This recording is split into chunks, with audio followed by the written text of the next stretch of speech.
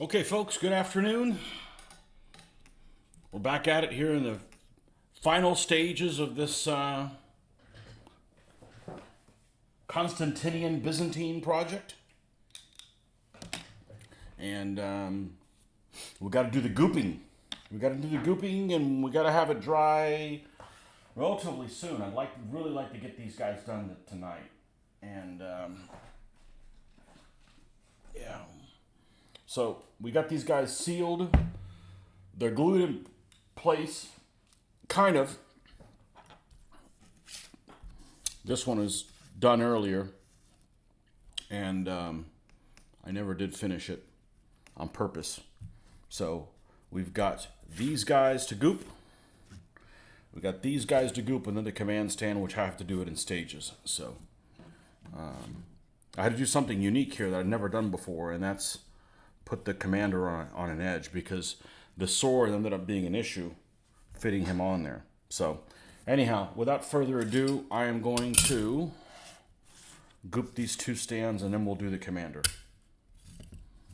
And let's pull a little rocks out here so we don't forget to do those. That adds a little something to it. This, of course, is Vallejo rough gray pumice that we're using.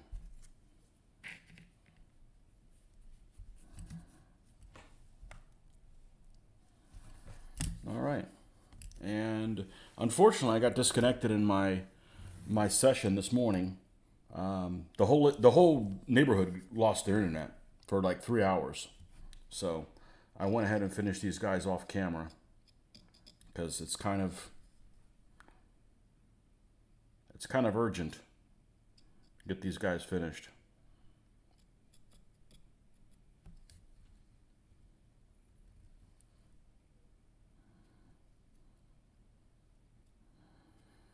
And we did some other stuff, like we put the wards together and stuff like that.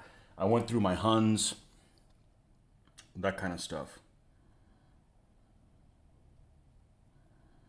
We'll take a look at that stuff then. What time is it? Almost 6? I should be on a while, unless some of you guys don't show up, in which case I'll do the same thing I did yesterday afternoon, which is just cancel the whole thing. Nordic, there you are. I'm glad you made parole. So at this point, all of the figures are painted. They're all sealed. The only thing is that we need gooping to do. They're all glued down except the commander. The commander is not. I'm going to have to do that in stages. So we'll do him third. And it is, I should be done the gooping by 6. So hopefully, knock on wood, by 9, I should be able to paint this. We'll see. I need to do the flag. I don't want to leave that until tomorrow. And the flag, unfortunately, I think is going to take some time to do. It is just too freaking big. I did finish the command post. It's not glued down, but I finished all the figures on the command post. And let's see if I can avoid knocking them down. They're in the position that they're going to be glued in. Being real careful here. Because I can't glue them at once. I've got to do it kind of in stages. It's going to be something like this. This guy got twisted. So actually, the one thing I was really leery about is doing the peacock feathers on his helm, but it turned out really well. So I don't want to knock these guys over. Anyhow, you stay on with me tonight. We'll see them all put together. I'm going to have to do the basing in stages on it. So I'm going to have to do some of the command post basing tomorrow. Just have to. The way it's done in sections. It's just too tight in there. I can't get in there. You're working on finishing 14 stud 3s. No stud 4s. Had a model of a stud 4, and I'm like, It was damn near impossible to find out information on which units had a Stug 4.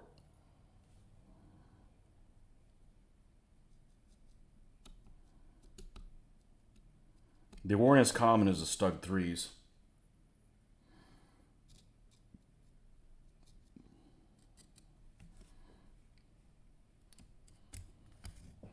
I think I actually found that one of them would have been, you know, for like Normandy stuff, would have been in Gotz von Berlichen. What is it? The 17th SS Panzer Grenadier Division, I think.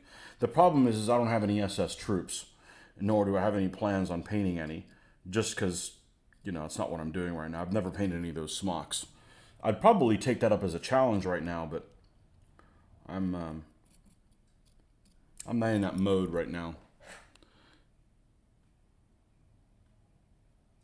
Save for getting dinner ready. Oh, just take a pill. Have one of them suppositories.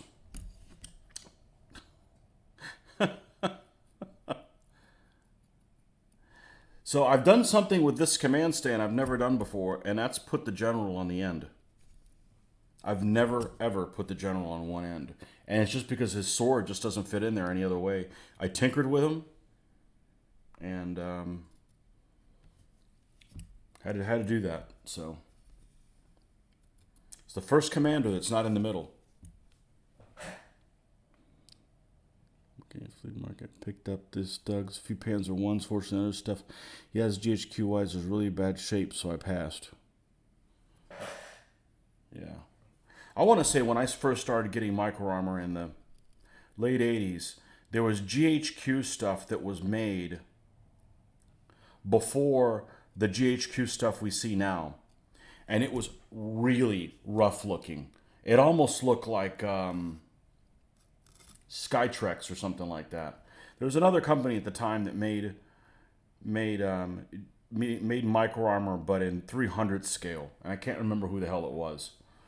And back then, and their stuff looked very, you know, GHQ stuff is very precise looking.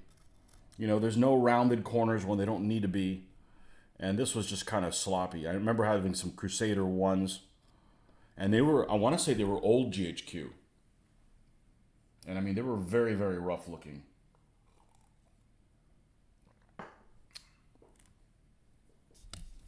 But I've always had a soft spot for Crusaders. I like how they look.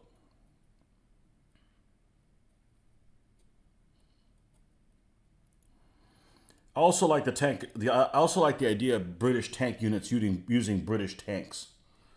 You know, I don't. I'm not that fond of them using Shermans, even though they did. But you know, I don't usually war game the British in 44. I'm not opposed to it, but Jesus, I can't be into everything.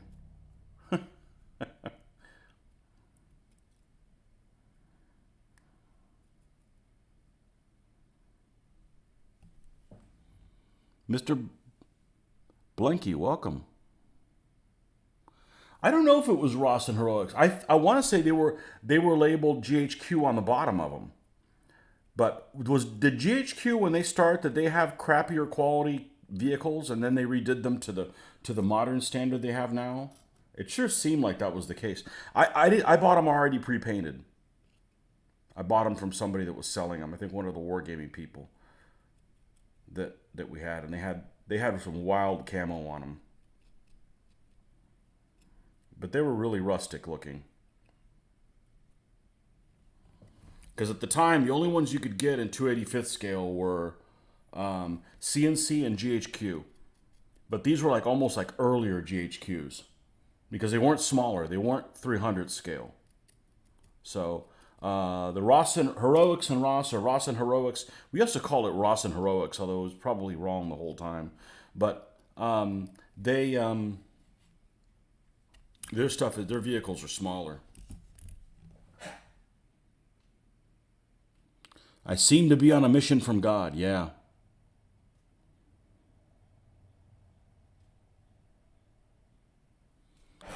Yeah, no, there was, I want to say, I don't know what the GHQ ones were at the beginning. I had ones that said GHQ, and they were not what you would consider GHQ. And there's some GHQs that sucked. For instance, I had some M4A1s that, you know, which is basically the cast hull Shermans with a 76 millimeter gun. And the gun is so wimpy. It's like a CNC gun. It was so wimpy that it would take nothing and it would be bent. I think maybe since then they've resculpted it or whatever, but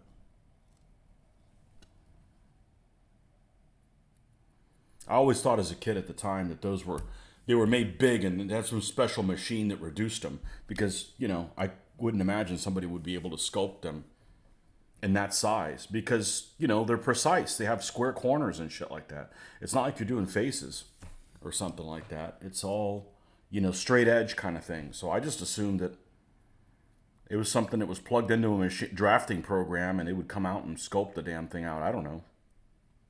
Obviously I was wrong, but whoever's doing those sculpting things is very, very precise and consistent with the corners. Yeah, now I got to get these guys done. Now it'd just be stupid not to. I'm not excited to play them. What, so they can get a bloody nose? What's the point? They're undefeated right now.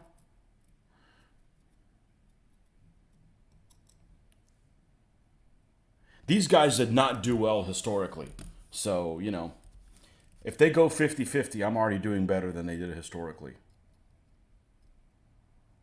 I'll be honest with you. I'm going to be, that 8 bow, I'm going to hate that bastard.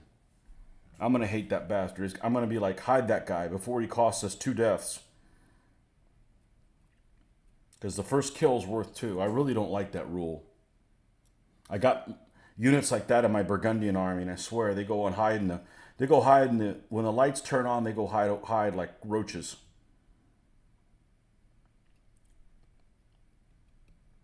Okay, I think this is good enough. Now, let's go ahead and, no, don't roll away from me. Don't you roll away from me. Where is... Yeah, so I glued this stuff, and then I went and go hang out with a family. Went and watched another Bond movie. Had lunch, watched another Bond movie, came back. We did Thunderball last night, and the next one, the Japanese one today. The Japanese one sucked, honestly. So far, the Thunderball's been the best one. And the next one that's coming up is going to be a dog. I know it, but it's funny. We all kind of agree the same thing. We've all kind of had the same opinion. Let's put some happy little rocks growing right here. This stuff sets pretty fast.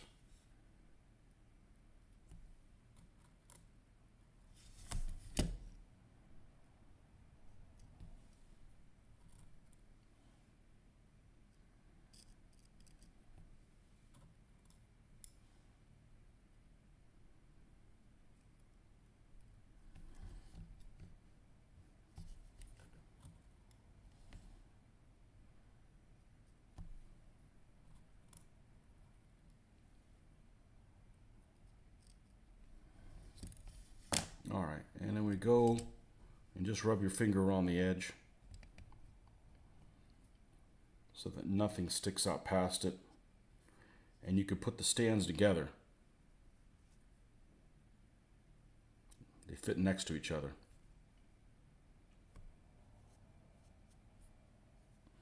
All right, and it's 10-6. We'll see how long it takes for before that's workable.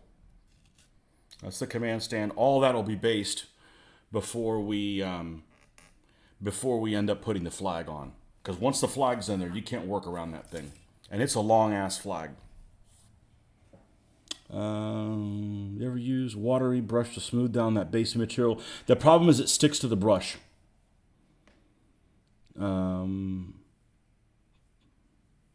Do I know if Old Glory 15s Alexander Macedonians are good quality? They're all right. You gonna make Mitch wear shoes on 15-hour trip? He'll probably be wearing flip-flops.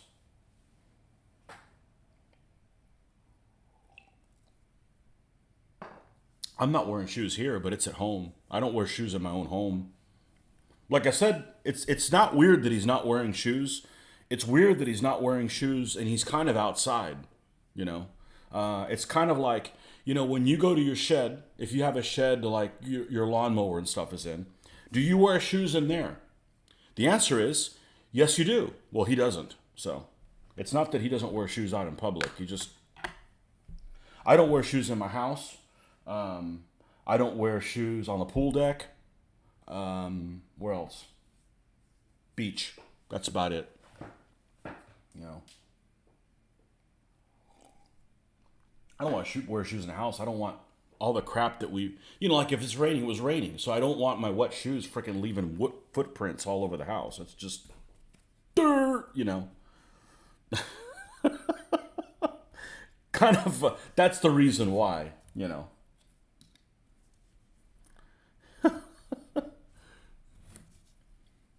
Yeah, he'll probably wear shoes.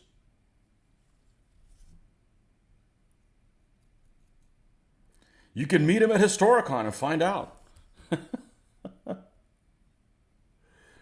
People can ask for my signature and imprint of his feet or something. The sad thing is somebody watches our channel and the highlight is that person wants to see Mitch's feet. But hey, it's a free country. Weirdos are in now.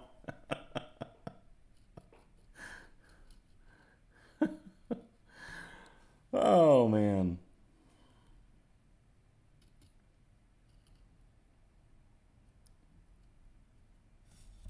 Yeah, see, this is sticking. If it was wetter, it would stick more.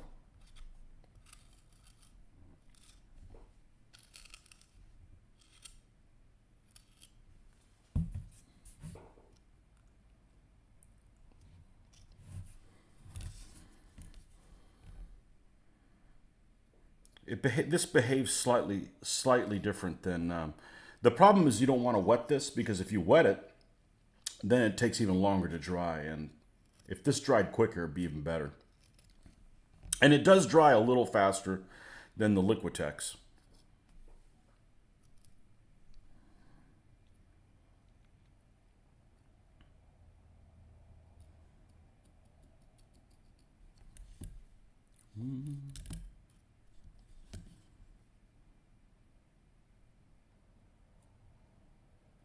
So this morning I was on my feed and the whole neighborhood lost internet for about 3 hours. So if you're watching me this morning and wondering, why the hell did he leave like that? That was against my wishes. I have not tried Forged in Battle yet, but that's what I would go for. If I end up going with the Huns to do next, these are the Huns that I have already. I will buy Forged in Battle Huns to mix in with them. So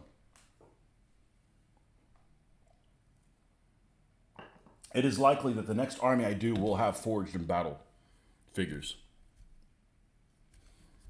As I'm looking at 3 armies that I'm kind of interested in. And it's more than likely it's going to be the Huns, unless something happens. And something happening along the lines of, we decide that we don't want to do the battles with the Han Chinese after all. Or, they're boring. Or Mitch and I get into a fight. Or, all of those unlikely scenarios. Or I pick up something really interesting and I just say, F it, it's been too long. I need to go ahead and do Paris next. Paris is eminent,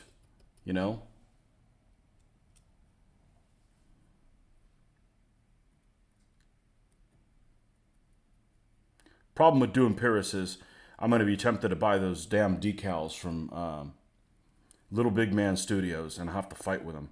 Because they just look so freaking nice. They've got that monogram on there. Let me get this a little closer here. Step out a couple bits. Actually thought about going. I fly for free, but only if there's an open seat on the plane. Retired airline employee. All the flights are showing 1 to 5 seats available. Cool.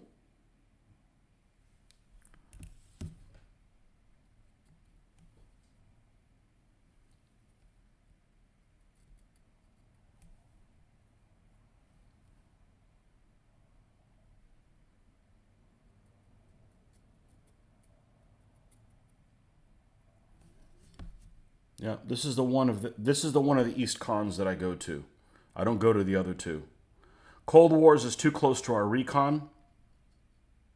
It's within a couple of weeks, and Fall In is too close to Hunt is anniversary month, and they're both shorter. So why would I go on the same drive for less days up there? I mean, if it was even more days, it'd be a better deal for those of us that are driving. So, although, you know, after Wednesday night, all day Thursday, all day Friday, all day Saturday, I'm like, I'm ready to go home. I'm not ready to go back to work, but I am ready to go home. Actually, I am ready to go back to work. I'm just not ready to clean up all the shit that happened while I was gone at work. Yeah, Pyrrhus, he looked too cool.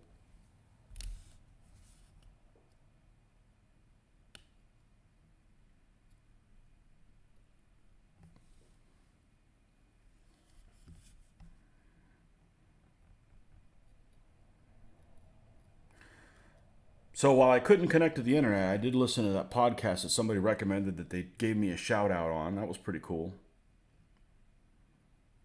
It was actually kind of entertaining. It would have been better if there was video so you could see what these folks look like, but they were having a good time. They had some accents. I made out every single thing they said. They spoke very clearly.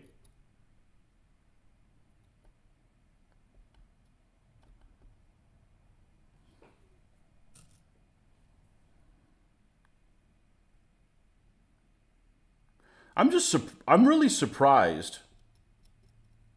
I'm really surprised how many wargamers there are that are willing to paint all this shit up themselves for a scenario and then let random people off the street push their figures around.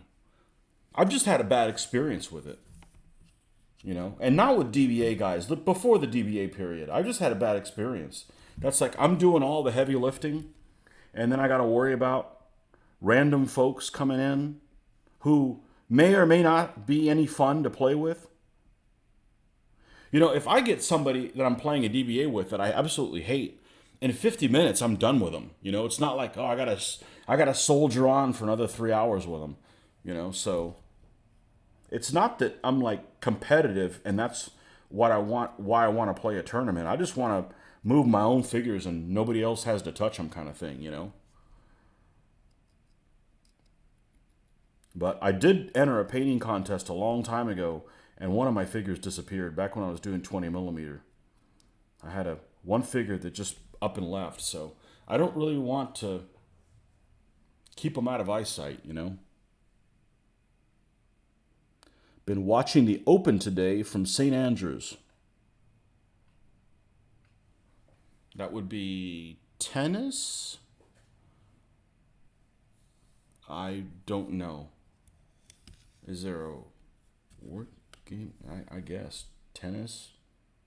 I don't know what sports could possibly even be playing.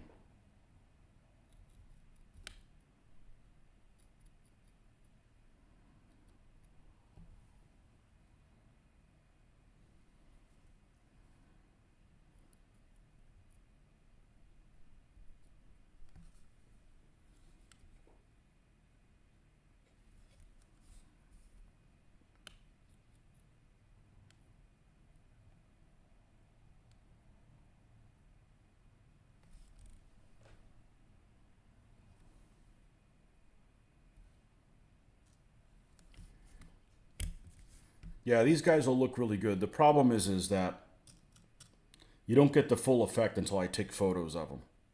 Because the lighting here is bad for video. It's good for what I'm doing, but it's not great for you guys. just the way it's, the direction it's coming in from. Um, you know, any kind of movement, I guess, gets pixelated a little bit.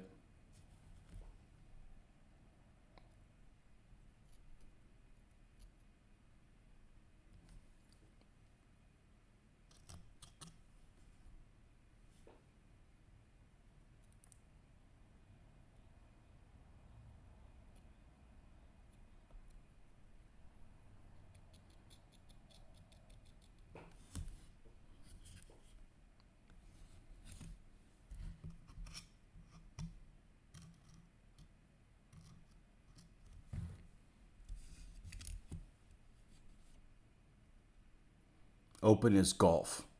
Okay.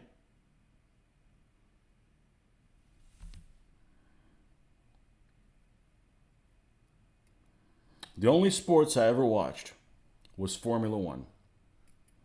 And the reason I watched Formula One was because in the early 90s, we had a video game that you could race Formula One cars. So we would wake up at 6 in the morning, which at that point seemed really early. Not anymore. And woke up, watched the race, and then we would race that race that we watched. You know, you race it by, you know, doing track times, tinkering with your cars, start with the stock car, lower the downforce, lower the downforce, lower the downforce. Okay, you can't do any, you know, you can't lower the wing anymore. It's sliding off the track. All right, let's mess with the gear ratios, do practice laps, keep track, you know, so it was an interactive experience. I felt like I was participating. But that was many, many moons ago.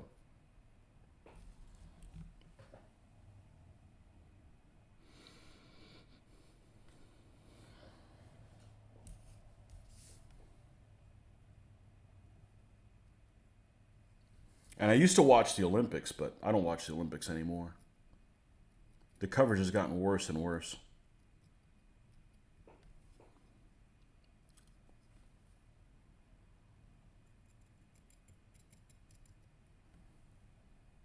But I get that from my dad. My dad never watched any sports.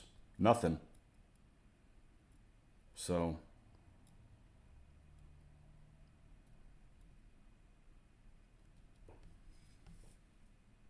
these guys at the con play like this little soccer game. I don't know what the hell it's called, but they move these players around and it's like a game with soccer.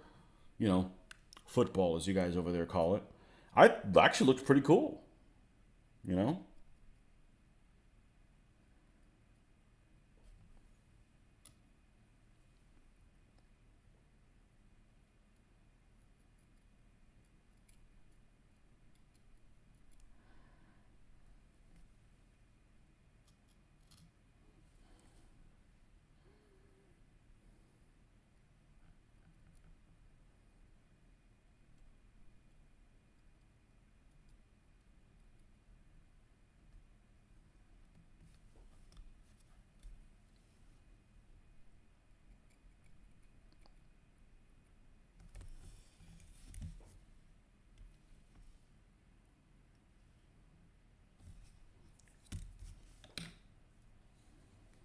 All right. Rocks for sale. Get your fresh rocks here.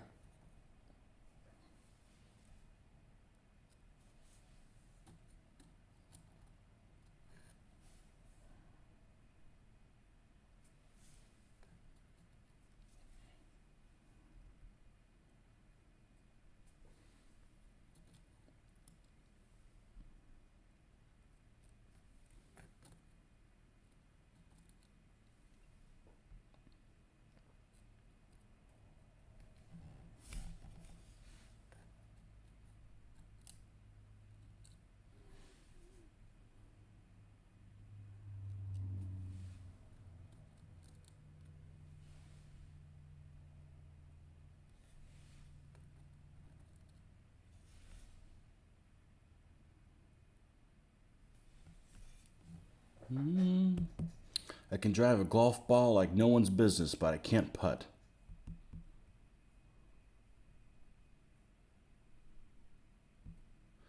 Thinking of making a dartboard with a picture of Hannibal on it, just so I could throw darts at his good eye. Well, that'll give you purpose in life, wouldn't it? You're a bit late to put his other eye out.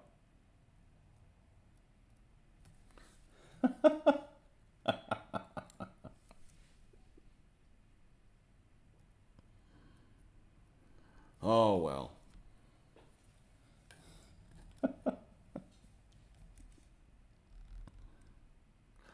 We don't have to agree. All the people I play with agree with me, so it's not like I had to convert them. Must be a Yankee thing. Maybe it's just Yankees that like Alexander the Great more.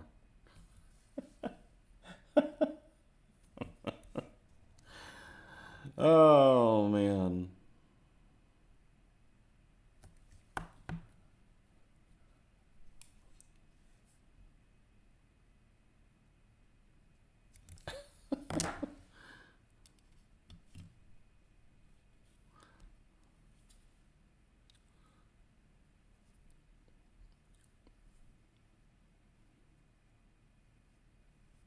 Okay. That one's done. Now, let's put this away. Let's put this away because this is going to take a little bit of time. This is a multi-step process, almost like doing the chariots. Put this away.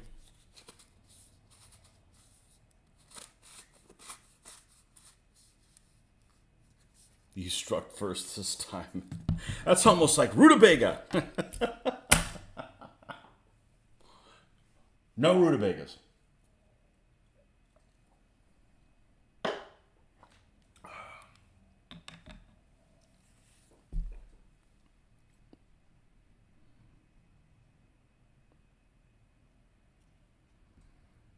All right. We're going to need a pencil. Wherever it is. I had it yesterday. A pen would work. A pencil works better.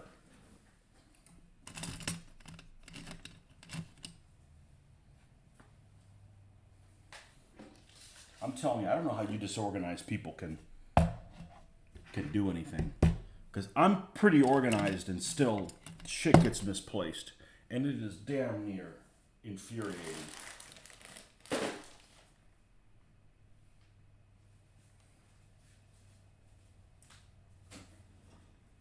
Let's see, let's go back over here. Is there a pencil in here? Yes, there is. Standard pencil will work. All right, I want to mark down where some of these things are so I don't goop over their spot. So first of all, let's make sure this is how we want the guy. I don't want the flag in the back, because if you put the flag in the back, it overhangs the back of the stand, which is likely you'll clip it or grab it as you're moving these guys. Yeah, that'll probably work. So what we need to do is we need to goop everybody. We need to mark where these four figures are and take them off and epoxy the other three. I might even be able to glue this guy down.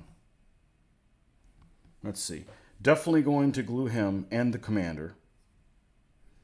And him.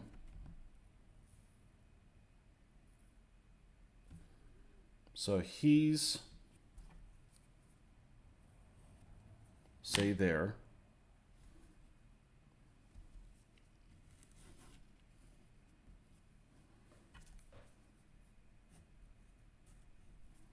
All right, let me look at that. Can I reach everything from there? Obviously, I want to do as many as I can. I think so. I think that's just the two guys that I take off. All right, let's just move them off to the side.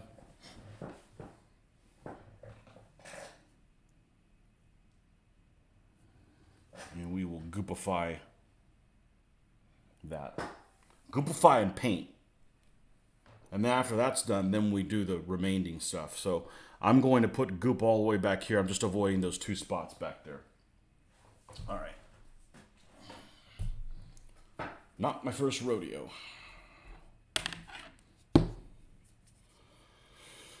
It is a 40 by 40 stand. That flag bearer is drunk on duty, is he? More egregious is that he's using the emperor's horse as a bed. Hey, you don't know how this emperor swings, man. This could be a swinging emperor. Been preparing Zyston figures yesterday. The hands are a pain to drill and pin the spears on. So here's one good thing about Zyston. Zyston guys tend to be oversized, which means the fist that you have to drill through is a lot bigger than if you want to have to replace like this the hands. If you want to replace like the a spear or a lance on an Essex figure is worse. So just be glad it's that size. Zyston do seem to be oversized. So that is a good thing. God, this stuff is stinky.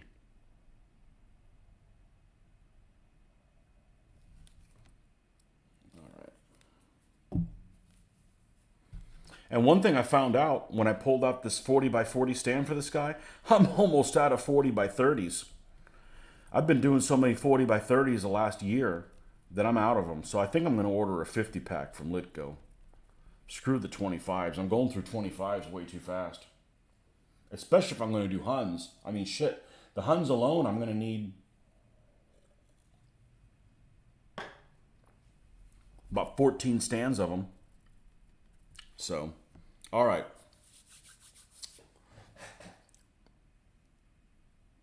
Let's begin. This guy. Oh, and these two guys, I don't know if you can tell, but they've got like the little stickum stuff underneath it. They're very front heavy. They want to lean forward a lot. So I'm actually going to wait for the epoxy to dry a little bit, because when I get to them, it needs to be hard enough to hold them in place. More Thracians. Unfortunately, half of them are armed with Romphia.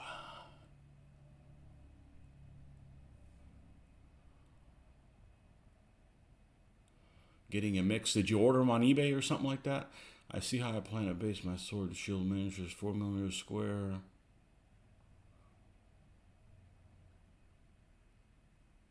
Yeah. I wish you could just base these guys by the each. And then you wouldn't have to worry about having to commit to how they're going to be based if you're working out like a set of rules or something. But I don't see how you get away with that. I don't see how you can get away from not having a problem on your hands.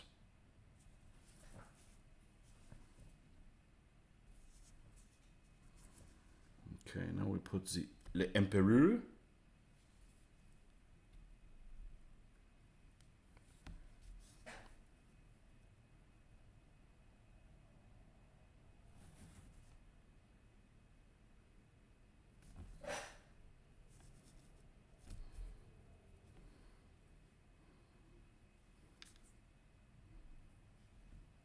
Yeah, see, fine. Make me look bad and stay standing up. Perfect. Damn it, man.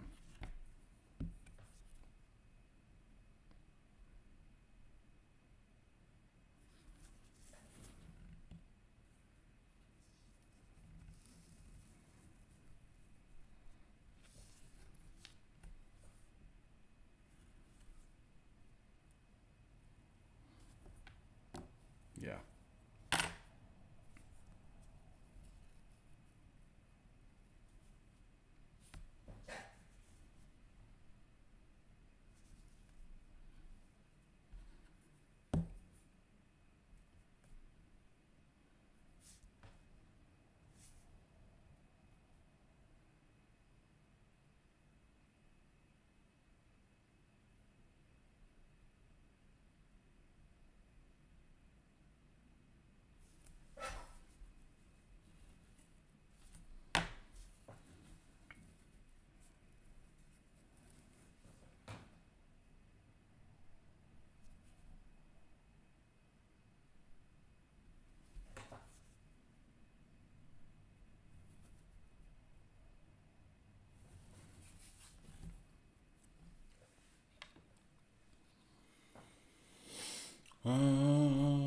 base pike units, double the stands, get that right feel. Yeah, I don't really like them 4 on a stand. Did not order anything yet, but I will be on Wednesday. Forged in battle, making some lovely miniatures, especially for Alexander's army. Really? You're falling down? Forged in battle, nice. Got half the Achaemenid army with them. The other half Zyston. They're on sale right now for basically free shipping for those of us in the States. I got to commit to make sure that I'm going to do the Huns before I go and order Huns from them. So, if I don't get free shipping, I don't get free shipping, but I'm going to have to wait about a week or so. If the sale's only for less time than that, well, it wasn't meant to be then. Well, I would still get them. I'm just not going to get them on sale. I just don't want to get them, and then that's not what I do. I'll be pissed. I'll be pissed at myself. So.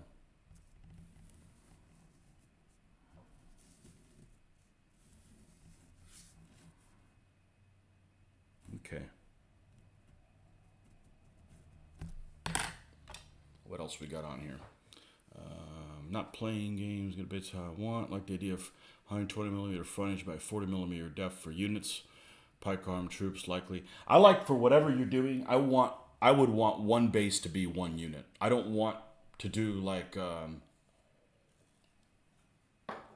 impetus that uses multiple stands to be one unit. I would just want whatever stand it is, that's the unit, you know? I don't see any reason to have them different stands unless it was something like you could change formation, you know? Like you do with like, you know, like colonial stuff where you want them based on like maybe square stands so you could, you know, be in a line or something like that if it was needed. All right.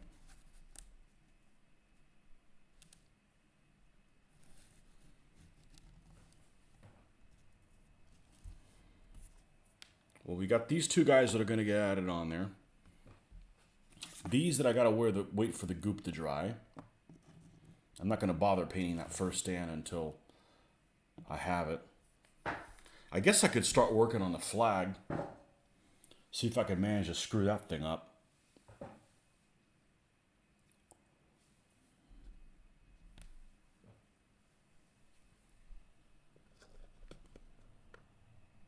I'm going to use the Emperor's stand as the camp for the time being when I'm using the cavalry commander. Makes sense. I feel like there was something else I needed to do. I already did the awards. You guys want to look at the awards? You guys want to look at the awards that I have on there?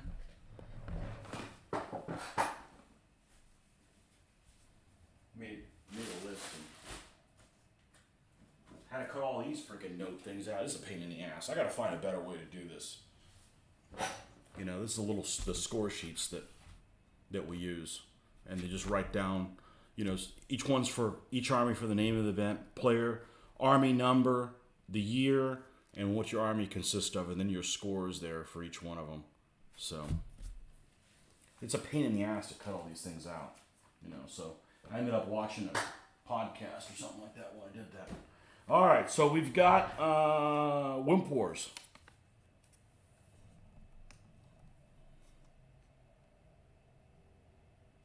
And we've got, now that's Wimp Wars, of course, is you have to have a minimum of 6 Saloy or 6 Light Horse.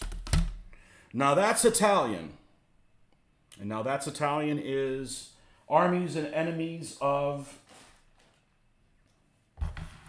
Italian Condata, Papal Italian, or Communal Italian. It's actually a really big list, so, of stuff, so. Anyhow, allies. You can use any army you want. You just have to have an ally with it. Couldn't think of the name, so we just call it allies. I should have called it Fun with Allies, because that's what one of our videos is, but that's what happens. Byzantium at war. So, all the Byzantine lists and all of their enemies. And these are free. I just make them. I don't want to take money from people. That's not how I roll. Asian persuasion. So, I think this is any army that's considered China, Japan, Southeast Asia, not India. Indians are their own thing. Otherwise, it'd be an elephant fest. Mounted mayhem. Got to have a minimum of allied fun. Too late for ideas. I'm not going to go back and print anything up. Mounted mayhem. So you got to have at least 9 mounted elements, which the Constantinian and Byzantine can play in that. I had no idea. I didn't take it off the book. I took it off of artwork that was used in the book. So yeah. Collision Course. Collision Course is the special Australian rules DBA that simulates 2 columns running into each other. And Mitch's favorite way to play. I don't mind it. It just takes a little longer than normal. It's a lot better. It's mandatory 24-inch boards, though. It's too long on a 30-inch board. It's just too long for trying to get all your games in. It's not that it's too long because it's boring. Hey, you got to get your meatballs out of the oven. Blind General. Blind General is, of course, and the special caveat of this is you have to have either a horde or an elephant. Artillery doesn't count. 1 unit that's 2 pips to move. It's an open otherwise. With blind pips. And, of course, the big one. NICT. National Invitation Championship Tournament. So, in order to play in this, you have to have won a game since the last Historicon. And I'm going to give them all the way through 2019, so the 2019 Historicon. So, or have won the Nick before. Whatever, it's just an open tournament and it's just something. So, it's just a little memento. Hey, I had a good time with folks. This is me shit, you know? To be honest with you, I think it's more important what your army looks like than how it plays in combat. That's my saving grace. I'm always happy with how my things look, at least, even though there might be sissies on the battlefield. Not a lot of tactics in Hail Caesar, so it's like fantasy gaming. Yes, I'm not keen on it either. Yeah, I don't know if it covers a huge period, does it? Is it just like Caesarian type stuff? Like I would like to see what that Age of Hannibal game is that Little Wars does, but you're not going to be able to play medieval with that. So I'm not interested. I don't, you know, I mean, it's not like I don't like medieval stuff, and it's not like I don't like ancient stuff. The only thing I'd be able to handle is a set of rules that wouldn't include Book 1 stuff. Then I'd be okay with it. Because I'm not a fan of Book 1. But I'm glad it's included in it, but that would be the only period that I would be fine to omit. And it doesn't need to be omitted. So I certainly don't want to play a game that's only ancients and no medievals. Because, well, there's no heraldry in that. What kind of crap is that? So...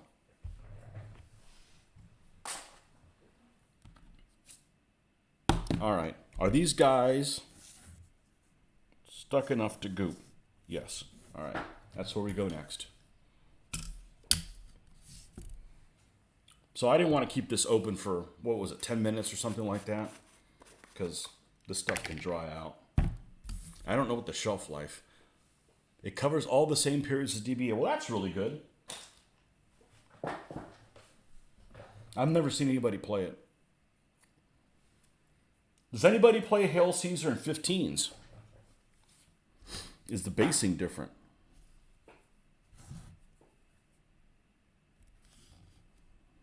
I just can't imagine playing a game in 28s that takes more figures than DBA. That's like, I'm never going to get anything done.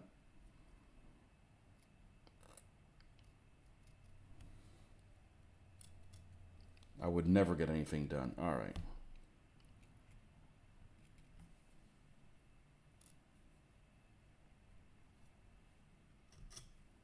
Actually, didn't you have to use an old paintbrush on the other ones? There's some old paintbrushes I use to push this shit in between the stands. I may end up having to use some of it here. But we'll see. I don't feel like I have a good idea what the stand's going to look like until the goop's on it and painted, because these guys are some wild colored folks.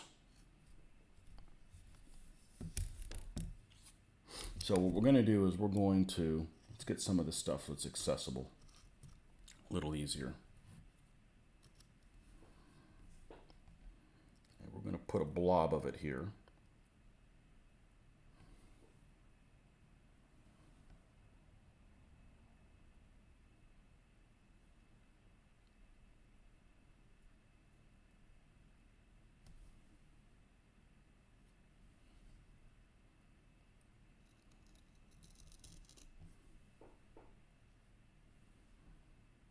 Want to put it in as far as I can, because once stuff is down in its place in front of me, I don't want to push it out of the way.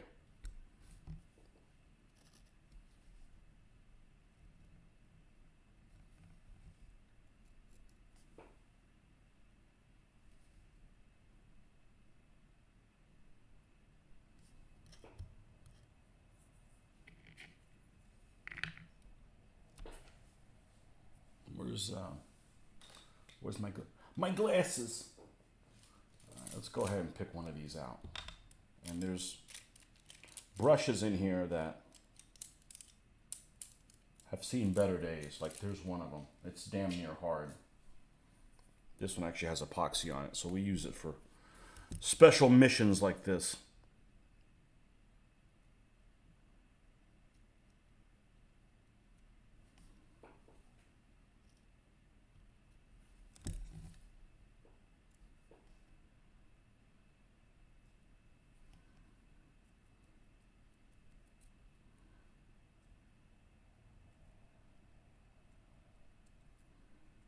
Special duties.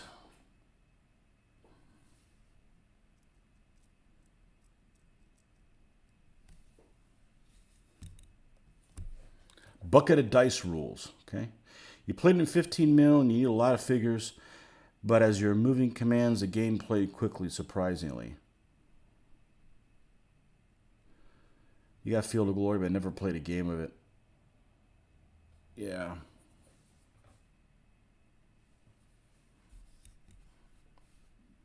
I got Field of Glory for the computer. It's okay. There's things about it that I like better than DBA. A few things. What is this stuff I see you dipping your brushes in from time to time? Is it a cleaner? You talking about this stuff here, what I'm painting, that I put in the contact lens case? That is Vallejo Airbrush Thinner. And I just use it kind of as, think of it as like wedding drops. And it helps the paint, you get a smooth thing. I don't know, just started using it. And it works really well. Instead of using it water, water is not so good. It's not for cleaning. It's just almost for like lubricating the paint as you go. Some units using up to 9 dice and 2 units at the same target. It's a lot of dice throwing and saves. I hate saves. Finally got a hit. No, you didn't. Fucker. I didn't grow up with saves. I mean, I know why they do it, because you can get more different results with, I also didn't grow up with D6s, so I'm kind of shocked that I'm okay using D6s, because it's really it seems very elementary just using D6 dice.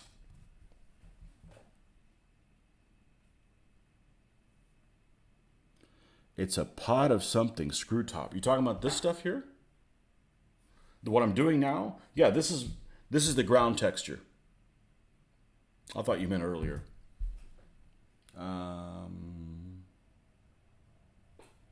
Let me know if that's not it either.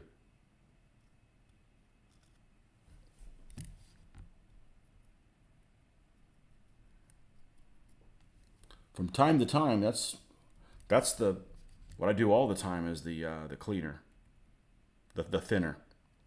I don't use a. Oh, this?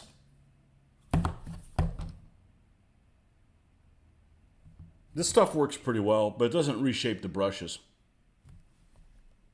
This stuff right here, it's almost like a bar of soap. It's called the Master's Brush Cleaner, and it's literally like a bar of soap. It's exactly what it looks like.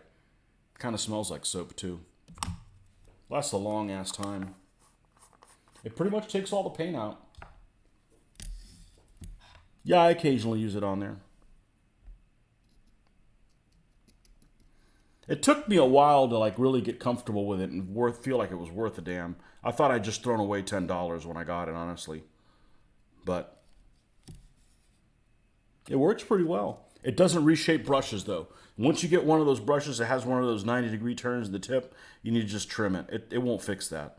Some people I've heard, yeah, it does. You like put it on it, leave it overnight. It doesn't do shit. It doesn't do shit for that. So maybe with a Winsor & Newton brush, which we'll see if I grow a pair and buy some of those.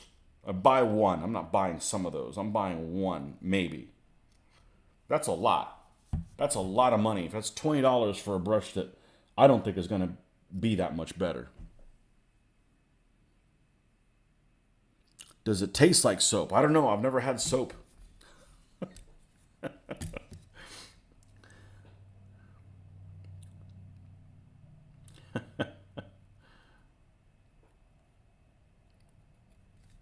right, we're going to need something smaller to get in here. This one's it's not too small. The stuff is just drying too much, and it's difficult to work with.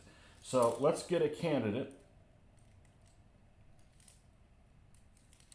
This guy. Coffee.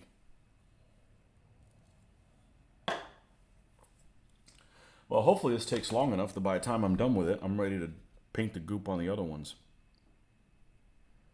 This is going to be an all-nighter, so to speak. It's early.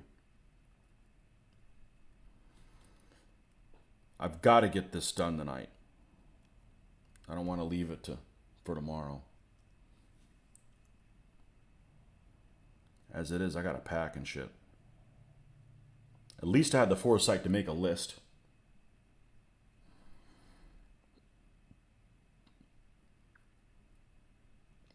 There we go.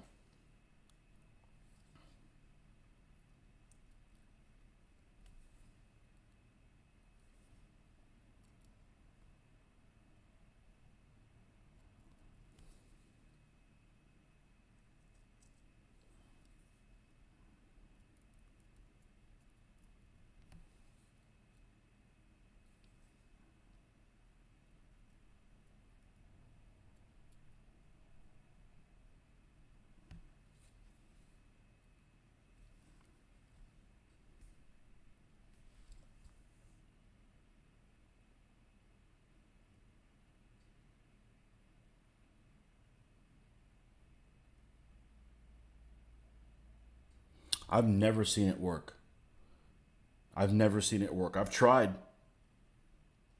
Now I'm talking about these are synthetic brushes, so maybe there's no hope for them.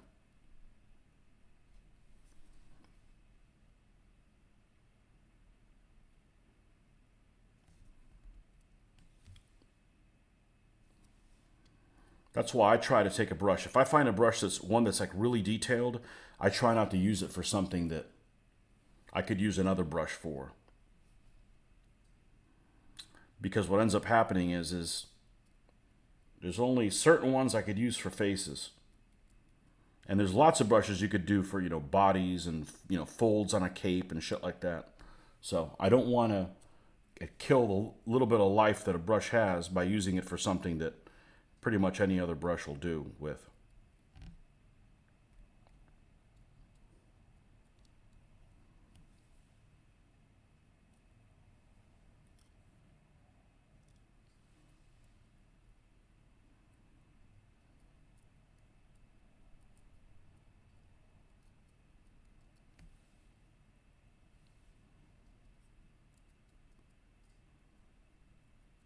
I remember somebody was suggesting, you could mix paint in with this and then you wouldn't have to paint it. And I'm like, yeah, but the problem is I don't seal this. So I certainly don't want, this has a semi-gloss appearance. I don't want semi-gloss ground, I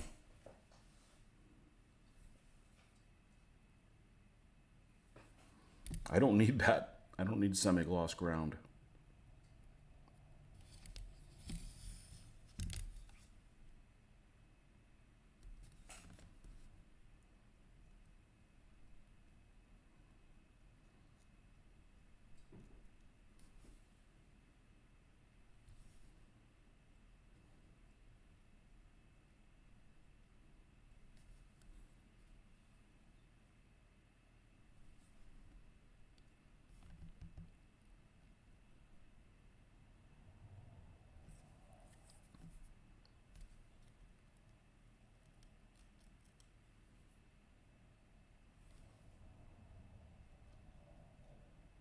So this brush I'm using actually has bristles that don't move. It's been mistreated, and you want that, because otherwise you just end up pushing this stuff off. I tried doing with the bristles one time. It really didn't work for me. All right, let's.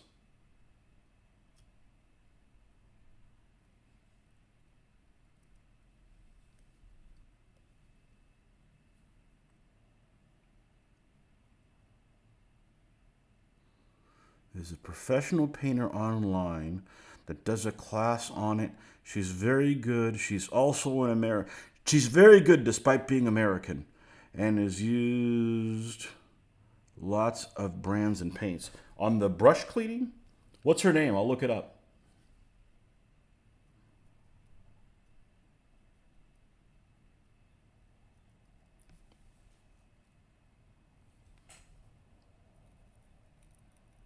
That stuff gets all the paint off. I mean, this gets every little bit of paint off.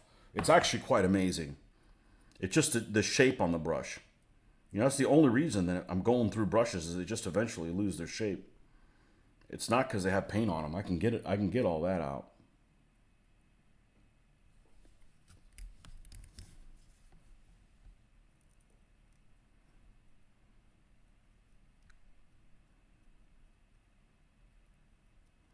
I mean, that's the only reason to do that. I would consider even doing a Winsor & Newton, to see if they hold their shape better. Because these synthetic ones, or the half-ass synthetic, or a mix, whatever, they don't last very long.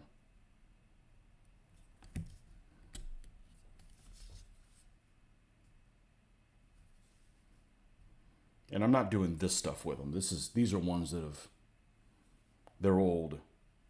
They're old, and they're already incorrigible and old.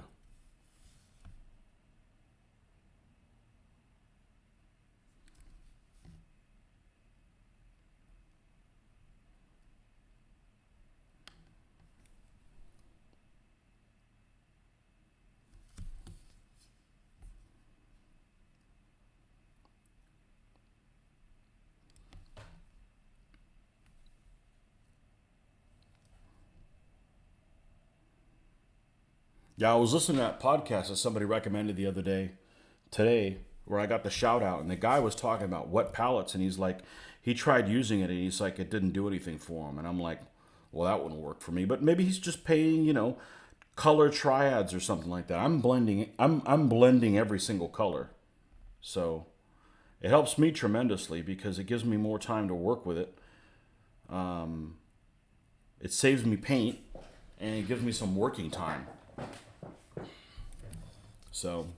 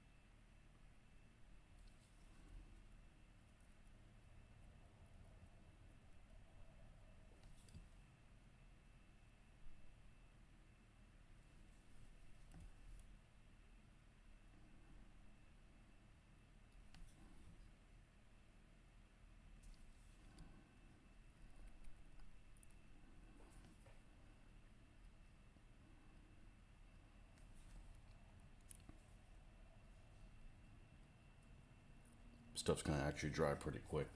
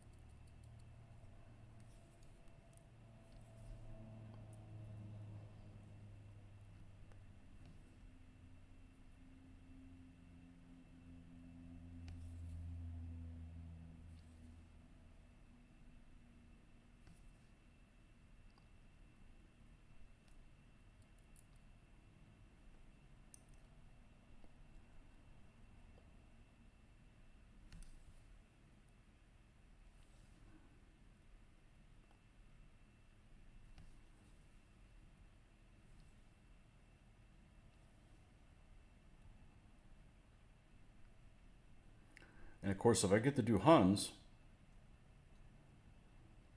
I get to create a different ground cover pattern for their basing, something more step-like. So I've got some tufts I haven't used before. We'll probably use some of those.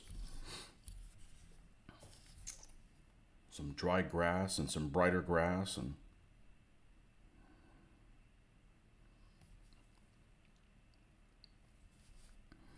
the only downside to that is if you need to substitute stands from one army to the next, their basing's not going to match. But when you use the army as planned, it looks pretty freaking cool. And they're kind of in the ground terrain that they want to. Then you'd be in. So this last week, I found out that Outpost Wargame Services is no longer trading. I think that the owner has severe issues and is no longer trading. So there were some figures that were on my, at some point I'm going to get them list that I guess I'll never get them now. But it's small problems compared to the health issues that the owner is going through. So I'm not really going to complain about it. But maybe somebody can pick that up. You return with spaghetti and meatballs. I just watched a movie recently in the last couple hours that you would have liked, Norik, because it had lots of Japanese girls in it. If you're into that, which I hear you are. So we watched You Only Live Twice, which I didn't think was that good. I didn't think it was that good. We're going through all the Bond movies. That's where we're at. We did Thunderball last night, which has been the best one so far. Now, I have seen all these movies, I've seen all the Bond movies except 3. This is the newest one that everybody hates, seems like it. I haven't seen Quantum of Solace, and I haven't seen GoldenEye, which everybody agrees is pretty good. But we're watching them in order, and I don't remember anything about these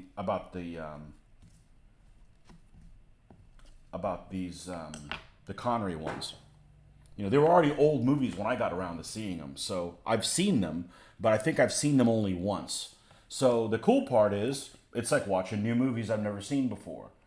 But the bad news is, some of them I'm literally like falling asleep in the middle of them. So,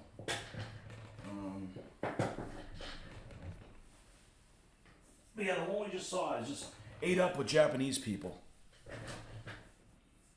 Dana Howell is her name. I saw some stuff from her. Yeah. Yeah, I watched, I got the idea of doing the, as a matter of fact, I made a comment on her page when she had 6 videos and had a umpteen viewers. I'm like, yeah, you got a lot of viewers just because you're a girl, but that's fine, you know, that's cool. If some people are into that, it doesn't. She does pretty good work. I haven't seen her do anything on maintenance, but she's that big zenithal. I got that idea of the zenithal thing for her, and that's just too. I don't want to do anything that involves an airbrush. Fighting with an airbrush is not my idea of painting. But yeah, she does a really good job with painting and stuff. But I haven't watched one of her videos in a long time.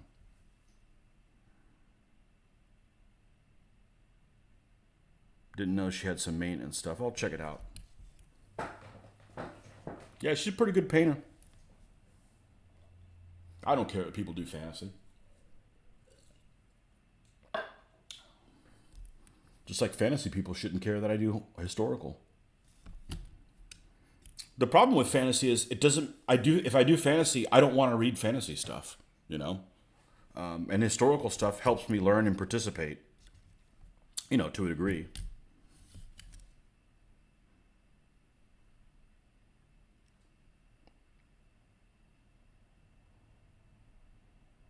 Yeah, when she had 6 videos out, I mean, she'd only been on for like a month, and she had 10,000 followers. She had some absurd amount of followers, and I'm like, you know, women aren't in. I mean, wargaming and gaming in general is definitely male dominated, but when there's a female person on there, they definitely rack the interest level up. I don't know. Some people I'm probably like, oh, it's girl, you know. But I just think, you know, do they have good material? And it's cool that women get into it and stuff like that. My daughter's artistic. She doesn't get into, you know, wargaming stuff, but as a matter of fact, she's scared of gamers, and I don't really blame her.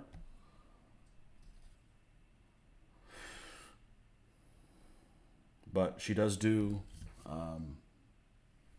watercolors. She does watercolors, which I think are very not user-friendly, not forgiving.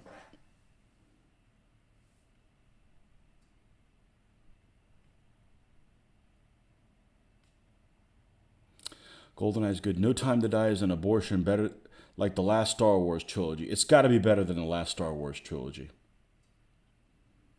You do pre-shading on 135th, 48 at prime and black, and then hit some panels with whatever white, and then cover with a base color. Yeah. I'm not really interested in changing how I'm painting. It would be annoying. I'm like, oh, great. Now I got guys I like even more, and I don't like these other ones. And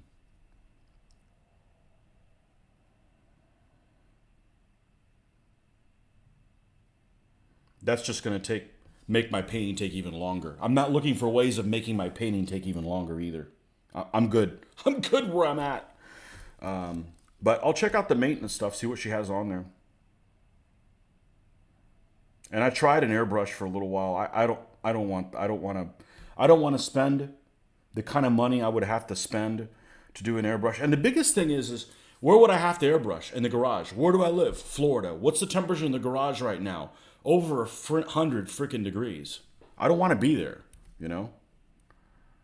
I don't want to be there. I work in an environment that's 100 freaking degrees, and I don't want to spend I'm not getting paid to, you know, hobby and clean, and, you know, I'd feel like I'd be rushed and let me get out of there. You know, I bought a cheap airbrush. Well, I used a good airbrush when I used to work at a hobby store in the early 90s, and even then they were finicky, you know. Sometimes you get the flow stuff right, and sometimes you don't. It's not sucking the paint out, and, you know.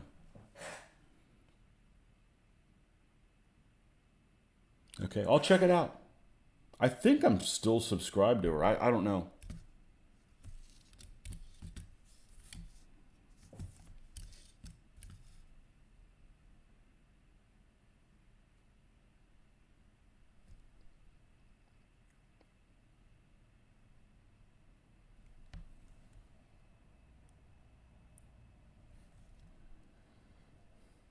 I thought her content was pretty good considering I wasn't a fan of her delivery.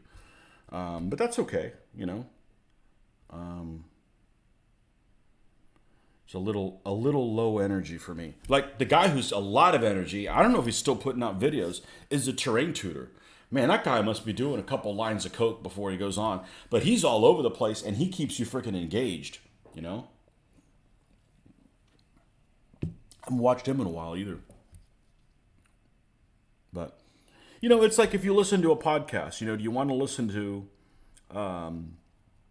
somebody who's, you know, keeps you engaged or not?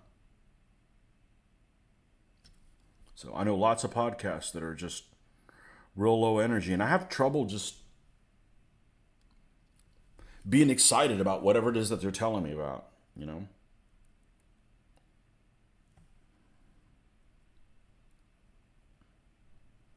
I told my wife if she starts being on the program with me, I'll get more viewers, but I'm not sure I want those viewers, if you know what I'm saying. And I'm not a jealous type, but I'm just saying that, you know, this is just related to the, you know, hobby stuff.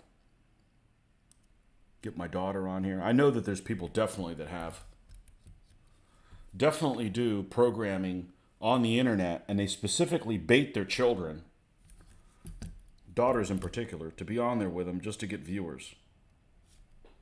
And I don't think that's really what I want to do with my child. Okay, so this guy's going to be like this. So let me...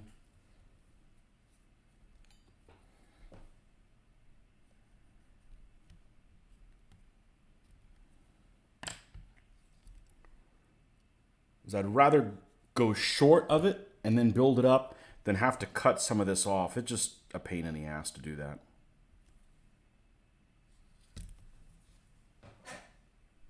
Train Truder's still going. He just started making videos again. Okay.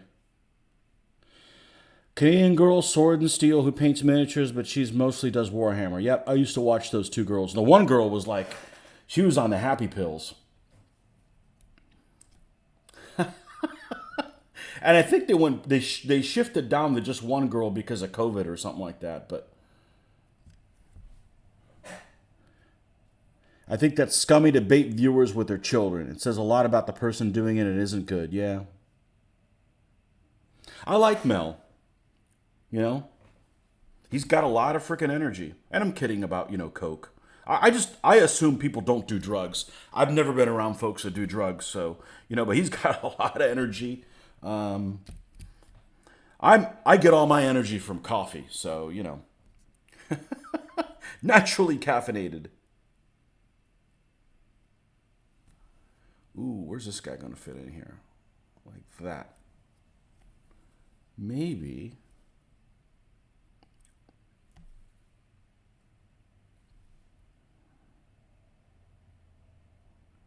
There's one guy that comes up on my Facebook feed all the time, and he does like dad jokes.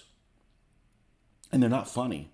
But in his video all the time, and you may know who I'm talking about, he's got a, I guess, 15, 16-year-old daughter who's, you know, not a knockout, but she's cute.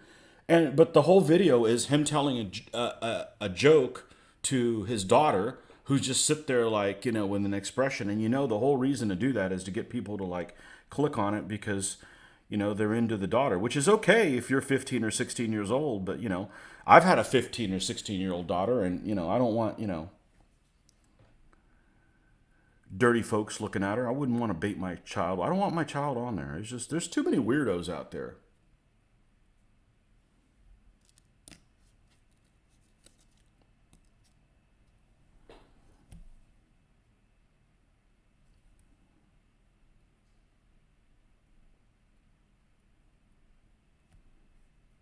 I think that's where we're going to stop. Let me not get too crazy on that one and come back. Now let's not forget the rocks. The rocks are important. They're an important contribution to what they look like.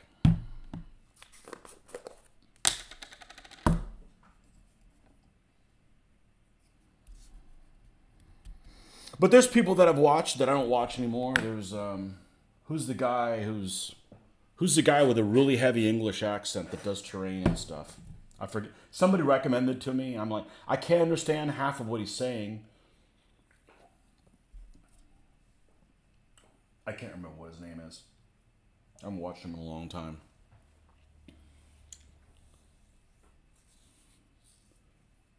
Naomi of Sword and Steel is definitely attractive. She gets a lot of views because of that. Bet she's fun to game with.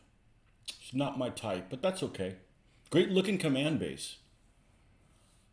Squidmar Miniatures does quite a bit on painting maintenance and brush maintenance. Yeah, he's good. He's really good. Yeah, he's a really good painter. I don't like YouTubers who try and add skits to their videos. Squidmar is one of them. Well, Rick is not accounted for yes, there's some weirdos out there. Ha. I vote most channels that deal with Working Workshop, plenty of their shill that bothers me. Luke's APS. Yeah, I can't understand him. I can't understand Luke. I can't understand him. Poor guy. It's probably my fault. I'm not around people that speak that way. Now, I did listen to the Yorkshire Gamer podcast that somebody said that they gave me a shout out, and that was good. Those guys, I would say, have a heavy accent. I understood them very well. So,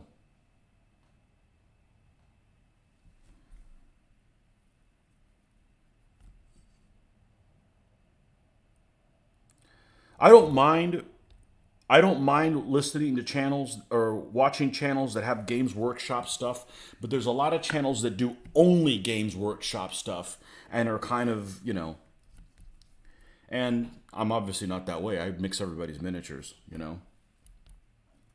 and I don't necessarily have a problem with Games Workshop's products. I just don't like their business practices, that they don't support their own stuff,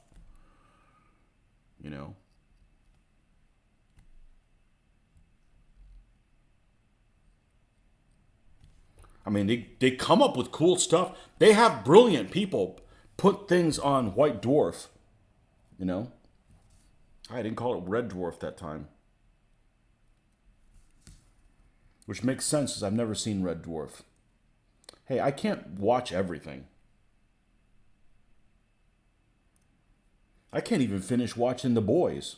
I'm so far behind. Not so far behind, but I think I've only made it 2 episodes in. This season's not that good.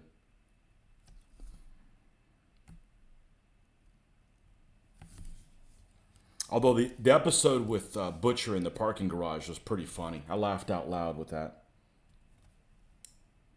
I'm not saying anything else in case you guys hadn't seen it.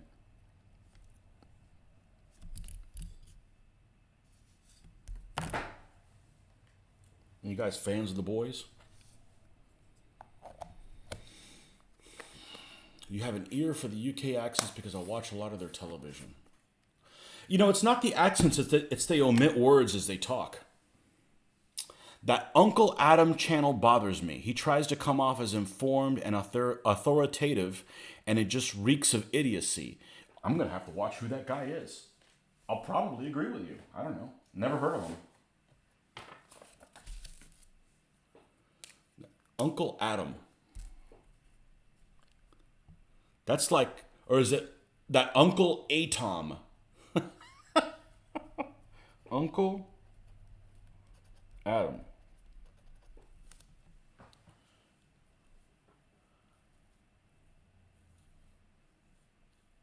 Yeah, and then I've got to remember to watch Dana Howell.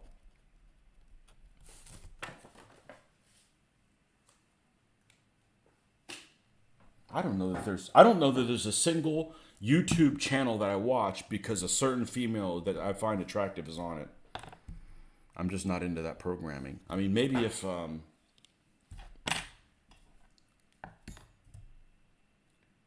you had a show that was presented by Kate Beckinsale or Natalie Portman or something like that, I'd watch that. But it's got to be hobby related. I'm not interested in, the other kind of stuff. Tabletop Minions is his channel. Okay. Good. This is good. Tabletop Minions. Tabletop Minions. And the Little War stuff is great. Although, I suspect that a couple of those guys I wouldn't enjoy playing with. I wouldn't enjoy playing with some of those Little Wars guys. They just seem like they're not fun at parties. I think Greg would be a lot of fun to play with. He seems like a nice guy. I don't know. I may seem like a nice guy, and maybe I'm not.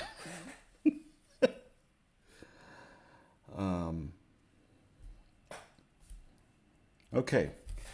Don't forget to scrape the edge off. I don't have a feeling like I know how this is going to turn out right now. It's just just wild colors. They're the colors they need to be. Let's just get the groundwork on there and see how it is. And I had to mix the purple because I had to use nauseating blue and an actual purple color because the purples had too much red in them, and the nauseating blue was too blue. So anyhow, and I actually I had two pots of the nauseating blue.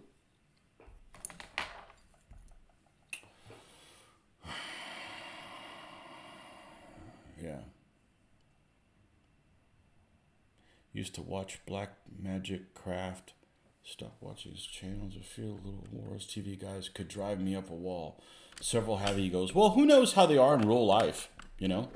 I don't know. I mean, I don't believe in editing my stuff, so you get what I am, you know? It's just too much trouble to be somebody that you're not, you know? Used to watch Black Magic Craft, but stopped watching his channel. All right. Black Magic Craft. Black Magic Craft. You know, they're from the middle part of Pennsylvania. You may see them. I saw a couple of them at last Historicon I went to. Have you seen the Krauss collection? He seems crazy on doing massive armies. Used to stop after he flipped on me for saying he should rest his hands while painting to avoid the shakes he get, and just went off on me, and that was it. Huh. Peeps watching painting channels because it's a female presenter. Yeah. Oh well. At least there's women that are into the hobby. That's cool. I think you can speak for everyone when I see we like the unfiltered Tony. I am the least salesy person you're going to encounter. Be true to yourself. You know.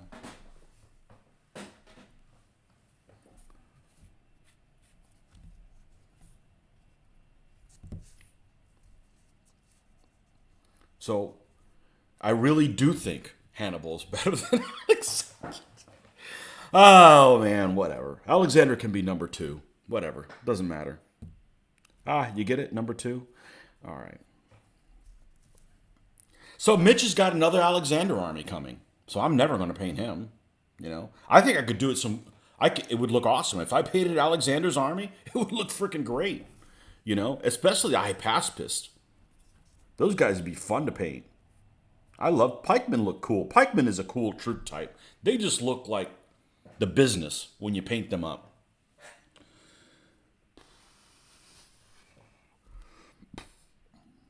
All right.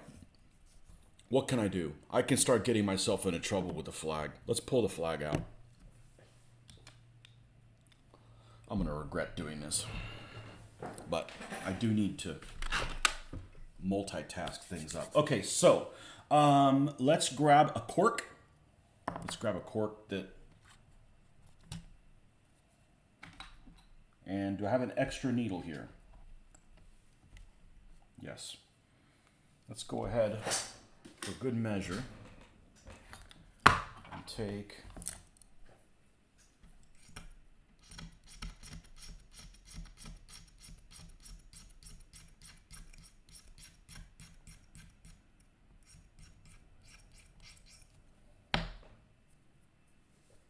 this.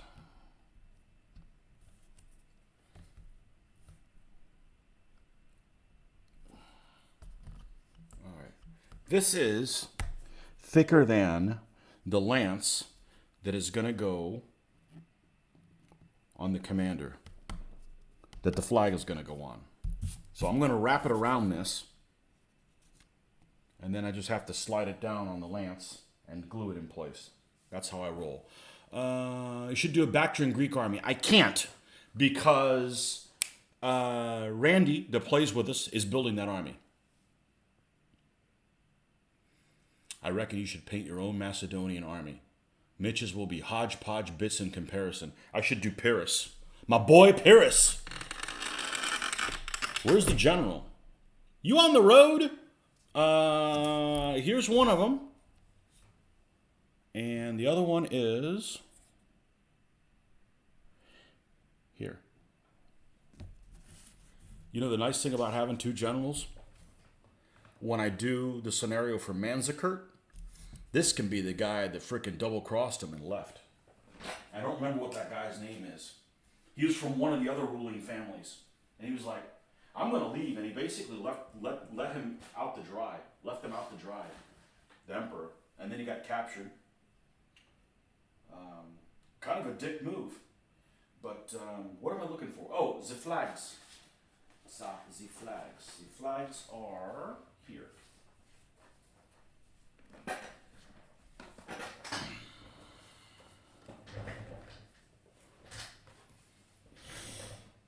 Can't wait to see pics of the army. I can't wait to see pics of the army either. I want them done today because I want to take pics of the army. Because they don't really look like they're done until they're done.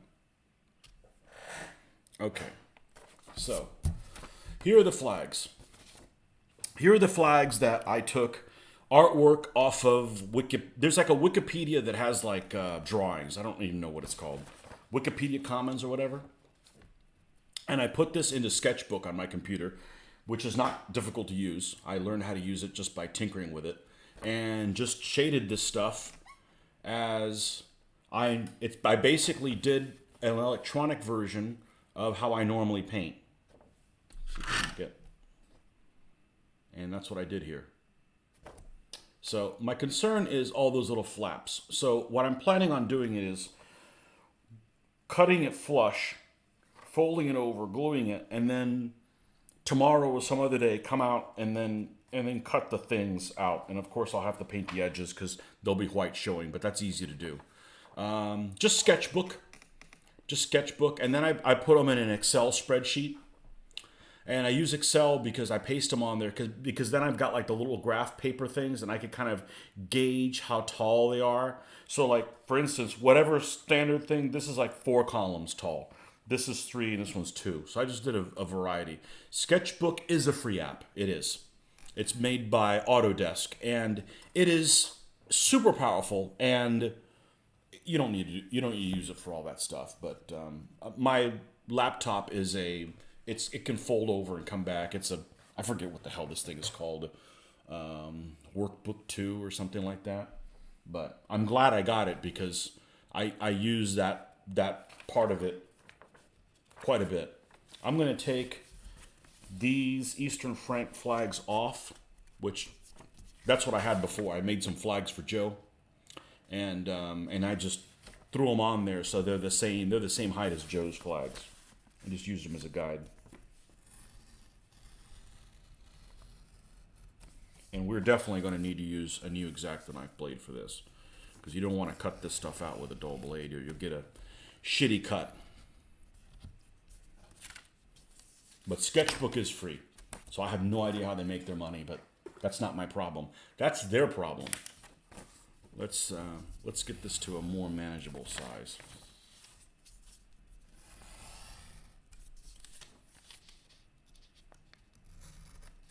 So I've started doing this a lot more because I could paint this by hand, but I'd rather save 20 hours.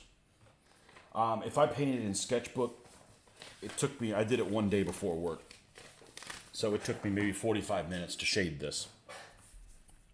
So much better use of my time, and I still did it. I still painted it, so to speak. So I'm still getting to paint flags, which is something I really like to do. And there's a little bit of peace in mind that if I botch it up, I can just print out another one. So, where is the extra X-Acto knife blades, which I probably have a ton of?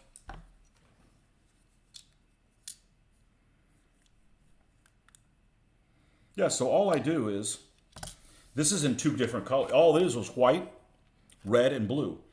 So I just took the blue and did the pour thing where you cover everything that's blue in a darker blue, and then just came up and did little, I zoomed in and basically shaded it the same way that if I was like painting it by hand. So it's really pretty easy to do. It just takes some time. The free program helps. I don't want to find out I'm paid money for something I'm not using. I don't mind paying money for stuff, but I want to make sure that I use it before I throw money at it.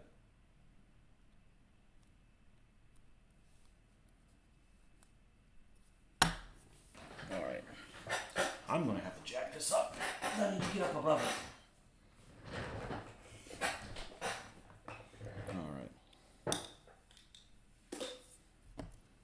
And this doesn't have to be perfect. Now, let's do a couple things. First of all, let's replace, and no, I don't cut on the blue board, on this blue mat. I'm anal about that. And I didn't even buy this thing. Guy at work was like, hey, you want one? I said, I do, but I want to take it home. You have a problem with that? Nope. Okay. I don't need this at work. I need it here. Just extra protection. It's like putting 3 condoms on,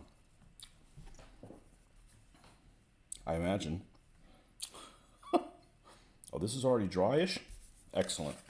All right. The big one's too big. Way too big. The middle one is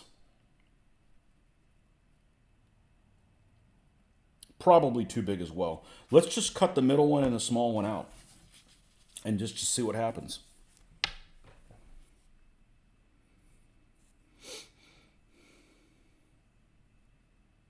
Looks like Sketchbook isn't free. It used to be. Maybe they started charging for it. I didn't pay for it. I'd pay for it now because I know what it does, but without using it, why would I pay money for something that I may not use? It just seems silly.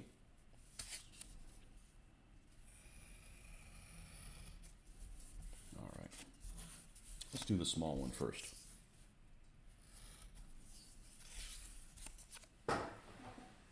These little slips of paper.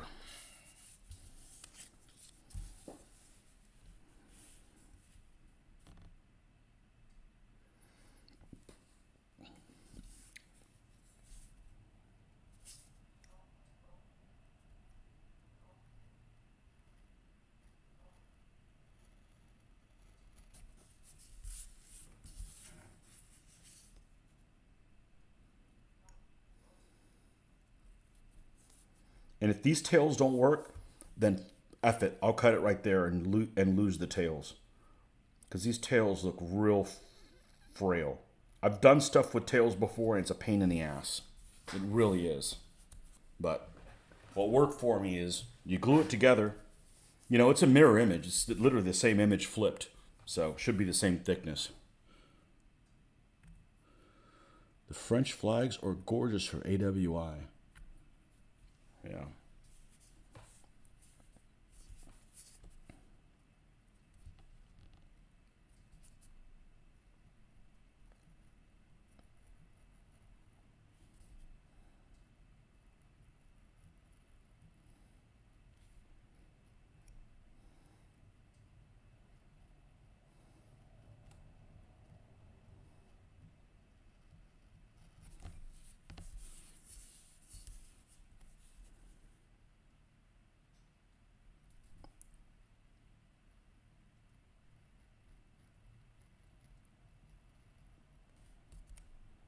The best flags out there are anything done by Pete's Flags. His stuff's amazing.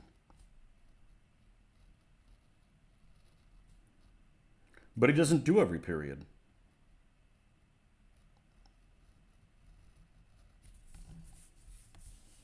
I guess he can't be into everything. Royalty check!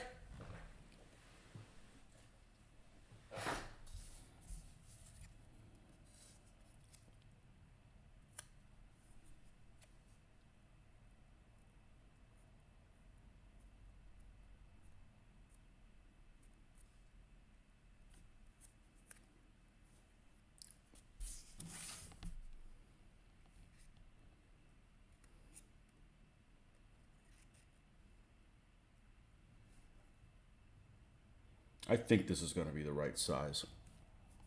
Oh. I think this is going to be the right size. Because the other thing is the tails will overhang way over, and then I've got an issue with it. But we'll cut the other one out just to make sure.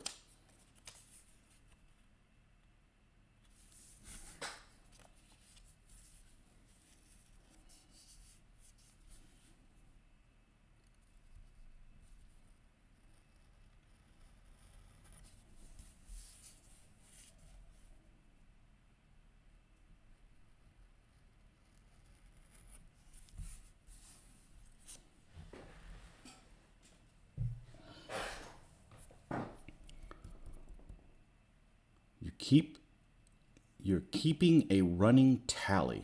Oh, actually, it isn't my saying at all. It's what the owner of Old Glory says.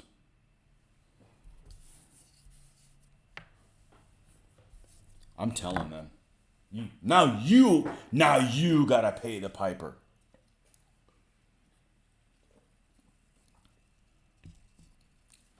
I have my own sayings, and I always forget what the hell they are.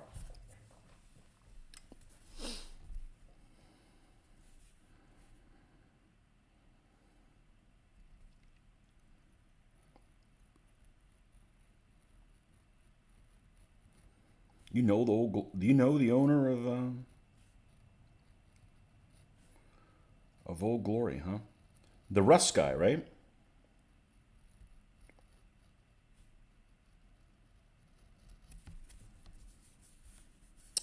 He knows my hero. I don't have any heroes except one person. Oh, let's not do that again.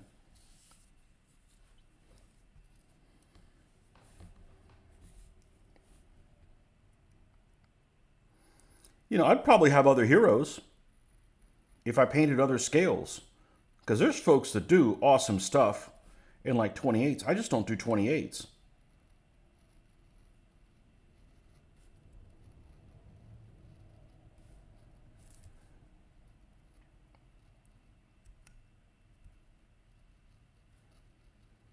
There's only one way I would do 28s. And there's a set of guys that do that damn pirate game. What's it called?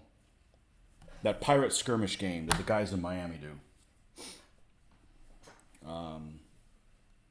You guys know what it is. It came out a couple years ago.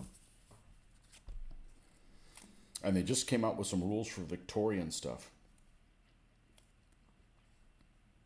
If they ever come out with conquistadors, that may be, and they do everything in 28s. That may be a hard thing to walk away from. I don't know. That's pretty effing big. I think it would look good.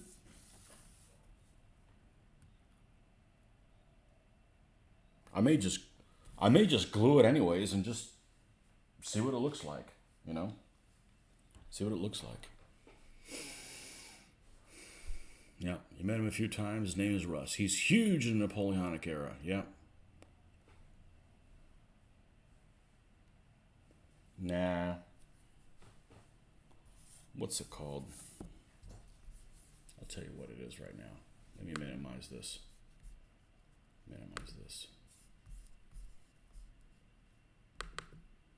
I can't think of what his name is right now.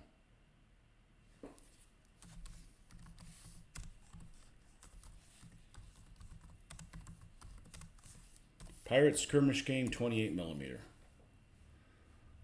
Get the Google Foo going.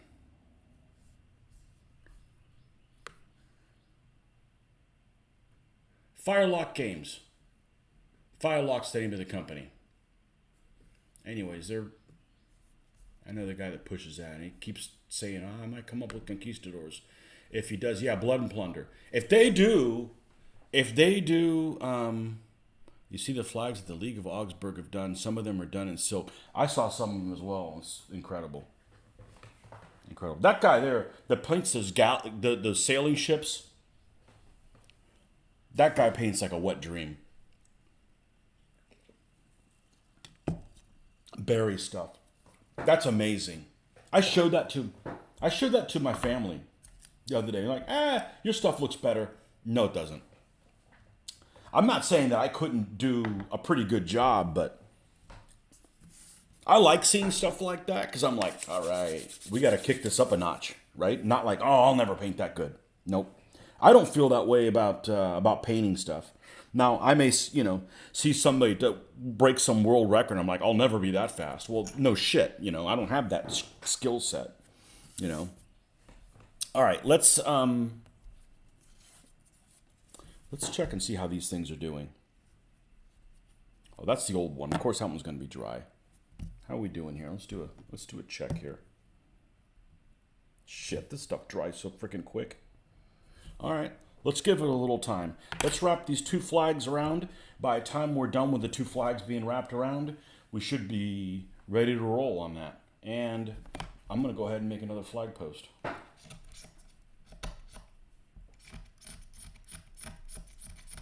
course, anytime I do something like this with the needles, I call them needles, pins, whatever the hell they are.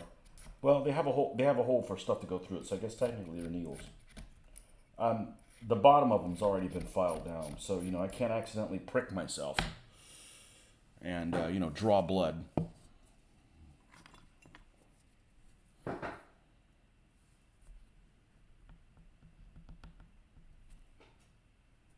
Yeah, if Blood and Plunder did Conquistadors or something like that, that may be tempting. I may still be able to resist.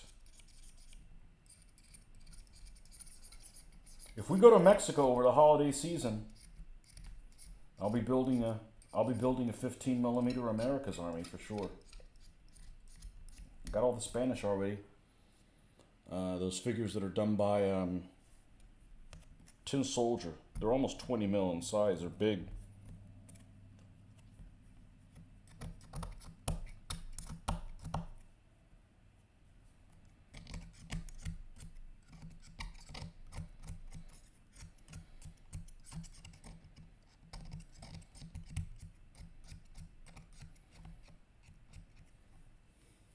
With war dogs. I'm going to make a war dog stand.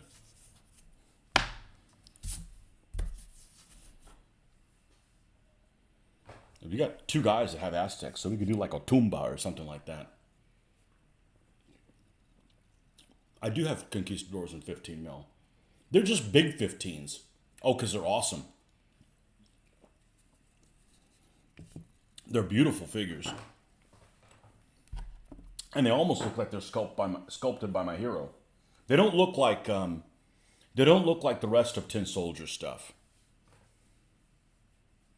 Yeah, I've seen those War Games Atlantic guys.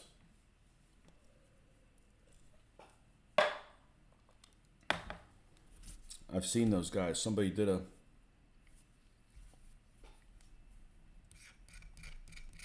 It's got to be skirmish, though. I can't paint more than 10 guys. That's a huge ask. And I still may not do it. I could see that being tempted. I'm not tempted into pirate stuff. I don't like pirate things. I tend to want to be the guys that aren't the pirates. So...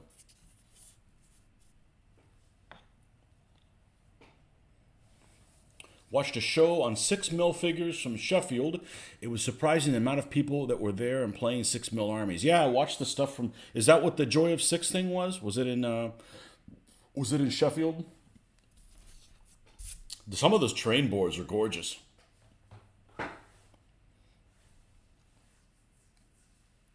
I think it's just a big ass to do the groundwork around the base. I could paint the figures, but... Okay, Elmer's glue, or as you guys across the pond like to call it, PVA. Where is my card? There it is.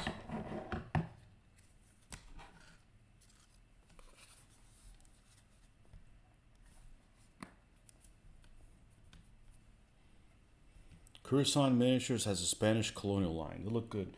Yeah, I already have the other Conquistador figures. Honestly, I like my figures better. I saw them today. Maybe I'll pull them out here in a second and I'll show you what I mean. I really like them. I really, really like them. But they're kind of big. They're like Zyston big. So you just use, for the natives, you just use true 15s, and, you know, they were smaller. So.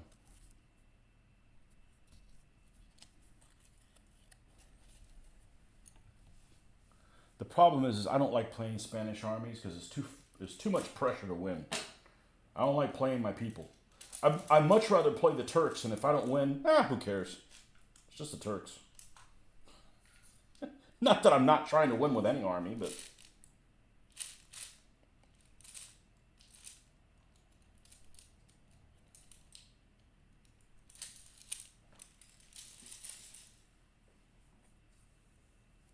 It was last week at the trade boards. Yeah, I saw that.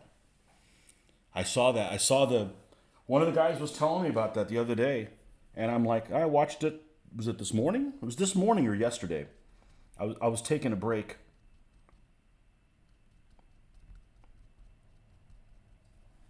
I was taking a break from painting.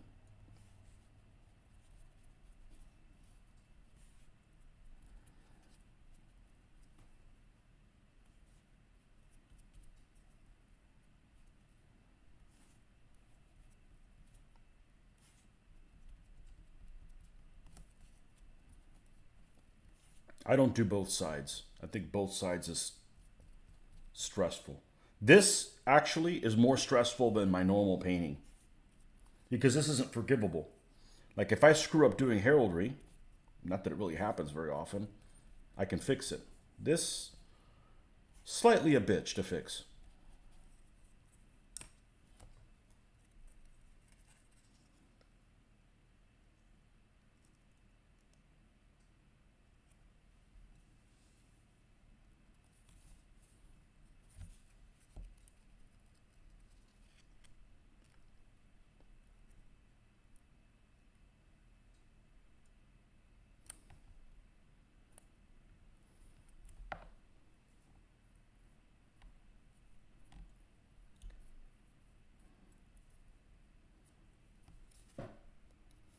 And I don't glue it more than that. I leave a little space where I can put that on the flag, and we let this hang out like this for overnight. I don't try to bend it or anything because I'm going to have to come back and cut these, and I want it to be flush so I can cut it and get kind of close on the other side. The image is the same, flipped, so...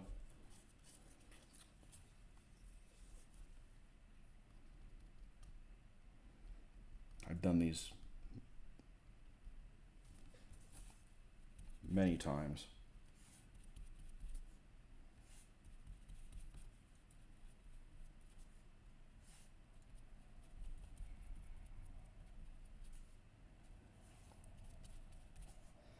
I don't do both sides. I don't want them.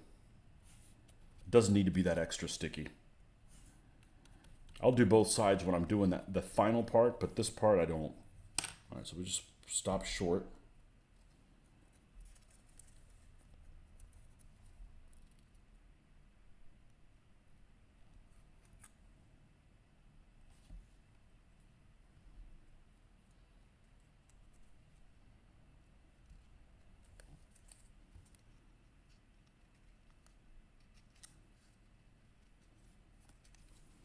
See, this one's not lining up perfect on that one side.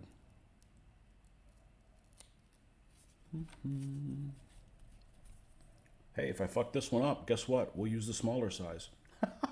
I'm not that worried about it.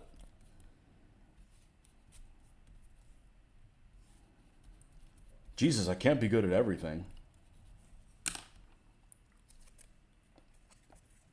But this saves you a ton of...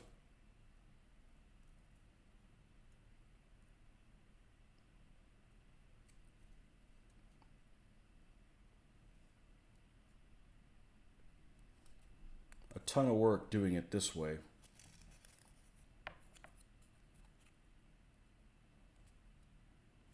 As opposed to hand painting it.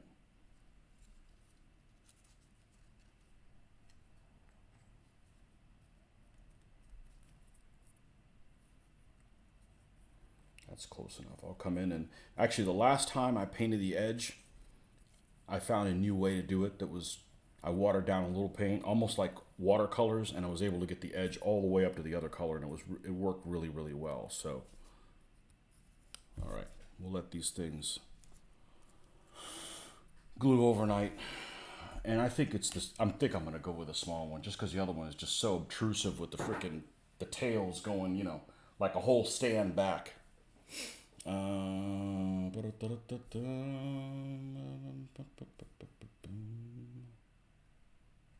Could field Spanish armies, various kingdoms. The Spanish when I don't have the guys for that. I don't have the late medieval ones. I do have the really, really late medievals, but.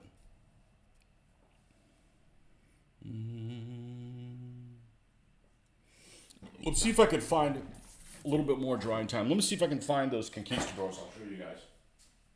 I found them this morning when I was looking through the Huns. And I think they're here.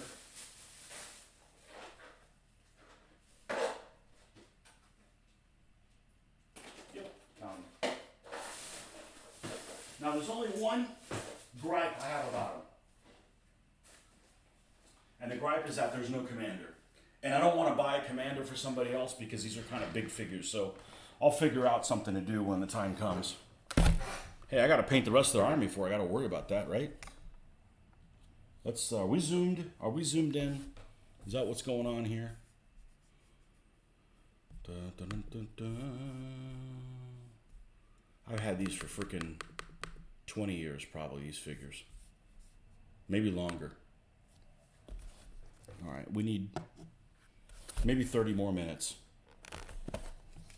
And then we'll be ready to base all that stuff. And actually, we're going to do the command post first. Because the command post, I have to paint and then glue the other guys and finish that. The other ones just have to be finished. So, let's be mindful of that. All right, this is Tin Soldier figures in 15 millimeter scale.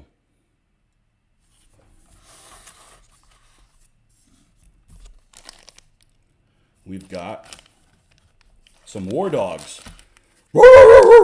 That's right. Now, they're all the same pose, but it's an awesome freaking Mastiff. It's an awesome freaking Mastiff figure. Very, very cool. Let's see. Can we compare it next to one of these guys? Yeah. They're freaking big.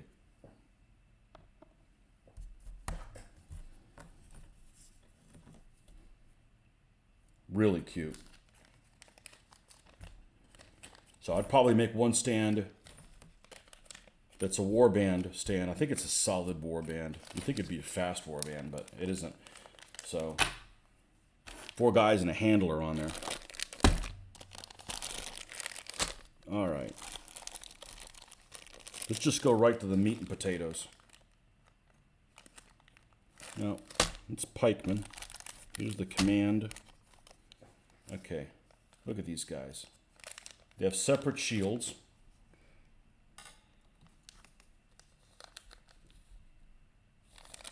I'm going to take them out though.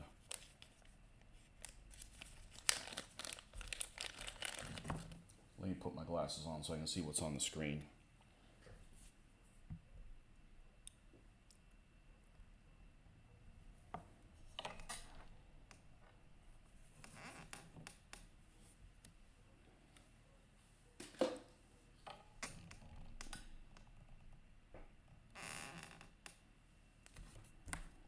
These are all one pose, which is why they're in this one bag.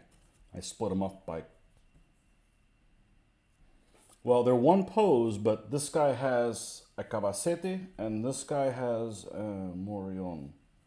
So a comb morion, and this guy has what they call a cabacete, which really comes up to like a point. All right, and actually, I don't know that they're as big as I was leading everybody on to thinking that they were. Never mind. Forget they're huge. So, these guys look cool. We've got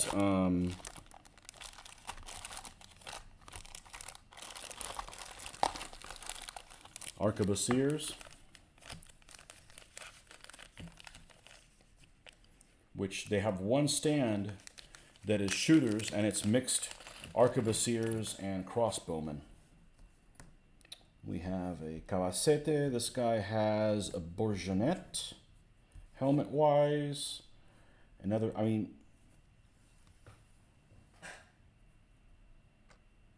I gotta show you. This guy's got a face that looks right out of El Greco. If you don't know what I'm talking about, then you don't need to paint this period.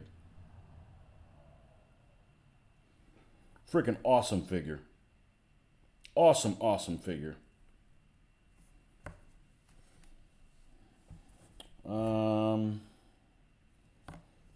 Looks like we have cabacete, a combe morion, and bourgeonet. That's the three poses that are in here for the for those guys.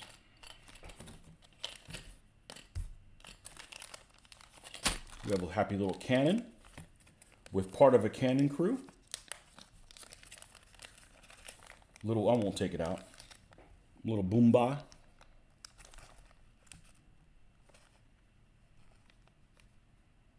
It's all tin soldier. This stuff looks great. We got a command stand with flags that are pre-built. Lead flags on there. A couple different, we have combe morion and cabacete. 2 figures of each.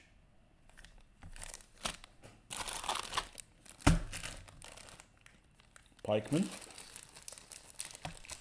which I think the DBA list doesn't have any pikemen in it. But these are some freaking nice figures. Nice figures. They're all bent, but they're a hard alloy.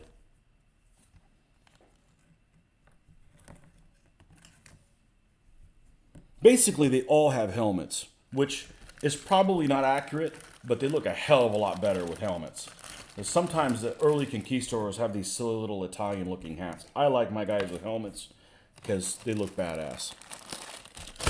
I actually would have preferred a mix, but they didn't come with that. Yeah, we're leaving cavalry for last.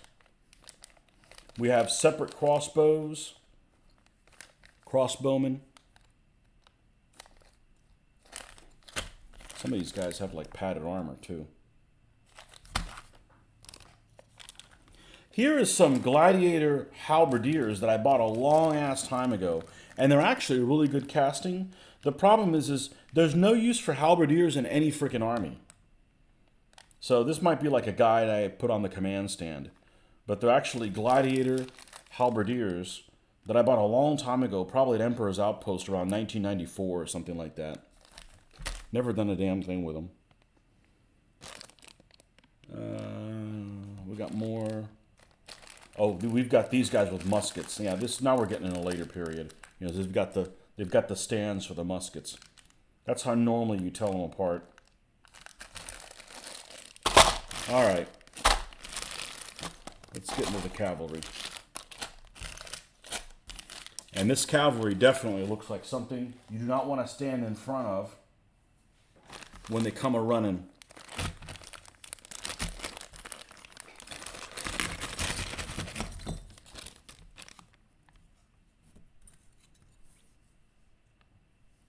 Well, first of all, this lance is longer than shit. And this guy's got a bourgeonet. And they've got separate Ardaga shields that you can glue on there.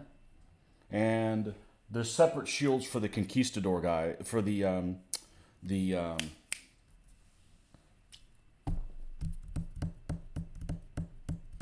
sword and buckler men. And but this guy's got a bourgeonet, and this style horse is really similar to the horses I've seen that my favorite sculptor did. And I wonder if it's his handiwork. I really like this stuff. They've got, well, this guy's lance broke. There's only 2 poses. Actually, this one's looking to one side, This guy's looking to the other side.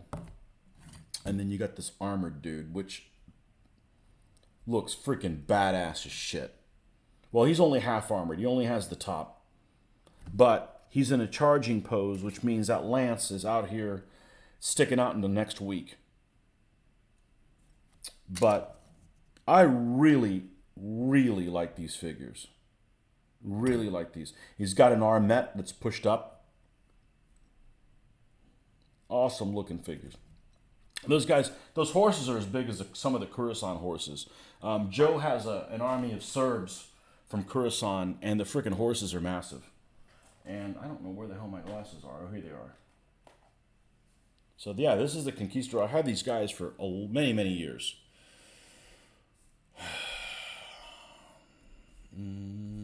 I can't do that. I can't do that as my next project. Mitch went and bought Chinese. I got to do Huns. Rick, you lurking devil. Yeah.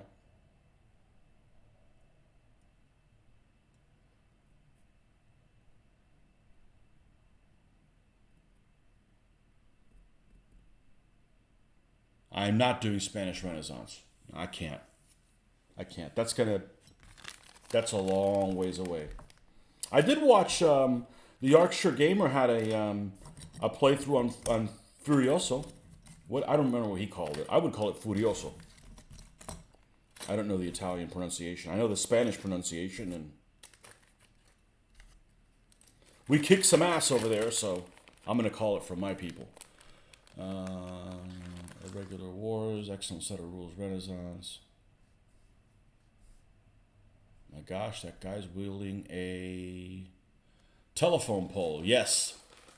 Waits for Nordic. Mike's Miniatures did some lovely Renaissance figures, but they're totally not compatible with these. I don't mind Mike's models. They're quirky. I wouldn't say these are quirky at all. Anyhow, so if we end up going to Mexico over the holiday season, I'm probably going to find the spirit to do these guys. I've got the Spanish. I just have to get the Tlaxcalans. You know, the Spanish allies, the ones that, if it wasn't for them, they wouldn't have been able to conquer the Aztecs. Because there was only, I don't think there was any more than 1,500 Spanish and like 20,000 freaking Tlaxcalans. So, you know, all we did is show up with steel and sneeze on people and, you know. Oh, I left the doggos. Oh. El Doggo. Anyhow, I gotta do them at some point because they'd be just freaking gorgeous looking. But. And Luke has Aztecs and likes Aztecs. Aztecs would be cool to do too, but Luke's got them. There's no point in doing them. All right, is this dry? Ish. We better wait. All right. Here we go. Let's roll. Let's do the oldest one first. That way we give these guys just a little bit extra drying time. It can't hurt. We do not need... Well, actually, we do. We don't need it right this second. We don't need it all up in our face. In your face!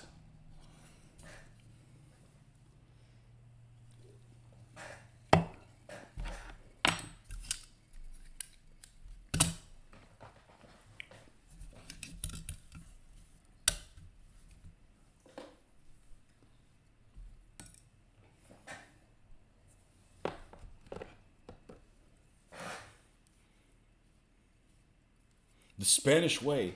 Show up and sneeze on you. Yeah, exactly. That's right.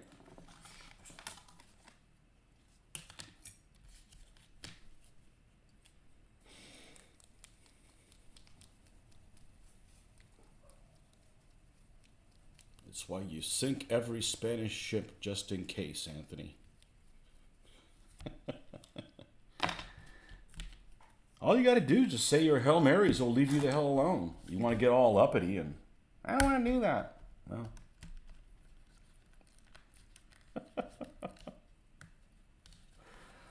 Oh.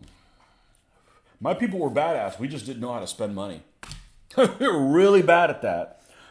You know, and fight the whole world at the same time. Fight people that you should be friends with.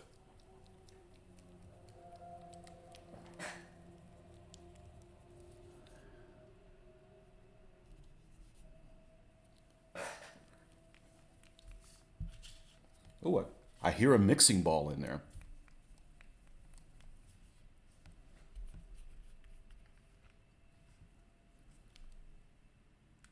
This is violet brown, right? Yep. Violent brown. That's a different color. Sounds like something that you get from having too much bad Mexican food. What's wrong with him? He got a case of the violent brown. Whoops. All right.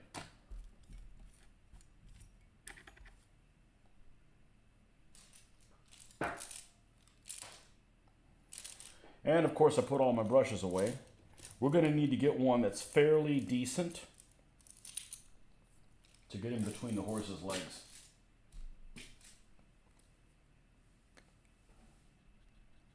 And I don't thin this stuff much at all, because I do want this to cover.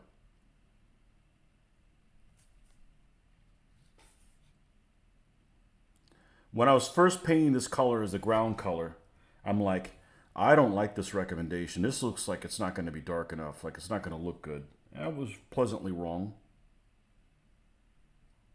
Hey, I like being wrong.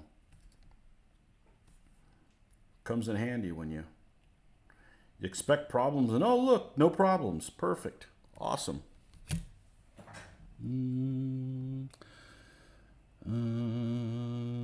Sorry, you cannot adhere to religion. Okay. You're baptized Lutheran against my will. No can-do Catholic stuff. It's the same fucking thing. It's the same thing. Besides, the Pope now is a communist anyway, so I don't give a shit what he says.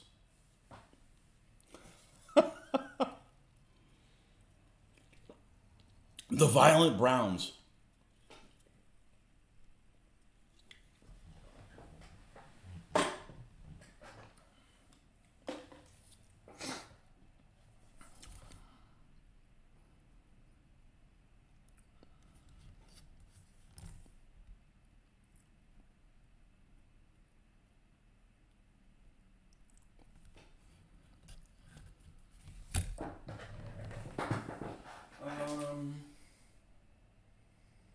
The hell did I get up for? Well, hopefully put my glasses on or I won't be able to see anything over here. Ah, yes, gum.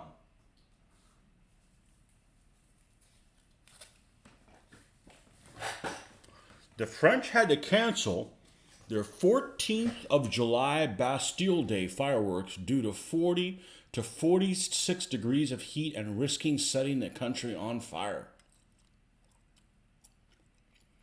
You don't adhere to any organized religion.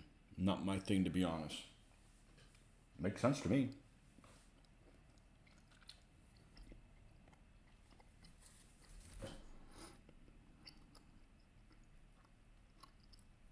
Some people just need something to believe in. Just like that article the other morning. I wake up and the heartbeat signal from 1 billion light years away. Really? I'm going to bet that's not what that is. Odds are, I like to play the odds. 1 billion light years. I have no concept of what that is. Some people just got to believe in that shit.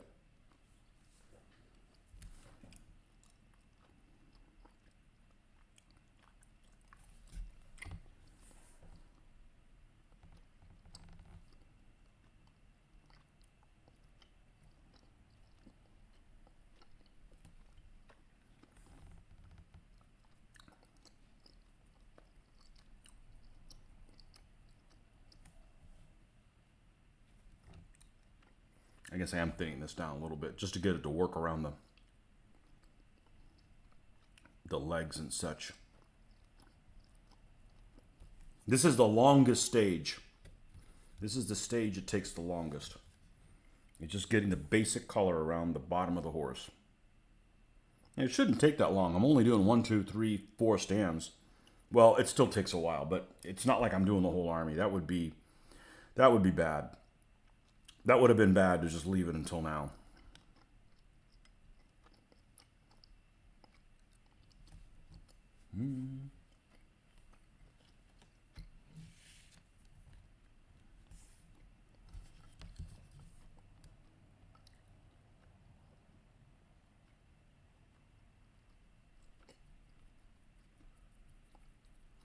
Did you finish finding? Was it you that was finishing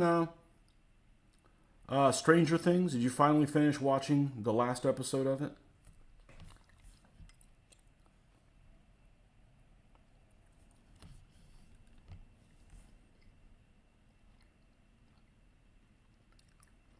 I'd say I have to watch season 3 again, but I don't want to rewatch any of this stuff. I don't want to rewatch stuff when there's stuff I haven't seen. Why rewatch things? Probably why you don't like Wars of Religion in Italy. Well, you don't have to pick a side. I just think it's kind of cool. Yep.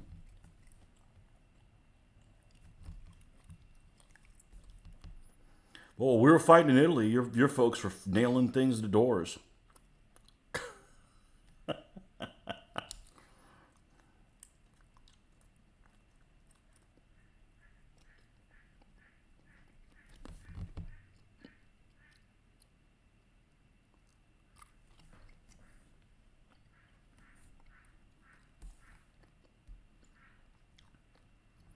I hated everything that was happening in Russia on that show.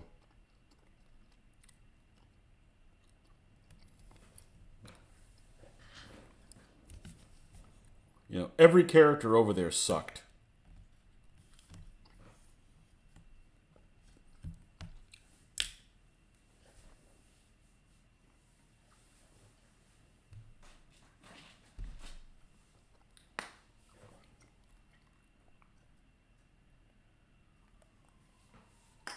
And so does Will's brother.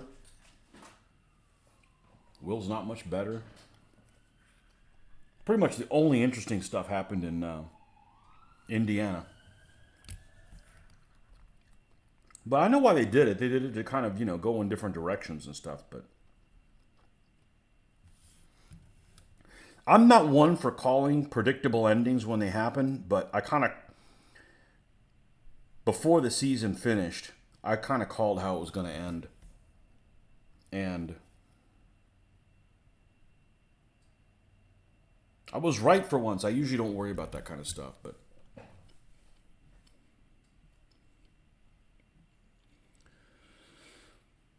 I'm thankful we didn't nail your people to their doors.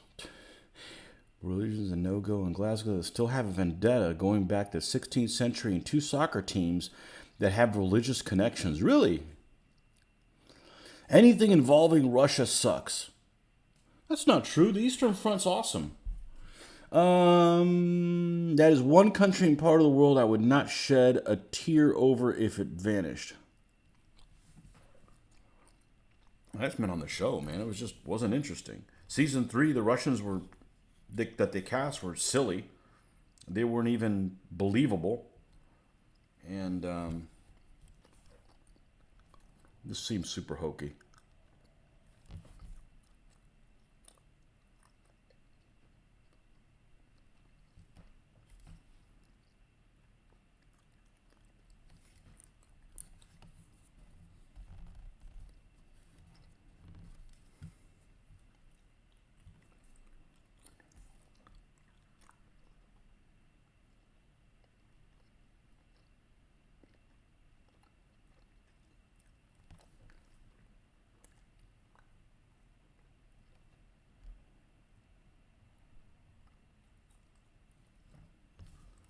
All right. We've got, let's go smaller. Because I need to get past that one rock.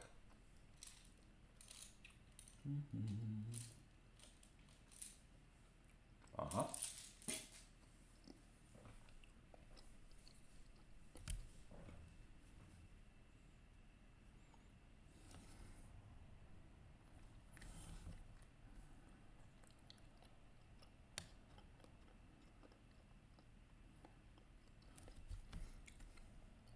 You loathe Russia. You cheer against the Russians, against the Mongols? I cheer against everybody against the Mongols. I hate the freaking Mongols. That doesn't mean I won't build a Mongol army, but they are definitely the bad guys. Screw those guys.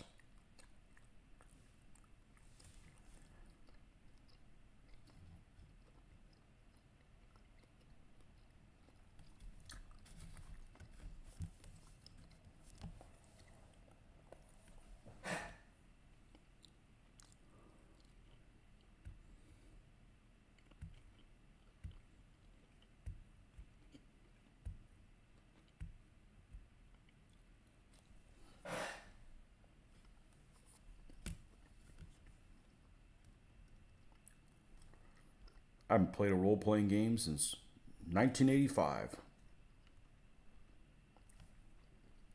And then, you know, I was so young that I'm guaranteed that the people that were running the game weren't doing it right either. So it's basically an asterisk. You cheer anyone and anything that fights the Russians. Well, I cheer anybody that fights the Mongols. The Mongoloids, as I like to call them.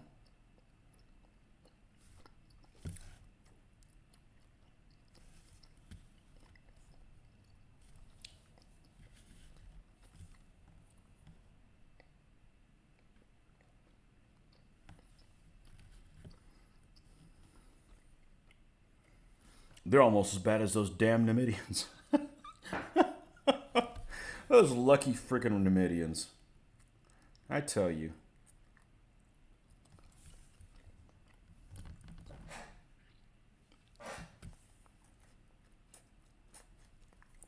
Did you like your bugler, Rick? Where is he? Oh, he's left back here. Yeah. We made him an officer. And he's got a little bit of, I don't know if you can make it out in the video, but he's got some detail in there on the bottom.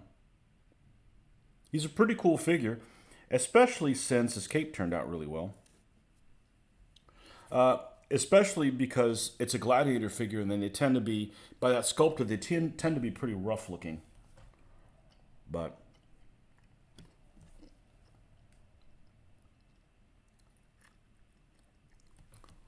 well, he is wearing blue, so I guess we could call him Little Boy Blue. He needed the money. You love him. Yeah, he's cool. I haven't, you know, how often do you get a chance to paint a horn? I think I've only painted 2, you know.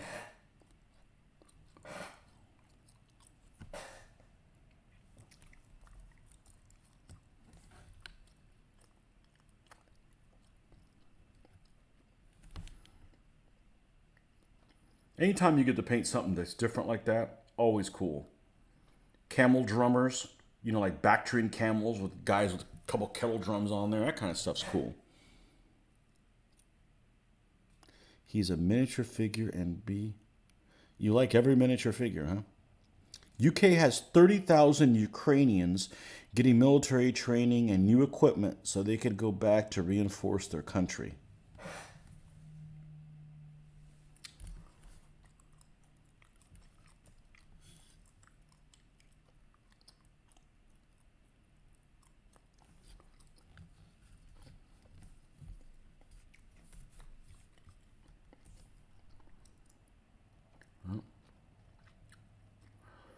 I hope that doesn't spiral out of control, man. If we're going to fight a world war against somebody, can it be China, not Russia? Can it be China first? Just saying. I don't want to fight it against anybody, but if a world war breaks out, you better believe the Chinese are going to benefit from it. So can we strike them first? Or not fight it?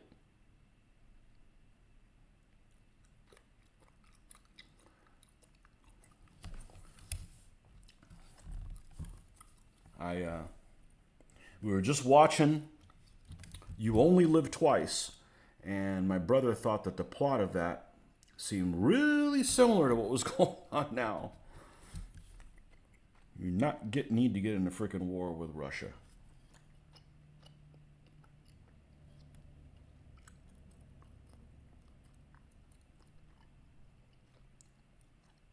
The way every war has gone since World War II proves that we don't need to fight any more wars. My roomie in college is from the Ukraine. I wonder if he went back home to defend it.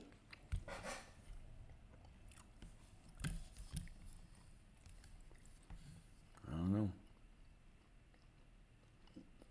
Call him. If he doesn't pick up, maybe he's there.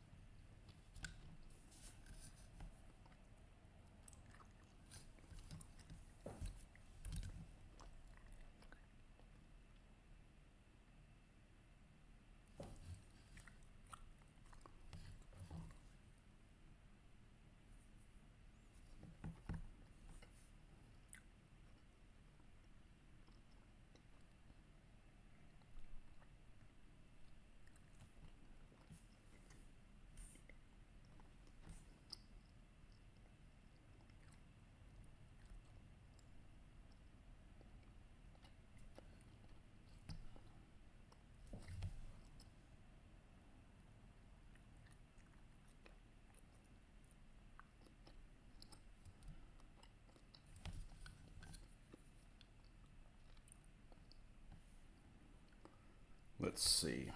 What else? I think we've got just about everything on there. This is the stage that takes the longest. You got to make sure you get all those little peekaboo spots. Otherwise, you'll be like regretting it later.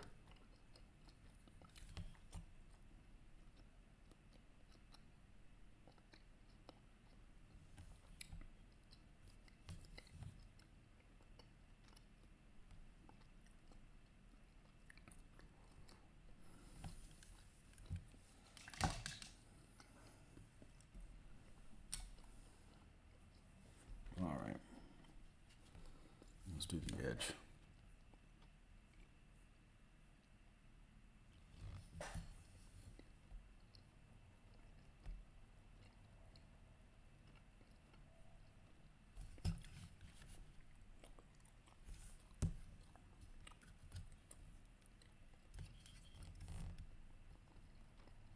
So I guess you don't like my Russian army that I have then.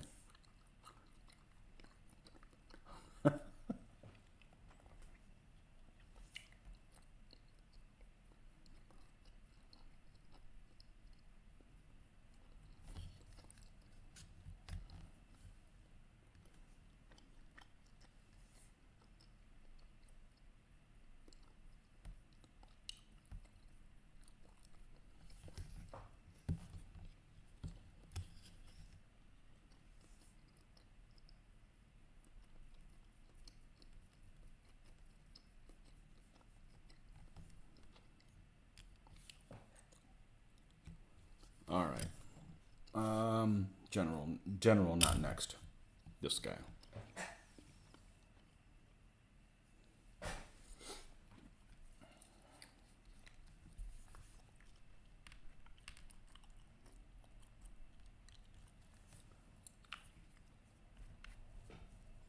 What time is it?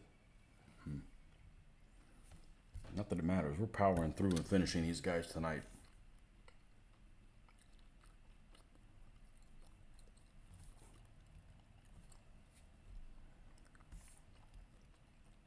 Which reminds me, stop what you're doing. Don't do this next. Do the command post. Because I've got to finish the basing on the front part of the command post, so then I can glue the guys on the back and finish that. That will keep this thing from being worked on. So, in 2 hours drying time, or less than 2 hours drying time, we're able to paint it. Now, if I waited even more, it'd probably be even better, but time's a wasting. Let's get the small brush in here.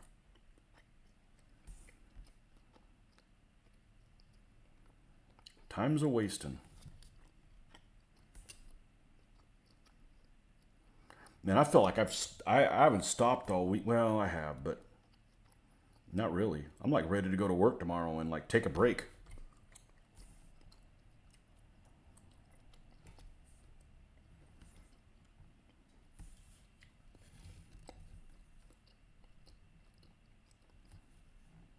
Is it weird? I don't even feel like bringing these guys to Historicon. I will, but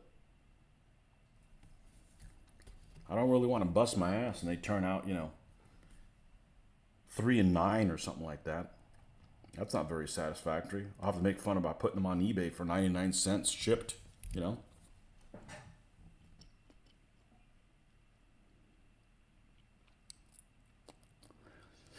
It's 8:06 Bologna watch time. I know, you told me what that's to. We will root for them, right? We'll root for them to get crushed asunder.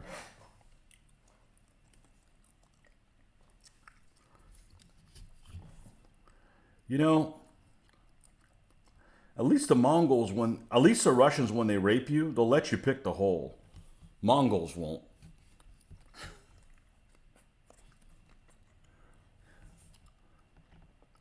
So I've heard.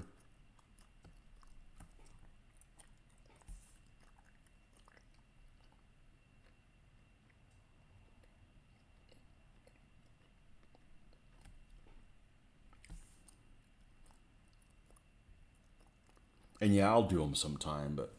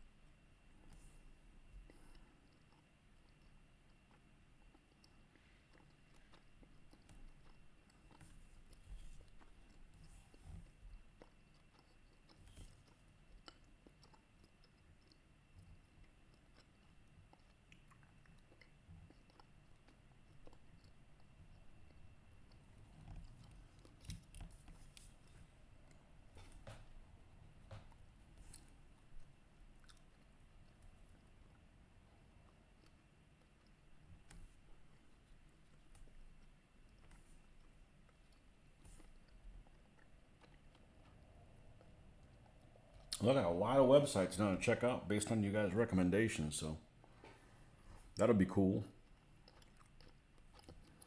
Can't really check them out now anyways, even if I wanted to, because it would involve, you know, like looking up, and I wouldn't get this stuff done. So we definitely need to plug away and get these folks knocked out.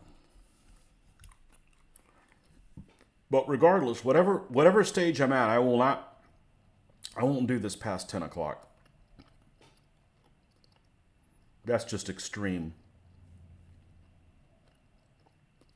Because hell, that's 2 hours away. And I've already been on here 2.5 hours, so. And I probably painted for 5 hours this morning. Just a lot of it was offline because the whole internet lost internet. Must have been those damn drones again. The whole internet lost internet? The whole neighborhood lost internet.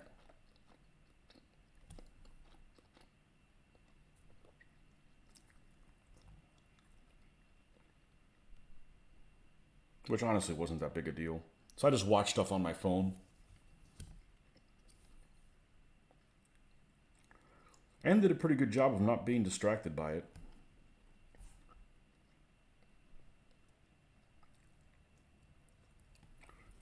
And still got the figures I was supposed to get done.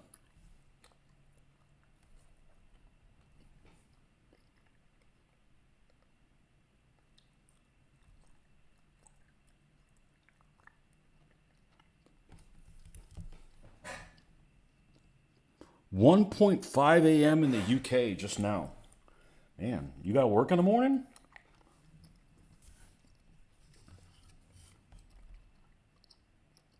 The other night, I want to say it was Friday night, I stayed up, had coffee, stayed up late. I went to bed at 10:30, fell right asleep, woke up wide awake, completely wide awake at 1 o'clock in the morning. I was up till 2.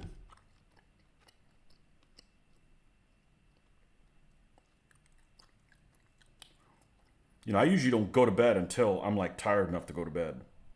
So.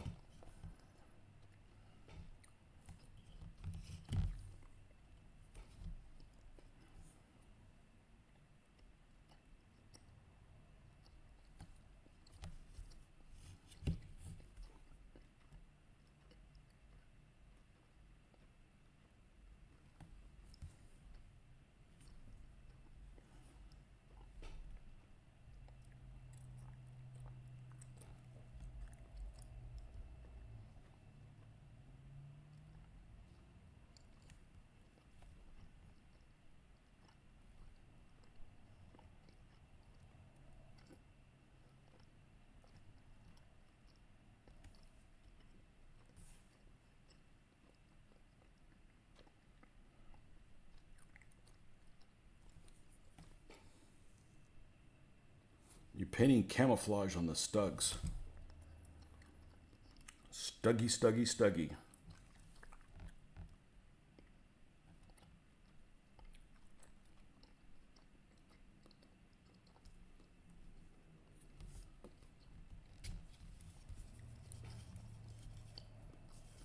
The problem those things have, well, I don't think that the fact that they don't have a turret is a problem. I think the fact that they don't have a whole machine gun is a bigger problem.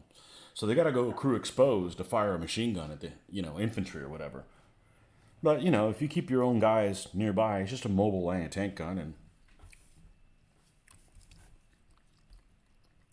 having a mobile PAC-40 is good enough.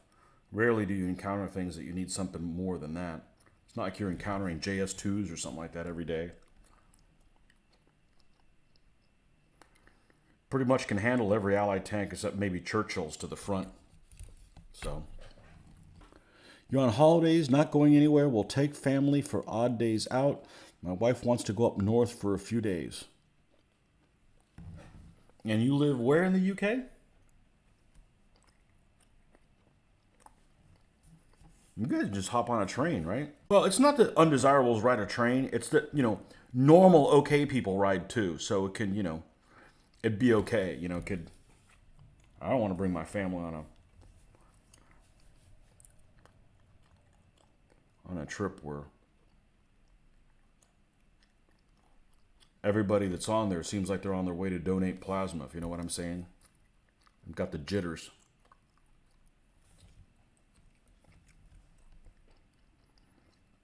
I had to use public transportation when I was younger, but all my friends didn't have to, so I've done my time, damn it. I don't mind doing it in another country, but here, not so good. Tom wants to go to the race circuit and have a shot driving a sports car for his birthday. Sounds like a good birthday. Oh. I'd like to do that as well, but the sports cars that they rent are all automatic. I'm like, what's the point? You can just drive a Lamborghini. It's automatic. Who cares? Why? Close-up cam froze. Okay. Fair enough. Thank you. Let's see. How do we do this? We're going to burp it by... let's back out of this. Okay. I will reconnect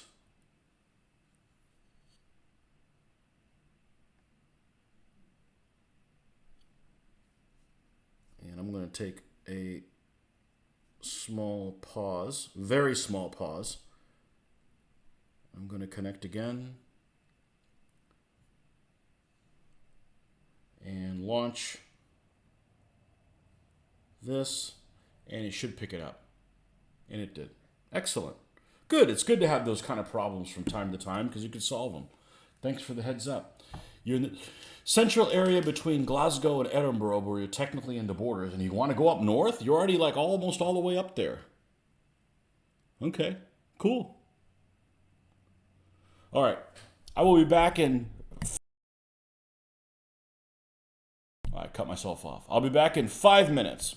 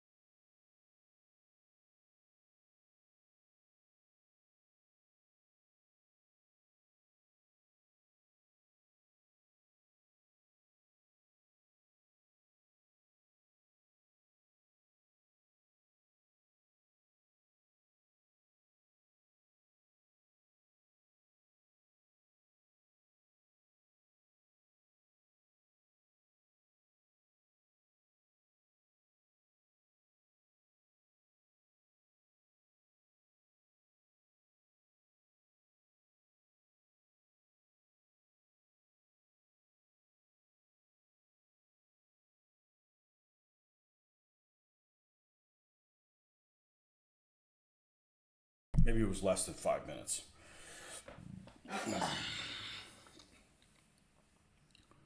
My wife has him booked for driving a Ferrari for 2 hours around a racetrack. That sounds like fun.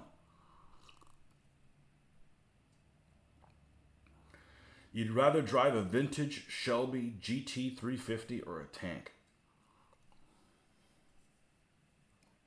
I don't like domestic vehicles. That's right, I said it. I don't.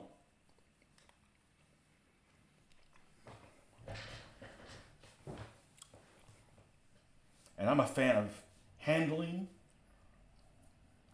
over sheer get up and go. Like freaking Chargers. Why does everybody in a Charger want to race me?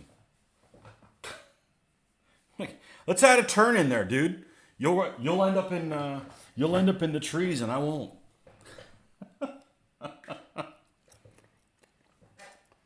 Guy in an automatic Charger wants to race. You can't race in a freaking automatic car.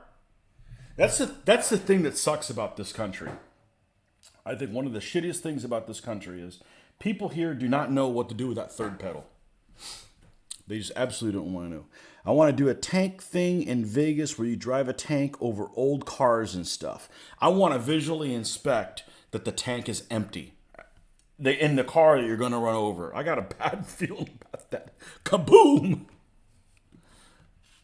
No. I just want to crawl over one. You know, I want to go in like a tank museum where you can like crawl in a tank and stuff. And then realize, thank God I'm not in one of those.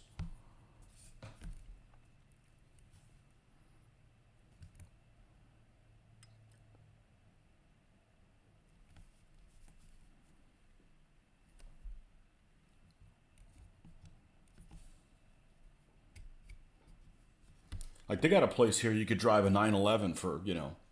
I don't want to own one. I just think it'd be fun to, you know, take one on a track and not a freaking circle like a, you know, like a Formula One track or something like that. I think that'd be pretty cool. If he doesn't kill himself, it probably will be fun. It's his first time let loose on a track. I wouldn't kill myself. And I wouldn't be the fastest person either. I know when to say when. I am not a fan of, what is it that you call it? Drifting. I am not a fan of drifting. If you're drifting, you're going too fast. I'm a fan of holding the curves. If you can't hold it, you're going too fast. And I don't do crazy stuff in day-to-day driving. I like getting up to the speed limit. I don't even speed. He will have a professional instructor with him. Okay. Well, you kind of have to probably for insurance reasons. They got I didn't find out they actually have a track at an old airport not far from here. And you got to take a course to go on there, but you can drive your own vehicle. And I've seen the course. It's got turns and stuff. But the straightaway, the longest straightaway it has, and there's videos of people that are on there. And people are going like supercars and shit like that. And they only get up to 110 miles an hour on the straightaway. So that's just not. I would like to go somewhere where I can open my car up to 155 because it supposedly will do 155. But you know, I'm obviously not going to do that on the street. You know, just to say I did it. You know. But if a freaking car that goes 0 to 60 in 3.5 seconds only gets up to 110 miles an hour there, I'm only going to make it to, you know, 89, 90. So that sounded like a cool idea, you know, but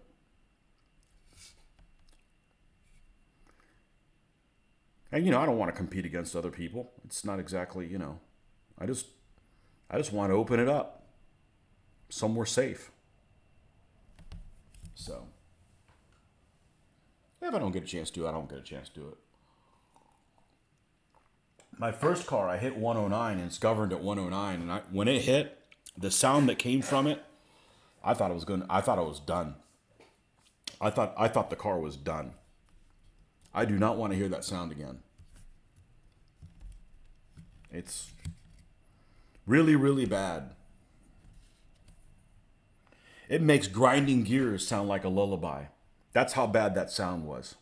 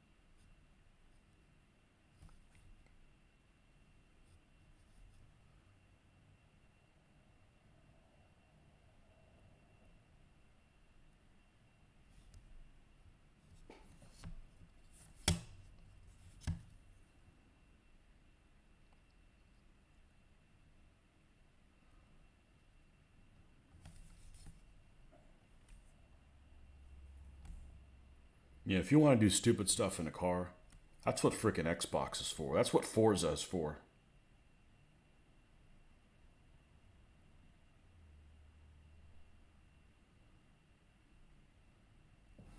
I don't have money in my budget to replace shit unnecessarily.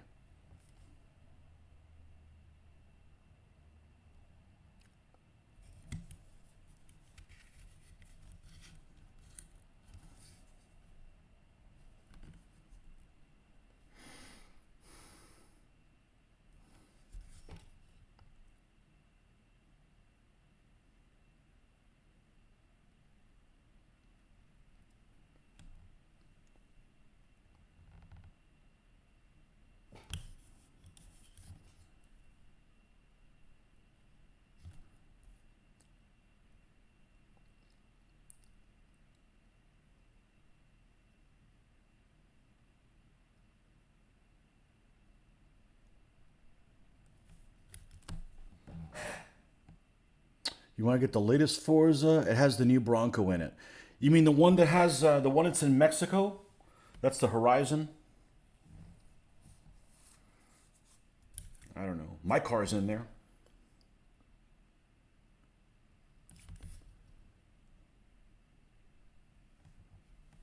The latest Bronco.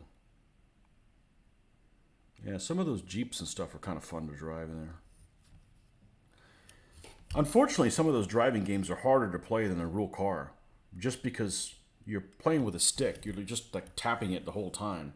I had a wheel, but they went and they created for the Xbox One. They made all the wheels for the 360 not compatible. I'm like, there's a dick move. So I'm like, well, I'm not buying one. And they're not calibrated correctly. They're not proportionally calibrated well. So I just like the idea of of the wheel. He says he will have a Bugatti by the time he's 30. That's his ambition. Good luck with that. Exactly. Yeah. Nah, there's only a certain amount of money. I don't see any point in spending more than 50 grand on a car. I just don't see it. I mean, if you can, cool. But a bird shits on it, the same. I park way out of the way. Somebody always dings your door, and it's just the more you've invested in that, the more painful it is. So that's cool if you can afford it. I just find it's too stressful. Like I can't handle like buying expensive sunglasses. I've had one pair of expensive sunglasses that I think we bought on our honeymoon. My wife was like, go ahead and buy them or whatever. And they were, over $100 or whatever. It's too much stress to worry about like, shit, what if I lose them? And then where did it go? I don't need that in my life. I don't want to spend money for stress. So,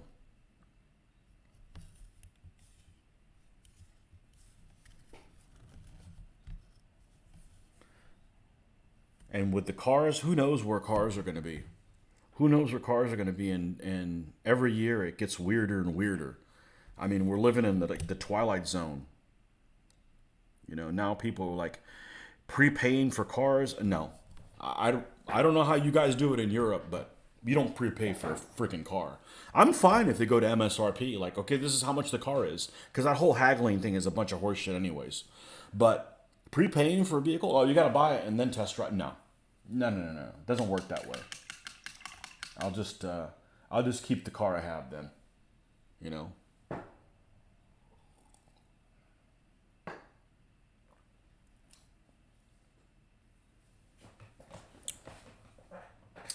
I see his confidence has a good aim. A lot of kids nowadays don't seem to have targets to aim for.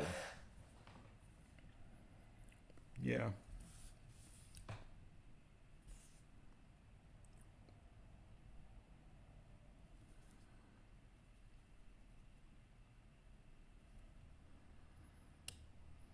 I don't know how old he is, but by the time he has enough money to drive a Bugatti, they may not make him anymore. It could very well happen. Camouflage on 14 Stug 13, 4 Stug 3's done.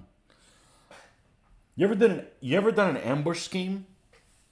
You know what I'm talking about. I'm talking one that has like little dots on it. I had a unit of Hetzers. that I did that ambush scheme on. And I thought it turned out pretty well.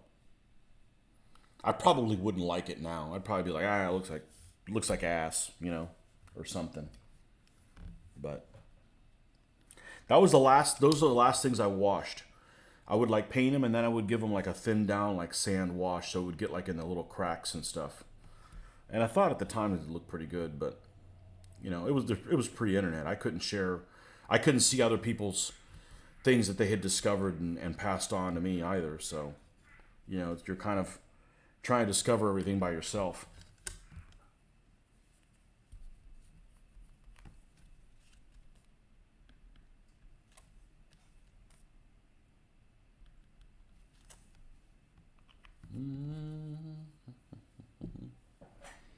Next, you're going to paint the ambush scheme on the 1/35th scale King Tiger. Okay, cool. Yeah, I think it looks pretty cool.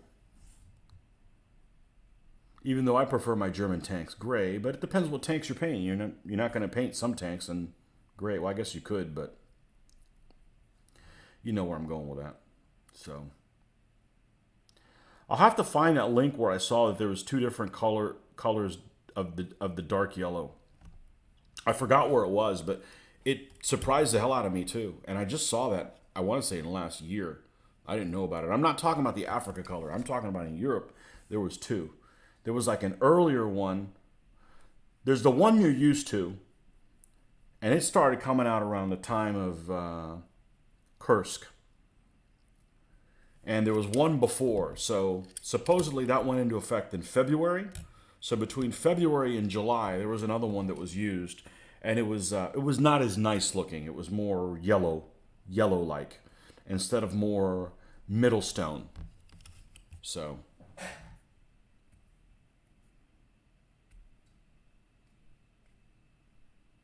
got the middle stone down to King Tiger. Plan to hand paint the ambush pattern. Yep. Yeah, I like doing those little dots that are inside the other colors. Looks nice.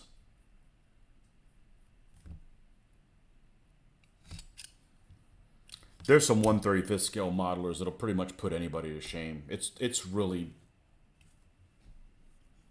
I mean, they're really good. They look better than the real vehicle. Well, there's people who paint 1/72nd scale the stuff that looks better than the real vehicle. So, all right, we'll let this dry a little bit because we're going to have to do the dry brush on it before.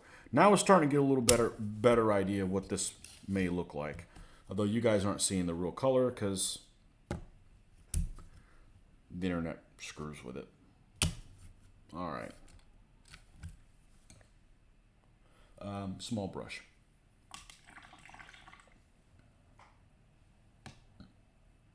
Your son into wargaming? That's the whole point in having a son. Getting into wargaming. Like, I was disappointed I didn't have a son, you know, for egotistical reasons. And then I realized I don't have to share my toys. And I also have to realize that, you know, what if my son wasn't into history and liked to play sports? I mean, obviously I'd go watch him. I mean, my daughter did some sports type things, and I'd go watch her, but not be into wargaming? That'd be really freaking disappointing. So, I'm good. I don't have to share my toys.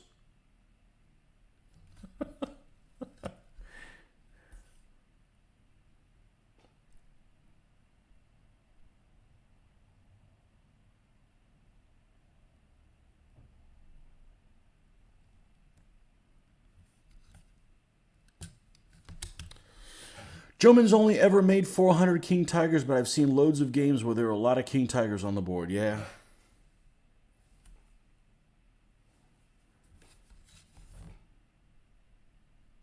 And they made even less of them with the Porsche turret. I want to say 50. And I used to hate it. I actually think, you know, the one with the shell trap. I actually like how it looks better. I'm not a fan of Zimmerit things, though. The problem with Zimmerit is if you put any kind of decals or something, it just makes them look like shit because of how they lay. I mean, you can use microsol, microset, all that stuff, but They don't lay right, you know. So if they got numbers or something on the turret, they look jagged, you know, a little bit. Not a fan of Zimmerit. Just like I'm not a fan of Schertzen. I don't like Mark IV H's with the Schertzen. I mean, I still do, you know, I still build them because that's what they use, but I'm not a fan of that.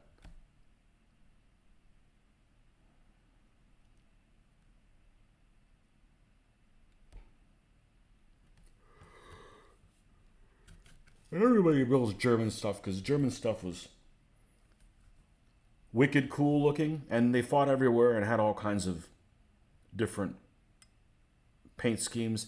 And everybody makes models for them. I mean, when I was doing the Tamiya kits, I was always, you know, it was hilarious that they made a bunch of German vehicles and like hardly any Japanese. But, you know, the German stuff sells.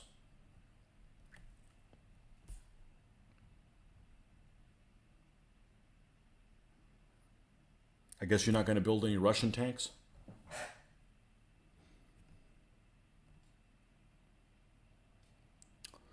The problem with games like Flames of War and Bolt Action. My son will play the odd game at shows. He mostly likes his Xbox and a game of chess. Oh. I'd rather go to work. I do not like chess.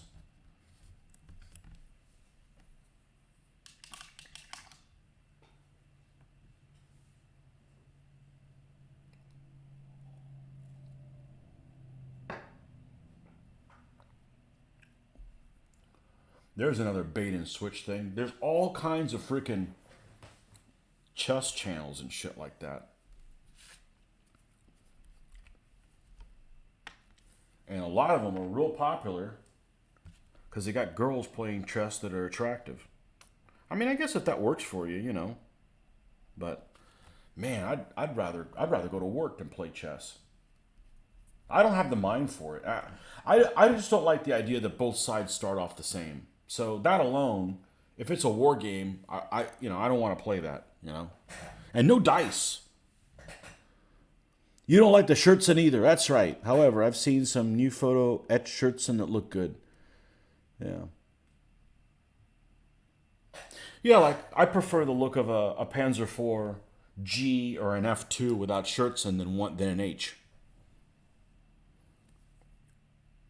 But you know, if you're building stuff of that period, you kind of have to go with what it is. You just kind of make the most of it. I really like Russian front in 42. The Germans are still gray, and for the most part are a better quality than the Russians, but they're outnumbered. But it's not insanely outnumbered.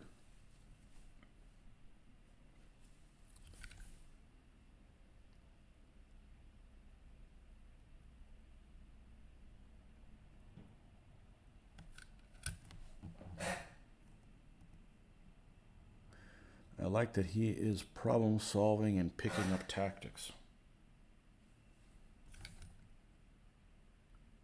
Well, he should be good at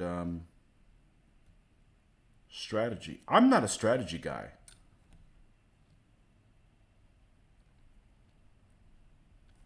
Or at least what I consider strategy. I don't like the pre-planning. I don't like to pre-plan all this crap.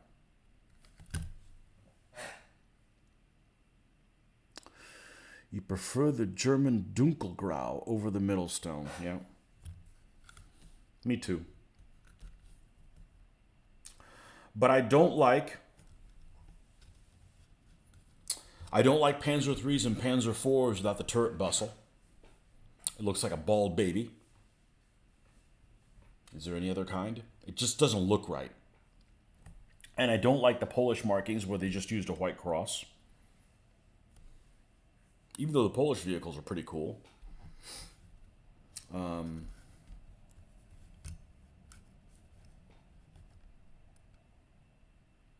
So I don't mind the French vehicles. The French vehicles are pretty neat. But all the Panzers during that time in 1940, if you want to do them right, they didn't have the turret bustle. Didn't start showing up until they set to ship the stuff to North Africa.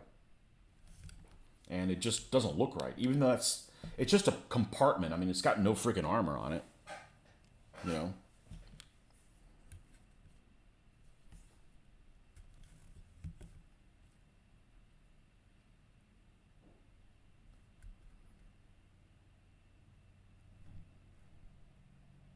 I keep thinking one of these days I'm going to pick up some plastic soldier company because I don't want to spend a lot of time building. I don't mind building tanks, but it takes up time.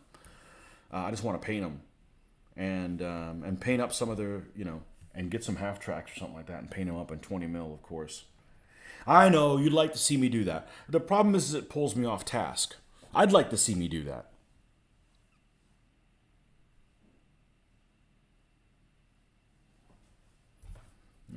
Thinking is empowering. It's empowering to think. I spend all day thinking. It might be about, things that aren't that important, maybe this, but it's fun to think.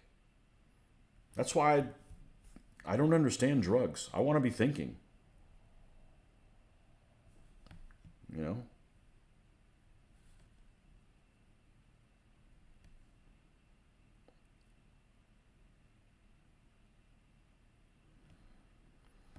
So I'm actually looking forward to the freaking drive from hell in a couple days. Mostly because we're going to be listening to some podcasts, some history stuff. Mostly focusing on the scenarios that we're going to build. So, Huns, Chinese, that kind of stuff. And looking forward to doing that. And take notes. He should be doing most of the driving. It's his vehicle, so... I should be taking the note-taking. I don't think he'd be good at taking notes. I'm just going to leave that there. I hated writing papers in school. I loved taking notes in school, and I'm really good at it. I just don't like writing papers because I just feel like I did not have a good background of organizing my shit. Again, it's planning. I don't want to plan. I just kind of want to wing it.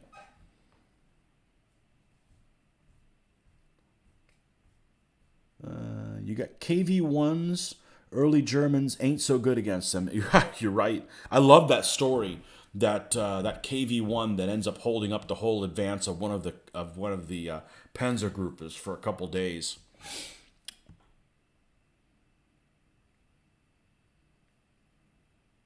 Good Russian tank is a knocked out Russian tank.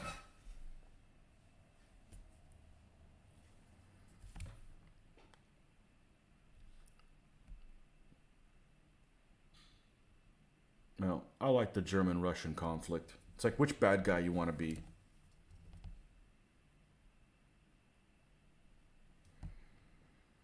One's as terrible as the other one.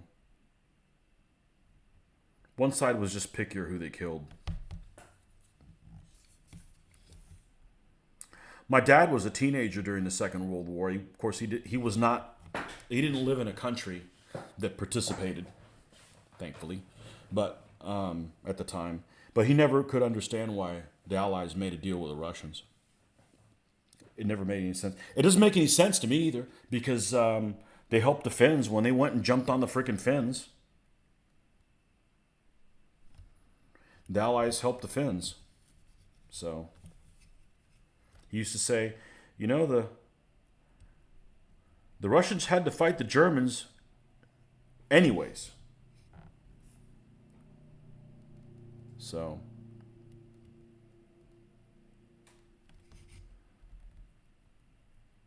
maybe they were worried the Germans could actually beat the Russians. Then you got a problem.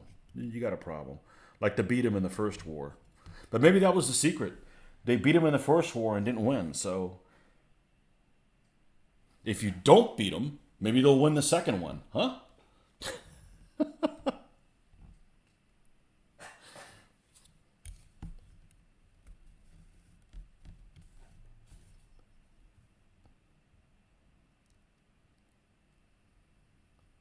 So I finished a couple 20mm vehicles, and I did Russian ones on purpose because I didn't want to be one of those guys that the only vehicles you finish are Germans. Because I like everybody's vehicles, So I'm not fond of the Pacific. I don't care about the Japanese. They're just not very interesting. I like the Japanese vehicles now, but not back then. Big fan of the Japanese vehicles now. Not in the 40s. You can keep your Hago, although the Hagos are cute.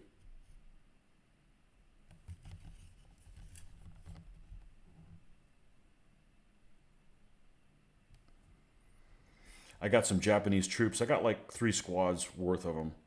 And they got some funny characters. They got guys with glasses. I know they're probably sculpted racially insensitive, but whatever. It's not like every guy's like that.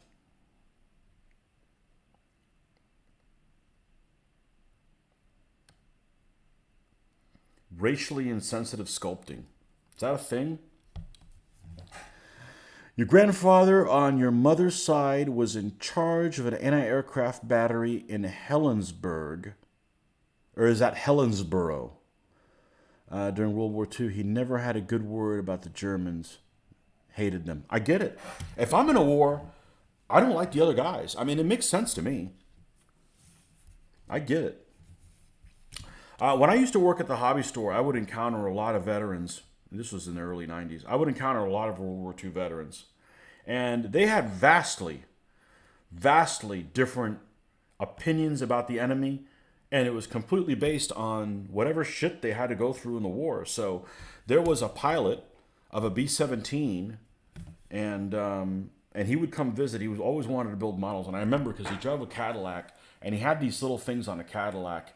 I don't know exactly how they work, but almost like these little antennas that stuck down that I guess would warn him when he was too close to the curb, so he wouldn't run over the curb and get curb rash. That's what I remember about him. And he didn't have anything really bad to say about the Germans. He said he said he had a situation where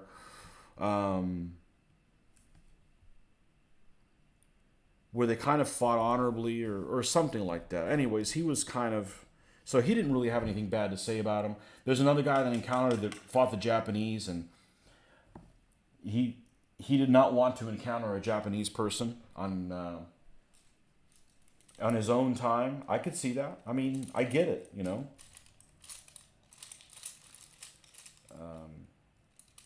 I think you don't know what you're capable of until you get put in that situation. I think I would be terrified of getting killed. Once you got over that, I think that's the... And again, this is perspective. Luckily, I've never been in that situation. I would be so worried about getting killed. Once you got over that, I don't understand how people would take prisoners.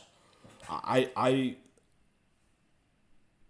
think it would be real easy to be guilty of war crimes. Especially when you have your own folks who are getting mowed down, and then you get up close to them where it's like time to pay them back, and they're like, I surrender. I'd be like, tough. I didn't hear you say anything. So, just outside port of Glasgow. Is it Helensborough? It would make sense if it's Edinburgh, it's Helensborough. I've never heard of it, but you never get over not wanting to be killed. It's always there in the back of your mind. Yeah, I think I don't... It's horrible. I mean, we're into war stuff because it's fascinating, but I think it's like a horror movie, you know? It's fascinating because it's weird, but it's horrible. I don't want... You know, wars are stupid, and, you know, I'm no warmonger. I'm a pacifist every day. You know, I just want to commit war crimes on the tabletop. But I don't glorify it or anything.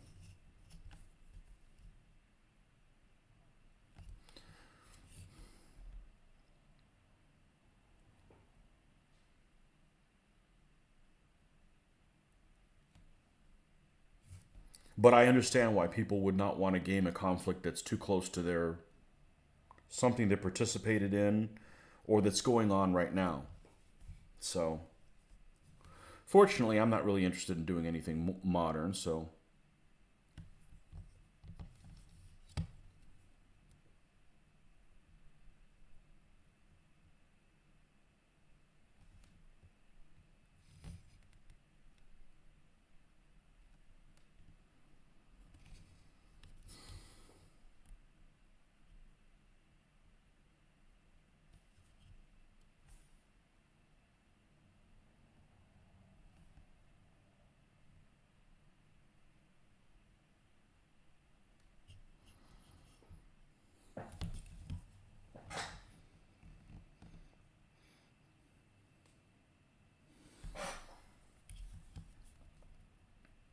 Did you serve Nordic? I can't remember if you did or not.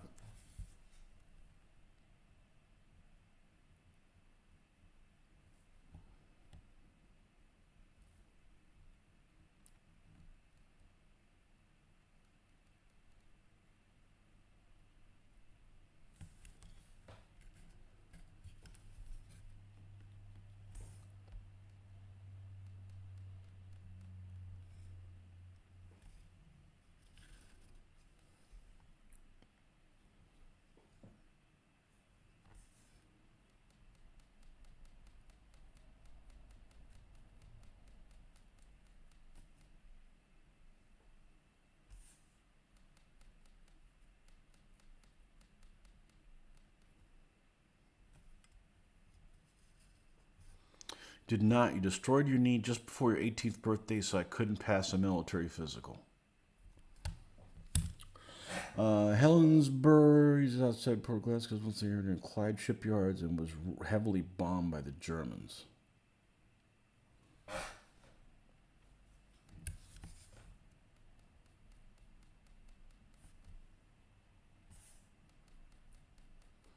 Yeah, my skin condition kept me out of the service, and I was really disappointed at the time.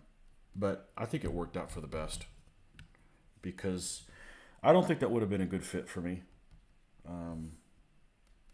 It all worked out, but I was really disappointed at the time.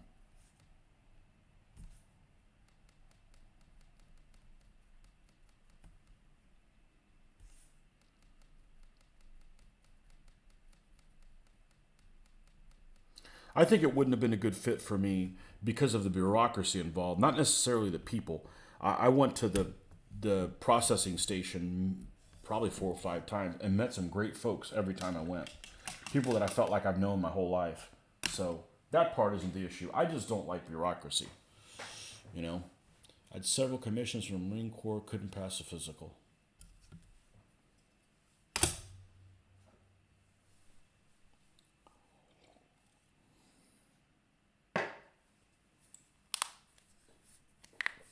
Okay, I think before I go and do the base color on the general, I think we can go ahead and dry brush these guys. We need to do that, otherwise we're not going to be able to finish these guys. And I said I'm going to stop at 10, and I may change my mind and stay longer. I don't care. We got to get this stuff done.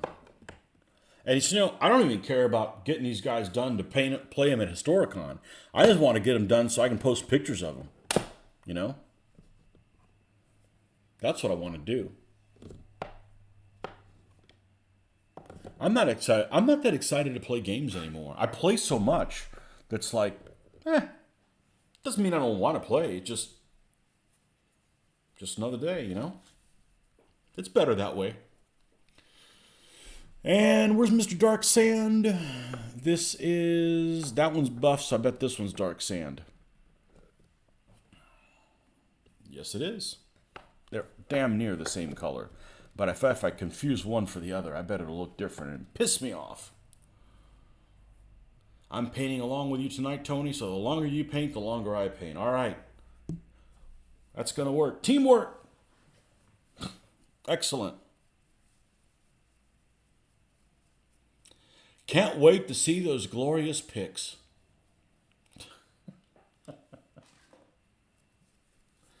That kind of shit's way after my time.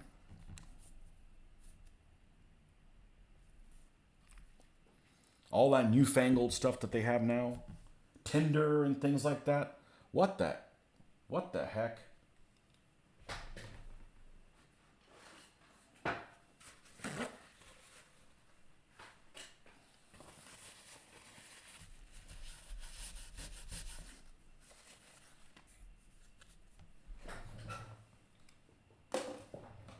Swipe left for if you, I don't know how that shit works. That's well after my time.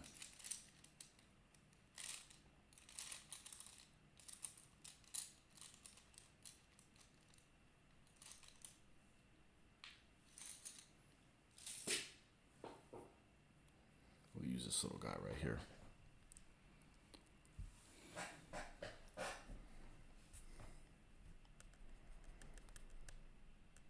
If I wouldn't have painted the first time, I said, "You want me to use what color is the second shade? Green ochre." What's wrong with you? Okay, DBA question. Excellent. I know a little bit about DBA, a little bit. Which figures can you use for Book 3 Choreo Koreans? Figures that are available. Ah, that's the catch. That's the catch. Probably none. There was two sources of them. One of them was Naismith. Not available because Mr. John Roberts has disappeared off the face of the earth. First, they were available from Navwar. And I had some, and I sold them to Mitch. Did I sell them to Mitch or did I give them to him? I don't know. It doesn't matter. I had them, and he expressed interest in that army. So I gave them to him, which ended up giving them to his painter. And he got the Choreo army. And the other one is the army that's called the Kogoryo Korean, which is the Three Kingdoms Korean, not to be confused with Three Kingdoms Chinese, but Three Kingdoms Korean from, say, around 600 AD, that was put together by Alain Toulaire, the French guy. They were actually marketed as an earlier period, are really more accurate for the Choreo period that you're interested in, but they're also not available. So no one.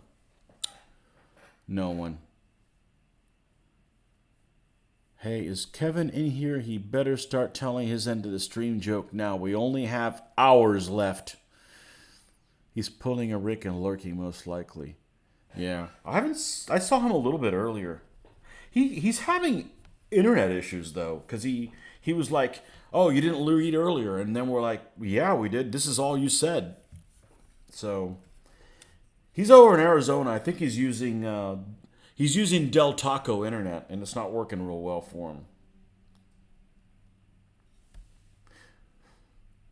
Sometimes the internet just doesn't work. You know, it disconnected me this morning.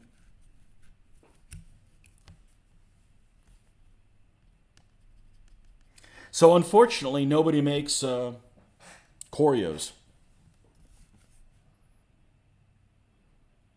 I guess you could use the Khorasan, at least they're Koreans, but they're the wrong period. Some stuff is available, like the spearmen. If you go and like in Mongol lines, you'll see like these spearmen that have like wicker type shields. That's the spearmen you want. They just don't have the right cavalry. But it's a shame. It's a pretty solid army, but it is an army that you have to make the choice from hell, as I like to say, because you only have one unit that you can choose between an artillery piece, a war wagon, a fast pike, or I think a Saloy, and that is just a choice from hell. Choreos sound like a cookie. Yeah. A Korean cookie. Tastes like a doggy biscuit.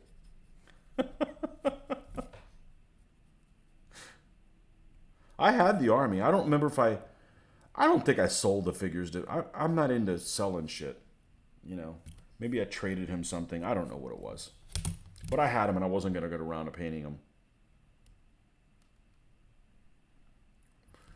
So he ended up sending the figures to his painter, and I sent him a shitload of references that I had collected on how I would paint the army, and he did a pretty good job. And it's one of his favorite armies, but you do have to make that choice from hell in that army. And that's a tough call. That's a tough call.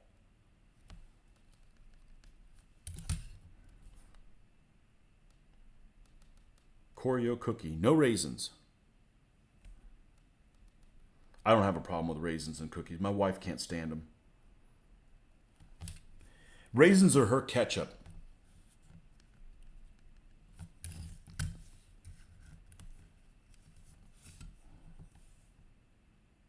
At least raisins don't have a smell.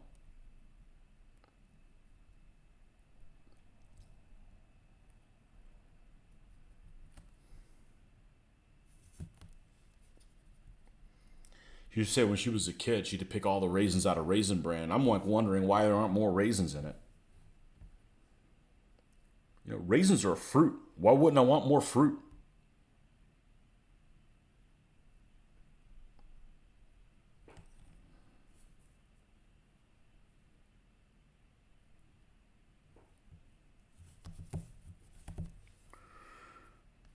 So yeah, nobody makes figures for them. Pick a different army. Or, you know, hopefully you could find the figures used that nobody wants, or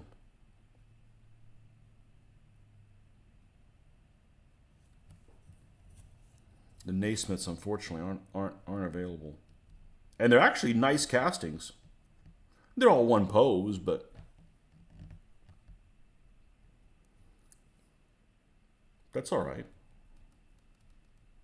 You try to get pose variety when you can, and sometimes you can't. You just have to kind of wing it.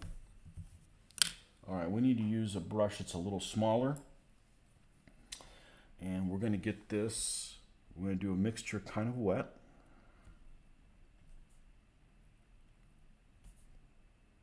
There we go. And then we'll run some of this underneath there. So we don't want to dry brush too close to the figure and end up getting this stuff on the figure. Otherwise, all that extra effort you did is wasted.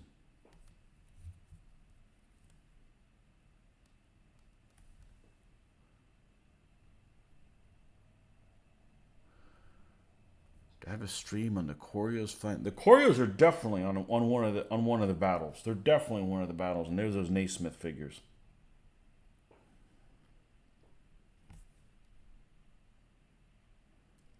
Which they didn't make a commander anyways. So I had a leftover Elaine Toulaire commander that I gave him, and he's got a guy that's a commander on there. But the actual Naismith, they make one pose. So they don't come with commanders, which suck because I love painting commanders. It's an important part of the painting process for me. I am a fan of that.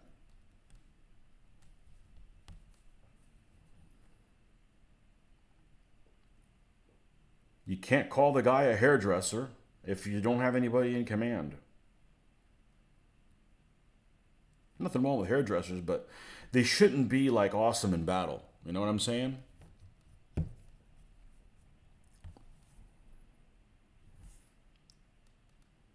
That's not in their skill set.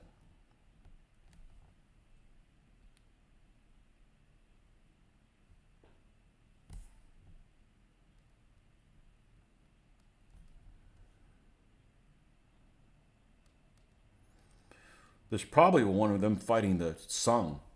They're enemies of the Sung.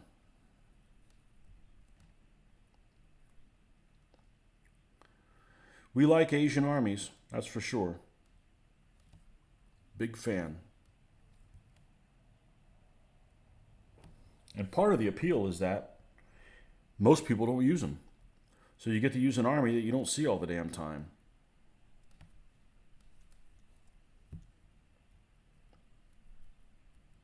Nice added bonus.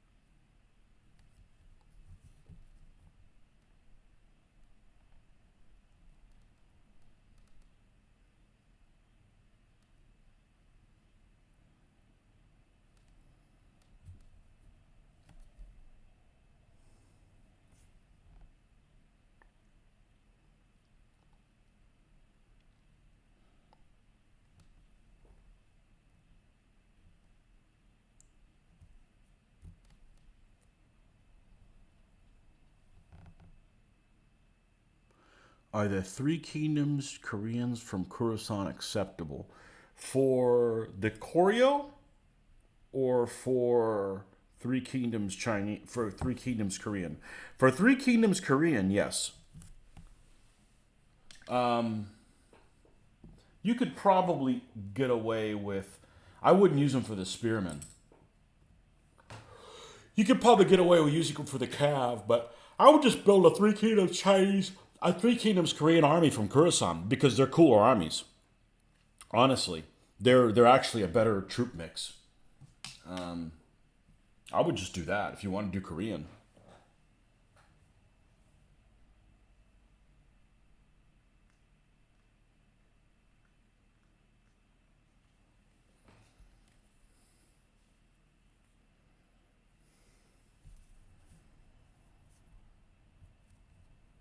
Okay. Dark sand now.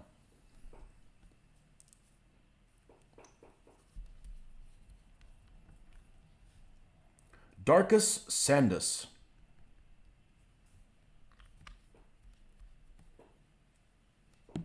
Shit, I need to make myself something to eat. I'll show you what I do. I'll be right back. I'll go put something in the air fryer. Be back in a jiff.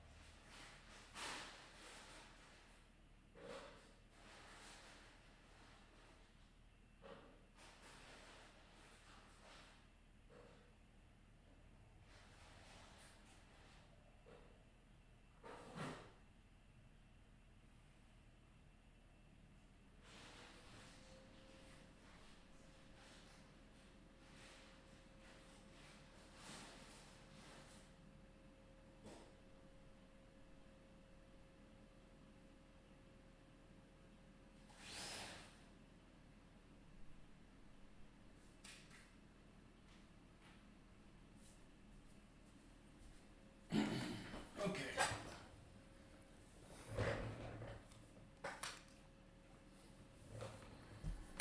The dark sand, the dark sand, the dark sand, the dark sand. Dark sand.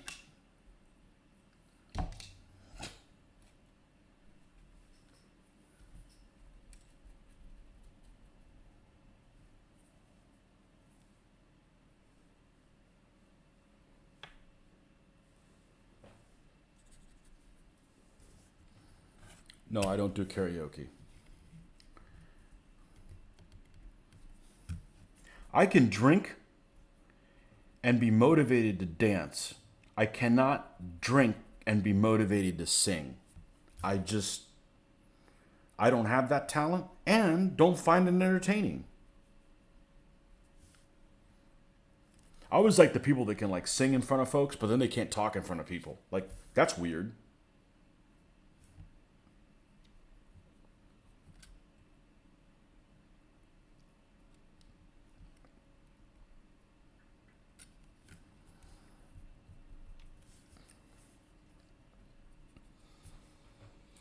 Nope, not singing.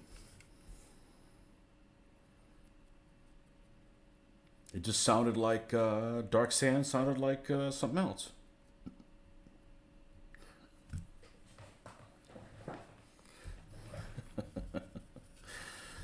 Oh, man.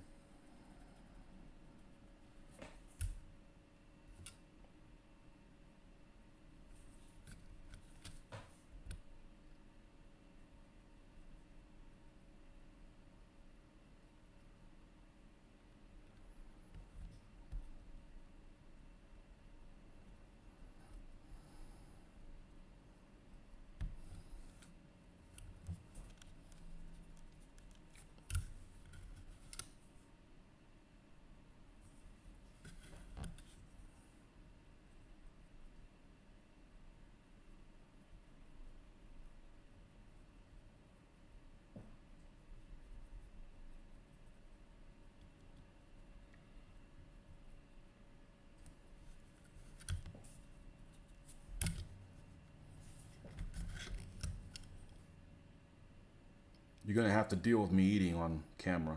You won't get to see it. Is that I wait any longer than this, and I don't need to be eating at 10 o'clock at night. It's bad enough to eat it this time, but I just realized, like, man, I'm pretty hungry.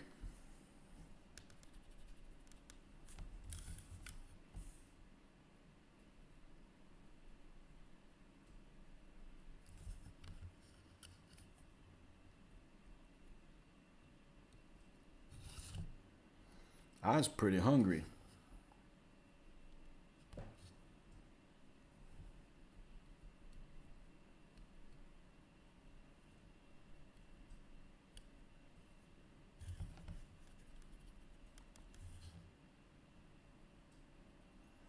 This little thing I've got this magnet stuck to is handy because I've got a pretty big area to hold on to, and I'm not scuffing up the figures, I'm turning them around.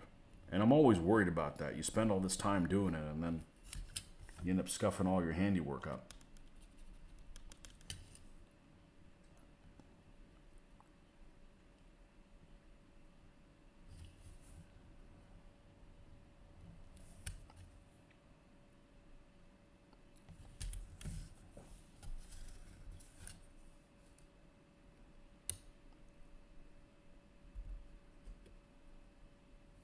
Well, I was so busy painting this weekend that I didn't have time to go to the gym. So maybe if I can get this done, I can still get one in tomorrow. But I don't regret the decision. I think it was the right decision to make. I need to get these guys knocked out. Okay, I'm not worried about the grass at this point. We're going to give this a little bit of a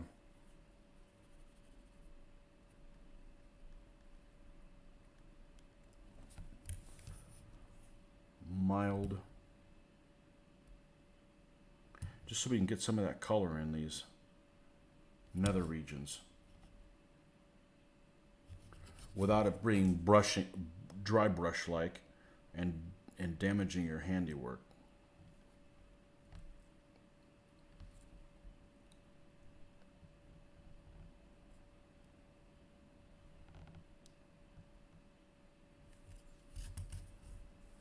I actually thought I was not going to be able to glue this many figures down and do this. I thought I might have had to do like 3 or something and then do the rest. So I was pleasantly surprised that I was able to do this many, because the more I do, the more efficient it is. Okay. I'm not going to worry about painting the edge at this point. We just want to go ahead and glue these two guys down and get the goop on them. And where's my vision device? Good luck at the con. All right, man. I don't care about luck. Hopefully we have a good time. Everything goes well. Win or lose, who gives a shit? You know. What's another game lost? I mean, it helps, but you know.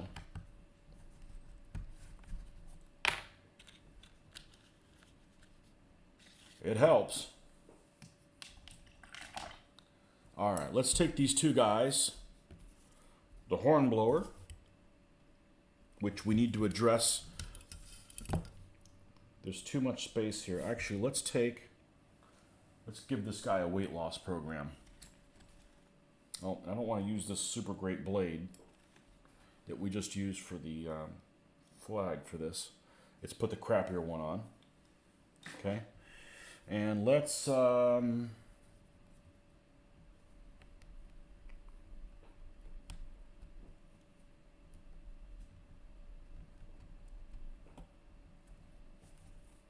trim this off. You know, I got a set of clippers here that I use specifically for this.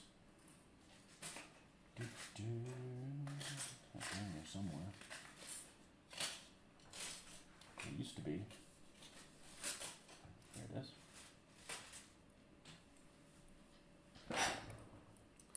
This is Mitch's old toenail clippers. I'm kidding.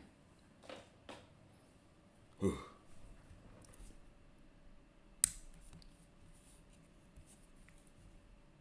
Crikey.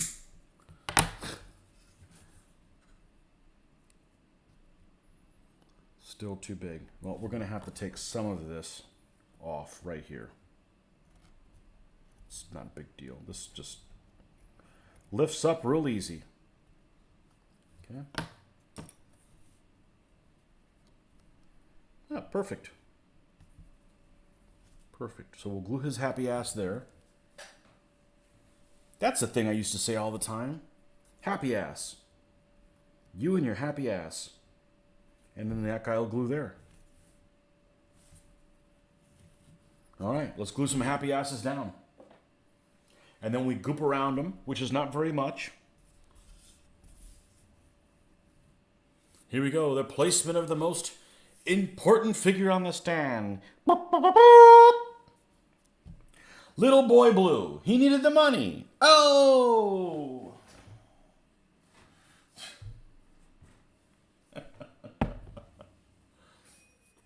He's unique. Oh, food's ready. Well, good. We'll glue this and then we'll go get foods.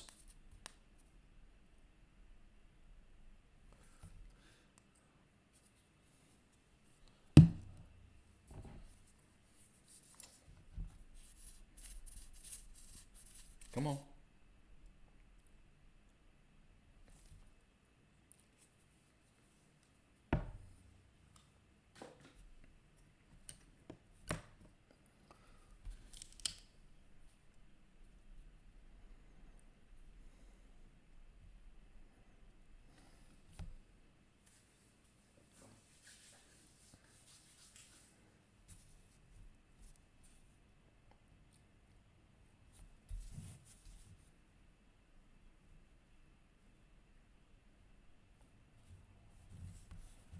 And I specifically put him on the outside so you could see the little trim that he has around. Although his cape is really cool too.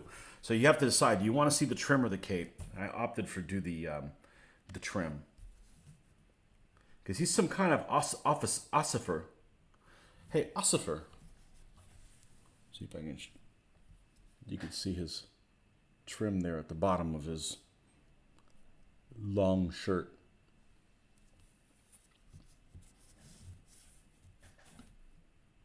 All right, let me go grab some food. I'll be right back.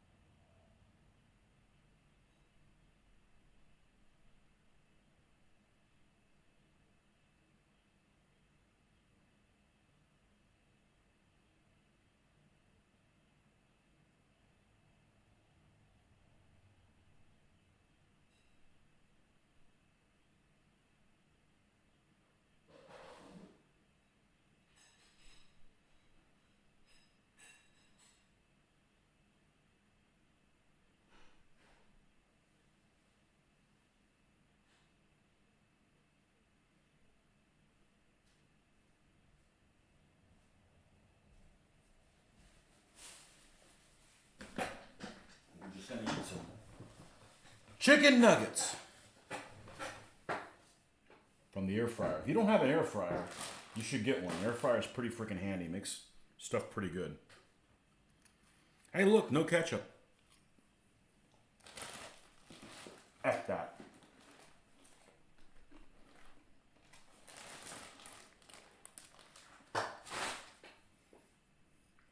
What's the nastiest thing you guys eat that you actually enjoy?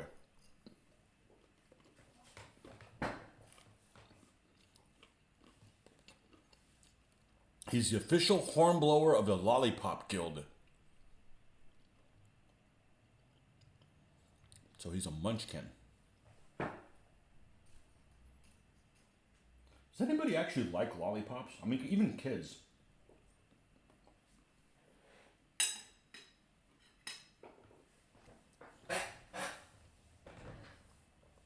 What stuff do you guys enjoy eating that would be considered like weird or gross by most people?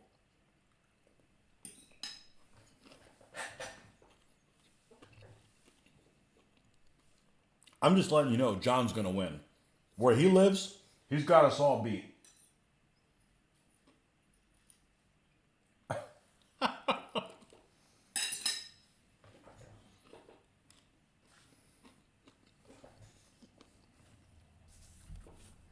Sorry, John.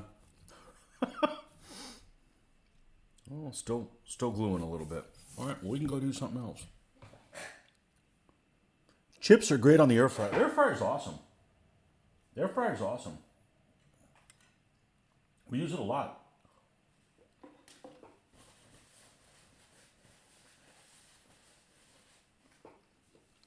And not for questionably unhealthy stuff like this. Although this isn't horrible, but I don't eat stuff like this every day. It's just, I don't feel like assembling a salad, which is what I would normally have. You love cottage cheese, and at least a couple of my friends hate it. I love cottage cheese. What do you eat it with? I like it.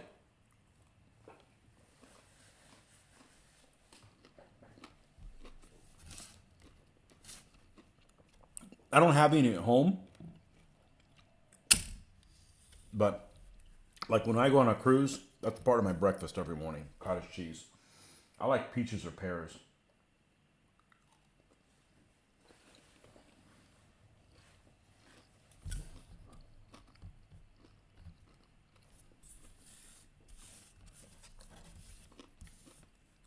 A lot of people, I don't think there's a single thing that I don't like eating because of the texture that it has. I'm not like, I don't like tomatoes. I don't like the texture. I'm like, what texture does tomatoes have? It's a friggin' tomato. That's what it is. You know, and tomatoes are awesome. As long as they're not, going bad. Then there's, bad news. But I know lots of people that don't like tomatoes. But then they're ketchup lovers. And I'm the opposite.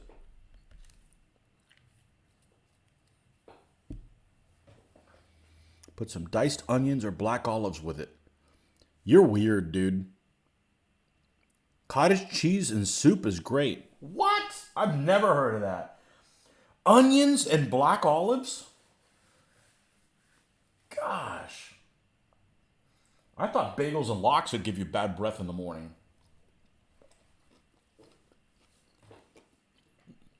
I don't mind bagels and lox. I just don't want to eat it in the morning. Good morning. Oh. I've never heard of onions with cottage cheese. See, cottage cheese for me is like a dessert item. So fruit things or dessert type things go with it, and how I've ever eaten it. Afraid I'd lose you with that. Yeah, it's weird. I've never heard of it.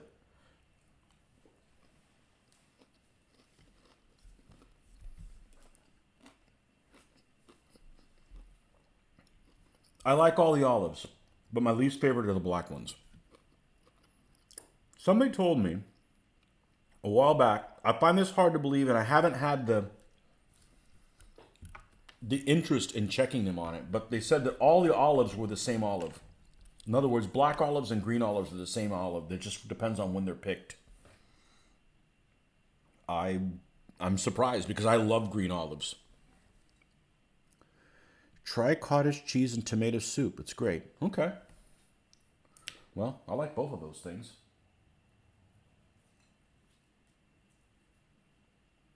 I'm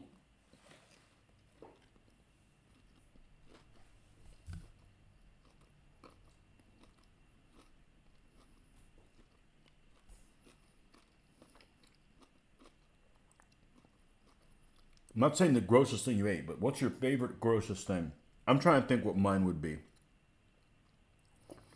And it's funny because I wouldn't consider cottage cheese gross.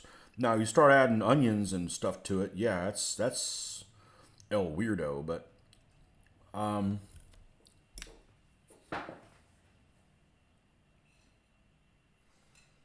had a grandmother that made tongue one time, and it was okay, but it didn't, I'll be honest with you, it didn't look like a tongue.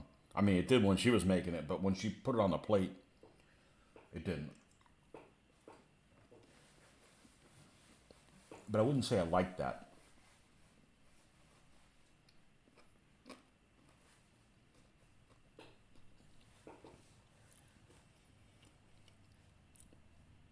if we can do warm cottage cheese. Part of the appeal to me is when it's super cold, exception of lasagna, of course, but it kind of gets lost in there. Really? Cottage cheese and lasagna? I thought it was ricotta.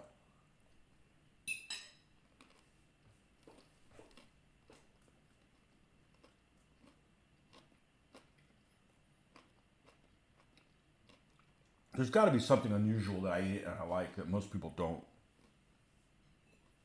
I just can't think of what it is right now.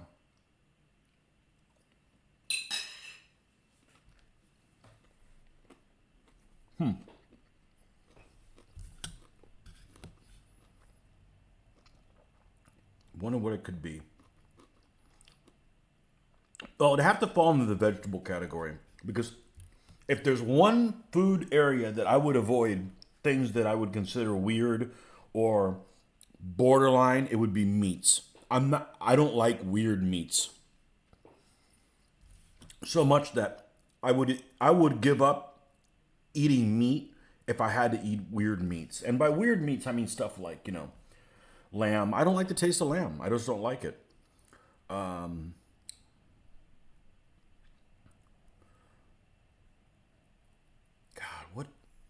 There's got to be something out there. Vegetables, I'm not scared of vegetables. Vegetables can't hurt you.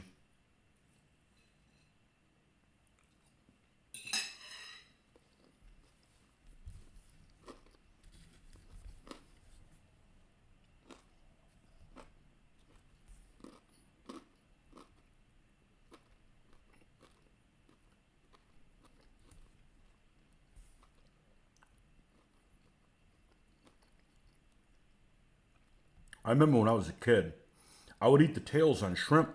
My folks didn't tell me. They wouldn't stop me. I mean, I guess nothing happens, but I love shrimp. But I didn't know you couldn't eat the tails when I was a kid. I was like 6 or 7 years old. I didn't know. My air fryer died a month ago and it sucks. I now have to bake my French fries. Ooh. Actually, not true. If I eat corn,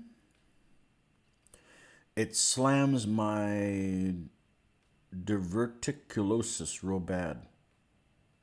That's an intestinal thing, isn't it? Was that like mild Crohn's or something like that? Everybody's got something.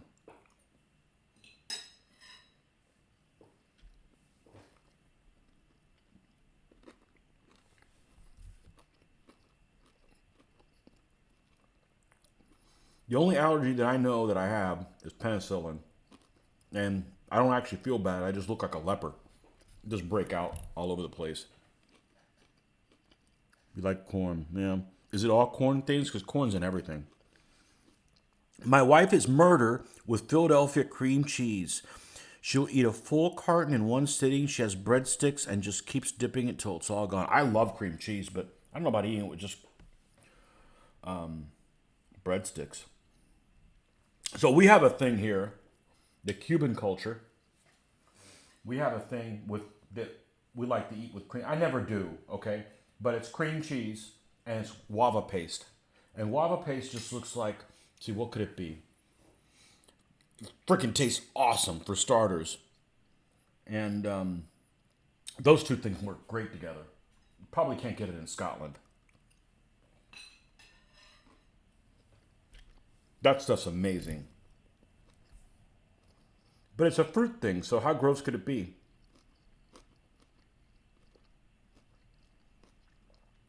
Fruit's good for you, man. Fruit's awesome.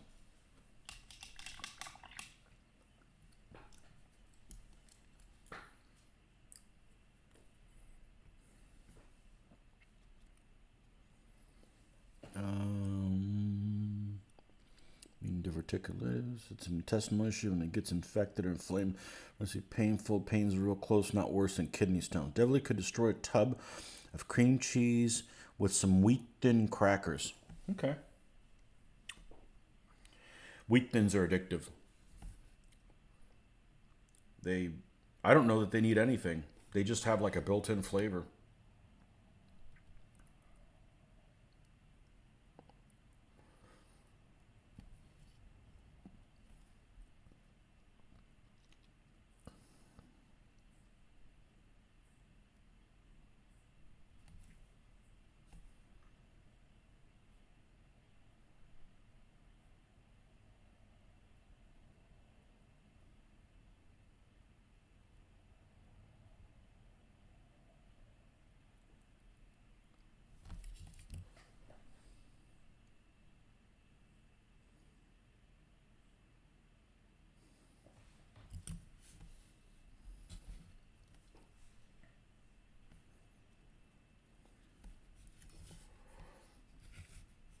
I'll probably come up with something in a week, and I'll be like, oh yeah, that thing that I like to eat that people find weird.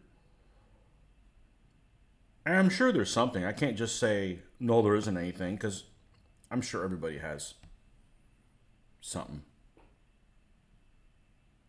There was a time that I would eat fries with mayo. Not like all of it, but put a little bit of mayo on the corner and then dip. But mayo's. I don't have a problem with mayo. I just don't put mayo on things because it's like I don't need that in my life. That's like extremely bad for me.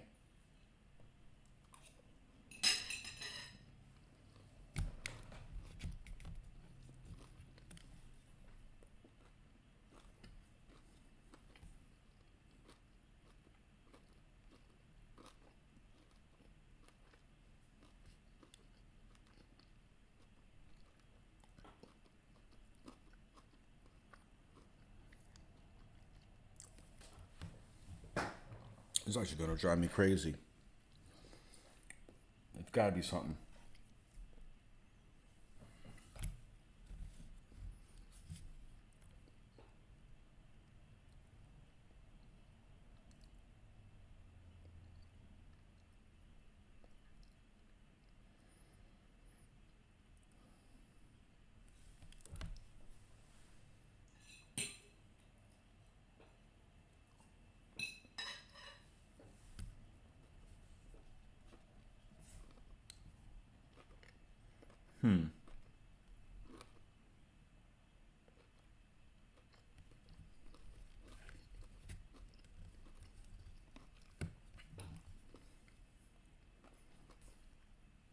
How about stuff you OD'd on you can't stand anymore?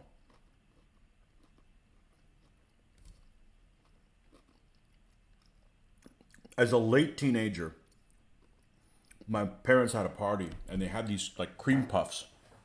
So just imagine almost like a donut hole, right?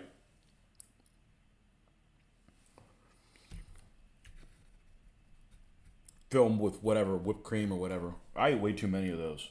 I can't stand them. Easy enough thing to avoid. Nowadays, not like they're gonna, they're everywhere. She also had growing up, my mom would make these little chicken cordon blues or whatever. I can't stand those things.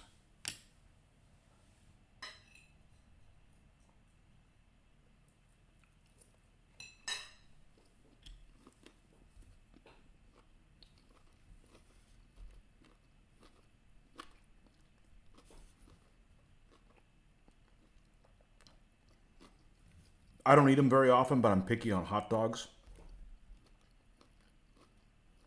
Some hot dogs just taste weird. Lips and assholes.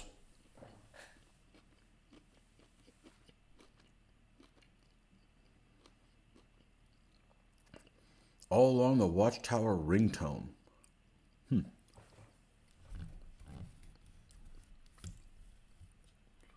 What did he die from? OD on something? I know he died well before his time.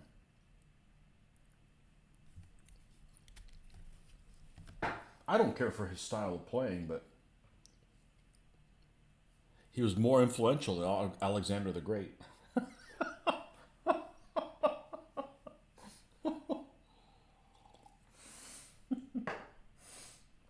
I don't know about that either, but barbecue lays. Oh, you know what I love? Mesquite chips. Anything mesquite flavor, holy crap, it's good.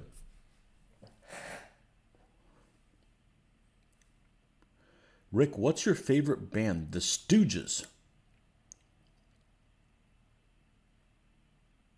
Never heard of the Stooges. I've heard of Iggy Pop. Iggy Pop's all over the place, like as far as chaos, but I don't really care for chaotic music, but I'm not going to knock anybody's musical styles because you get exposed to affected by, what you grew up with listening to and some people your folks, not in my case, but what time you grew up in.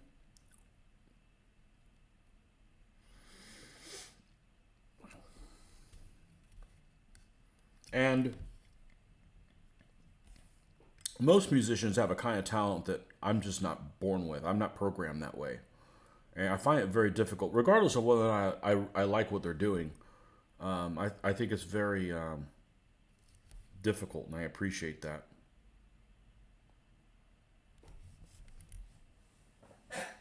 Your grandfather was into pickled herring. He would eat a full jar at a time, then drink the vinegar when the fish was gone. Oh, man. He apparently died from inhaling vomit from drinking. Ah, so he pulled a... Didn't John Bonham go that way? Or I'm thinking of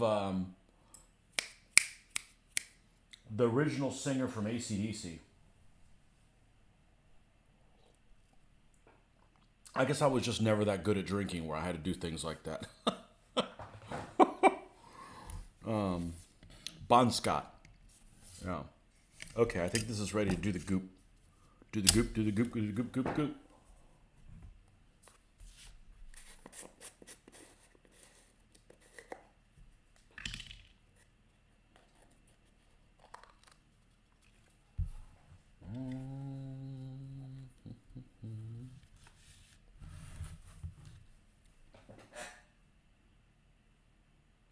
You never tried eating pig's feet.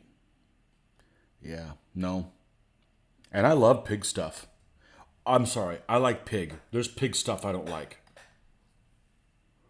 And if I had to kill my own piggy, I'm not eating them. They're cute. Especially when they're little. They're real cute. But man, they're real tasty too. They're a tasty bastard.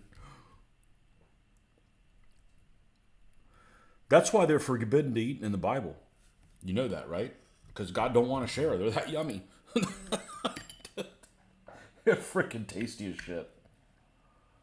But, you know, I'll be honest with you. If I had to kill my own animal to eat them, I wouldn't do it. Now, fish, I'm not sympathetic to fish, you know. But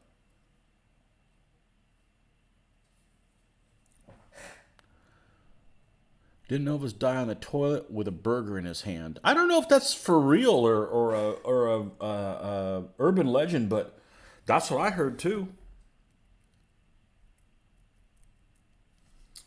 That's what I heard too. Listen to the Beatles, Rolling Stones, Who, Led Zeppelin, Pink Floyd, The Animals. I'm not sure I know who The Animals is. Tom Petty. Hey, Tom Petty's from my town. And I actually, when he was alive, I didn't care for him too much. They just, every time I went to a party in college, they always played Tom Petty, Jimmy Buffett, and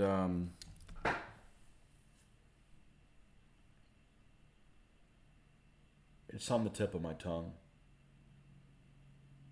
Steve Miller. I don't like Jimmy Buffett. I've gotten to the point where I don't throw up if I hear it, but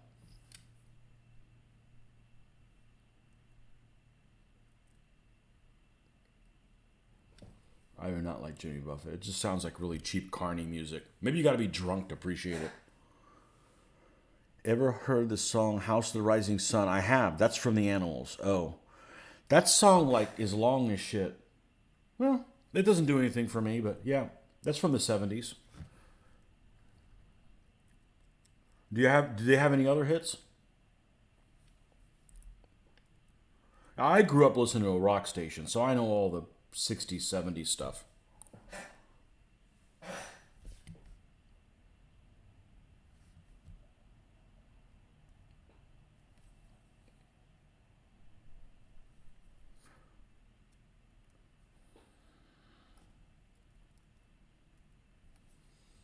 I grew up listening to rock music before grunge. Not a grunge fan. There's some grunge things that are okay, but as soon as I turned 21, that's like all there was. Like let's go to a concert. Oh, it's all grunge stuff. I'm like, crap. Oh well. Shit happens.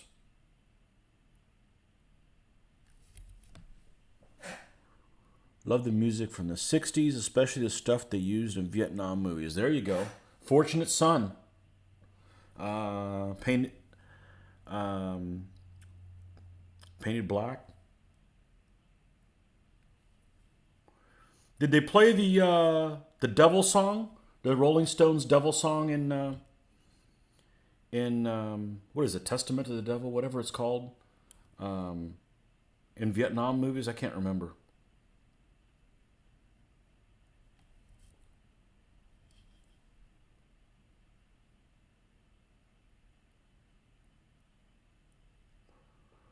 I'm not a fan of CCR, but that song kicks ass.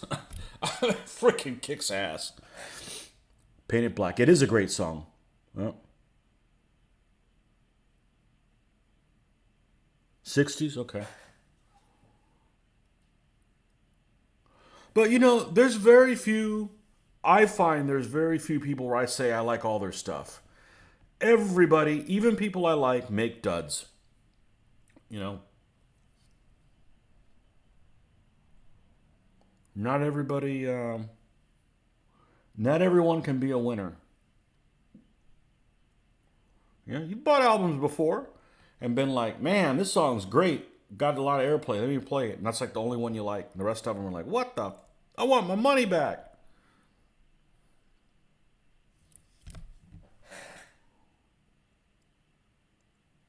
Sympathy for the devil. That's what it is. Not to be confused with The Devil Came Down to Georgia. Which, by the way, is an awesome song if you hear it at a dueling pianos place. That is freaking kick ass when you got two guys on pianos and know what the hell they're doing. That's pretty cool.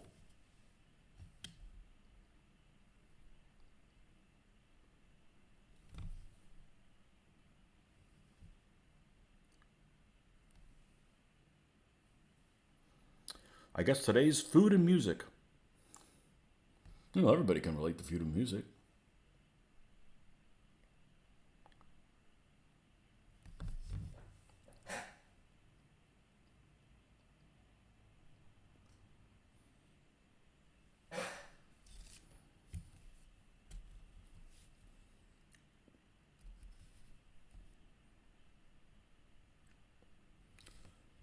All right. Ready for this one? Because we're on a roll, I guess. We're all hanging out together. Works for me. What is... It's got to be popular. It can't be just some weird shit, because there's weird shit everywhere that's no good. A song that most people like and you can't stand. I'm not going to say a band because, like I said, there's people, you know, there's stuff that you like. And it can't be, you know, like Captain and Tennille or some freaking thing that nobody likes, you know. Uh, that came out of left field. But, you know, what is a popular song? And I don't know about current day because I don't know what the hell people are listening to these days. But what is a song that everybody just freaking went crazy for? And you're like, if they play that one more time, I'm going to snap.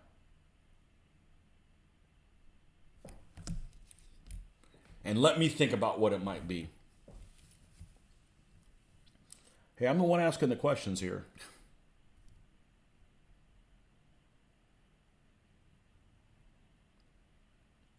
If you're into music, there's a guy who has, well, there's lots of guys that have music channels on YouTube.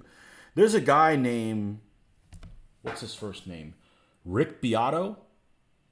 And he's from somewhere up north.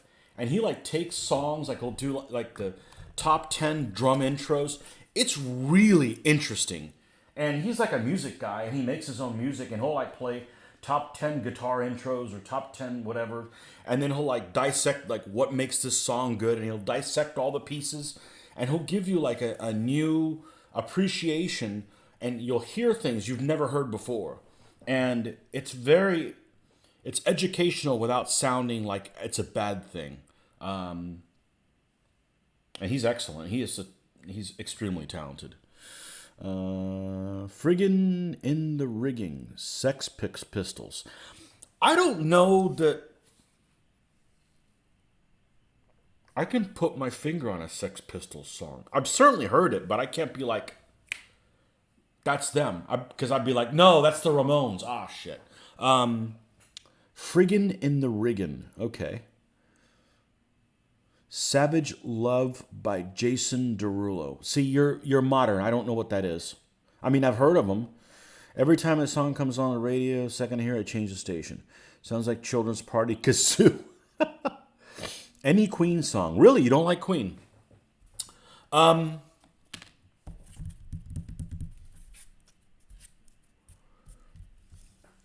Queen is really interesting because they're all over the place. They can do lots of different things, and that's, while I may not like that all the time, I appreciate that they're not like pigeonholed into one thing, like AC/DC. Maybe they're the opposite of AC/DC. I like a couple of the Queen songs.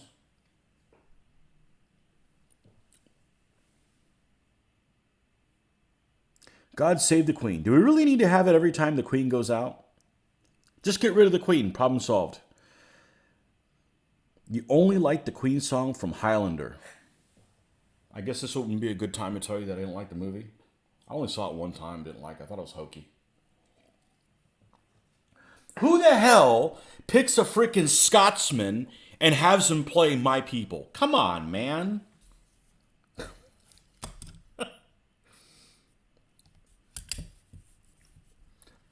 One of my best friends loved that freaking movie. Loved it.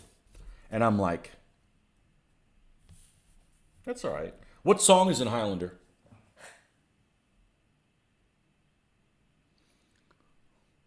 Oh, no, but smirching the Queen.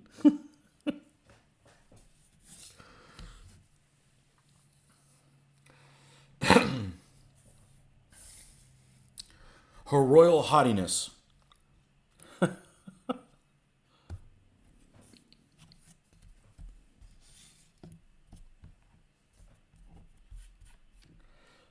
Not a fan of having a queen. Although the Queen of Spain is freaking hot. But I still don't freaking, you know. I'm a fan of meritocracy.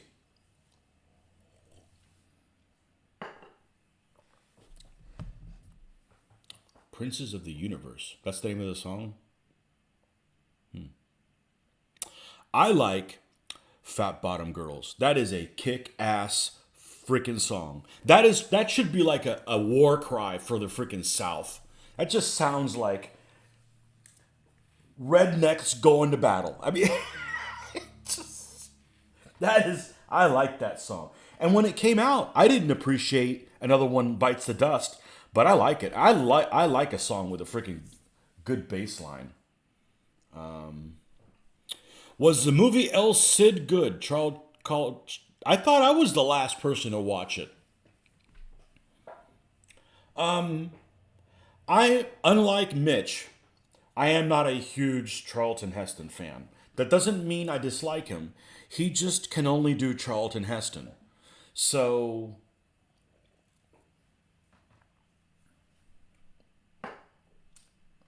and I'm not a huge Sophia Loren fan, so it's okay. It's worth watching once. Don't watch it for the heraldry. I never saw it because they never played it on TV, and it's one of those rights things. You couldn't find a copy of it or something like that, but you should definitely watch it once. I thought it was a little slow. Hammered to Fall 1. Hammered to Fall, one of Queen's better songs. I'm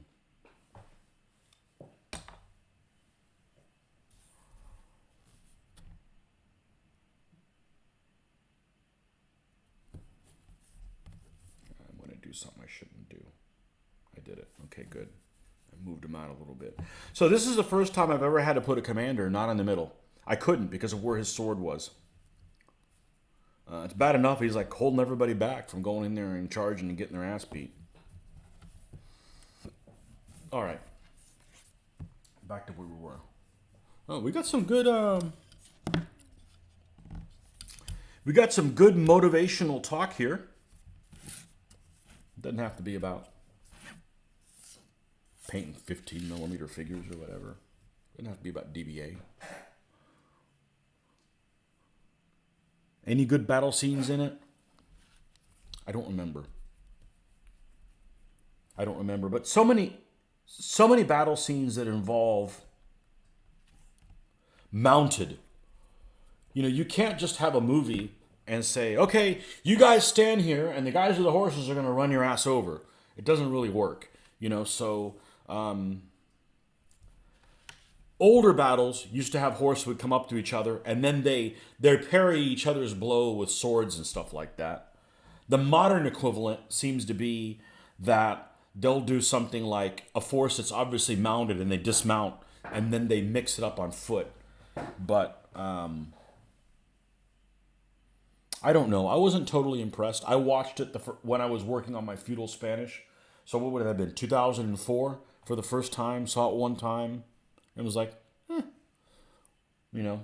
Everybody raves about it. I don't know why they rave about it. Maybe because it's kind of unique. I don't dislike Charlton Heston. I just think he's just kind of limited. He does him, you know. And he makes no attempt to be someone else. And most actors are that way.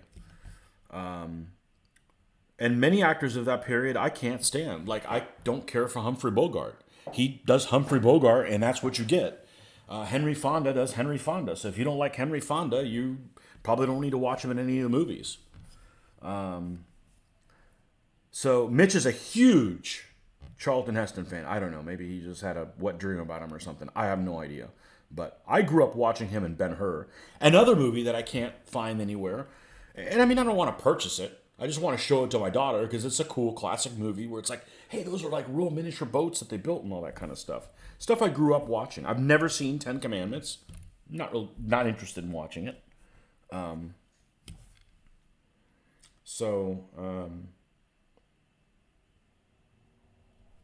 You should watch it. But, I mean, I love the Reconquista period. I just don't think was cast well. But then, back in those days, people weren't cast well. You know, it was just one of those things that just didn't happen. You know. I'm surprised you haven't seen it. I thought I was the only one that hadn't seen it. And the only reason I hadn't seen it is it just didn't come on. You know, when I was the age of seeing it, it was like, okay, they have it on TV? Yeah, okay, well, you can see it.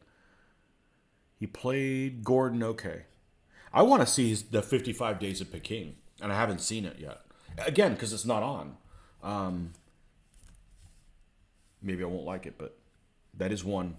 That is one of his movies that I have not seen that. And I saw him in the Gordon movie. I haven't seen him in that many things. Ben-Hur, watched that a bunch of times.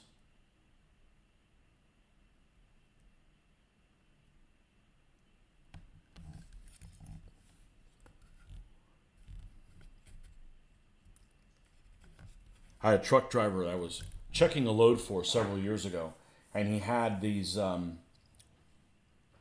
caps that he puts on his hubs. Okay, so you've got nuts that go on, you know, on your hub on a wheel, and there's caps that they make on them that make them look fancy, and they look like spikes. And I'm like, oh, I should call you Masala, and the guy didn't get it. I'm like, you never seen Ben-Hur? He's like, no. I'm like, how can you never have seen Ben-Hur? So, Braveheart had some really good battles. English cavalry running up into the flame pits, trying to charge home the Scots pike. Every time I see Braveheart, I always ask where Stirling Bridge is. Another one of his I haven't seen is 55 Days. I think it could be cool. Yeah.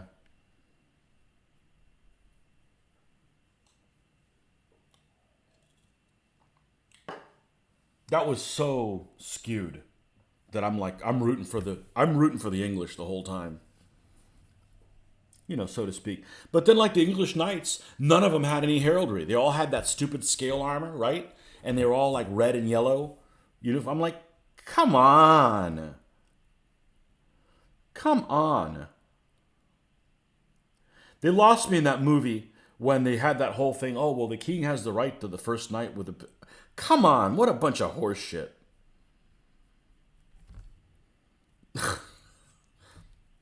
What a bunch of horse shit.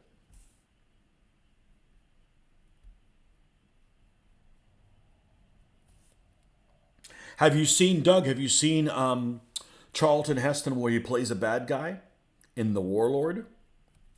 That's a unique cast for him, where he plays a Norman lord. That was an interesting. He loved doing historical roles. We would too. The Warlord is is interesting because of yeah, he's a bad guy, if I remember correctly.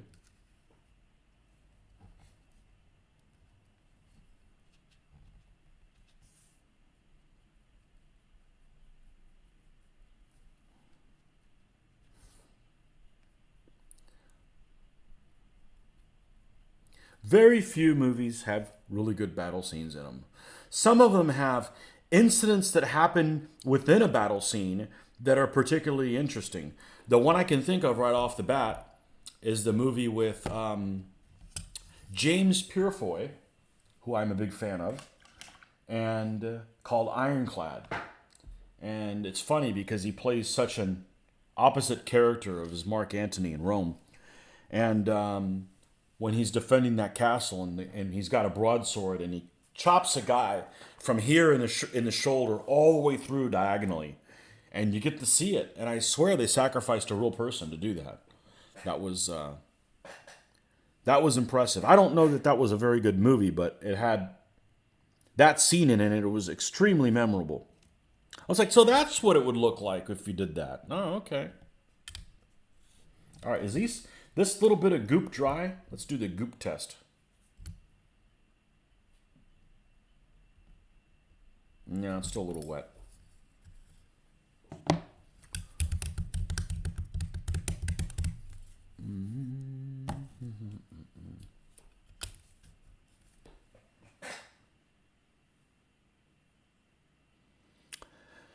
If I had to cast myself in any historical role, what would it be? Oh boy, Russians trying to save the planet? No way. There's a film you meant like Russians getting taken apart after firing on aliens. What? I hate aliens. Aliens are not believable. To me. Some people just want to believe in them. Go right ahead. Show me one. But.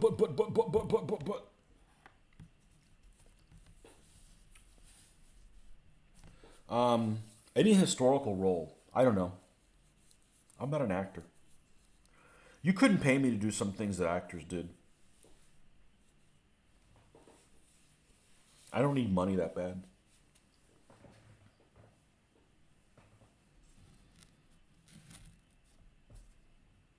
I know a guy who does acting as a hobby. You know, I don't think he makes a living off it. And honestly, I think it's pretty cool. I think it's cool. I've done plays in high school. I think it's pretty neat. As long as you're not doing something self-deprecating or, you know.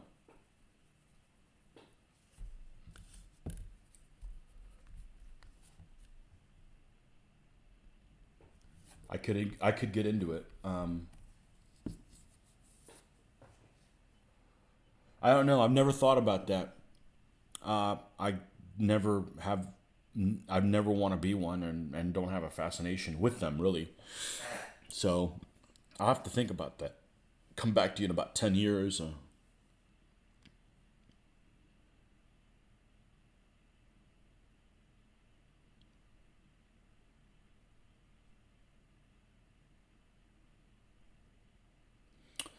Believe if we're the only sentient life forms in the universe, that is a huge waste of space. We don't know. There's some things we're never going to know. It's a very good Indian film based on a true story where 30 Indians had a fort for the British against thousands of Afghans in a fort pass. I don't worry about alien life forms. if there are alien life forms, and I mean, stuff on our level, right, or more advanced, thinking, civilization creating ones, the odds that someone would portray them in the correct way that if we ever encounter them, they are, is like lunacy. Like, what makes you think that they would be bipedal or humanoid like? Or I don't have a fascination with that. I never have.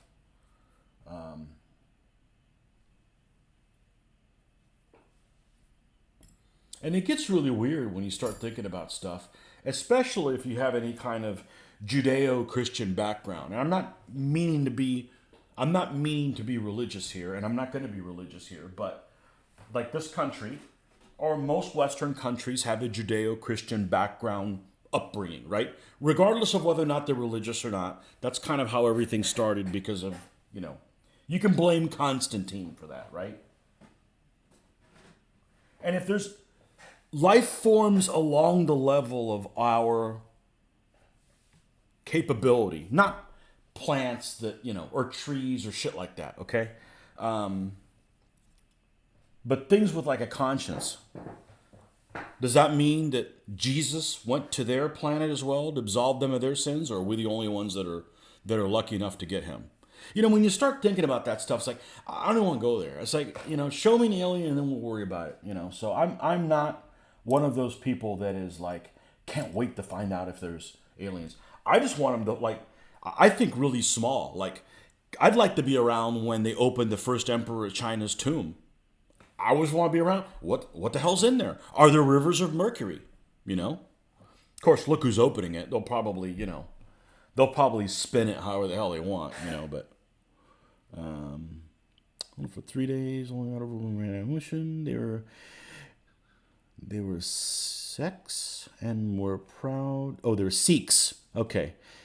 They were proud of their duty and proved the British under. Yeah, Sikhs were badass fighters. You're fascinated with the vastness of the universe. I'm not. I would answer that question, but I really don't want to offend anybody. Yeah. Okay, don't answer it. Where's this article? I want to read this to you. It's not an article, but this is one of the things that I hate. And this is not religious. This is science-based. And I don't hate science. I just think that people create shit and make you worry about crap. It's like, oh, you think you're scared of stuff now? What about this? Let me go on the internet, and I'm going to do a quick search, and I'll read you the title of this article. And this is the kind of horseshit I hate. And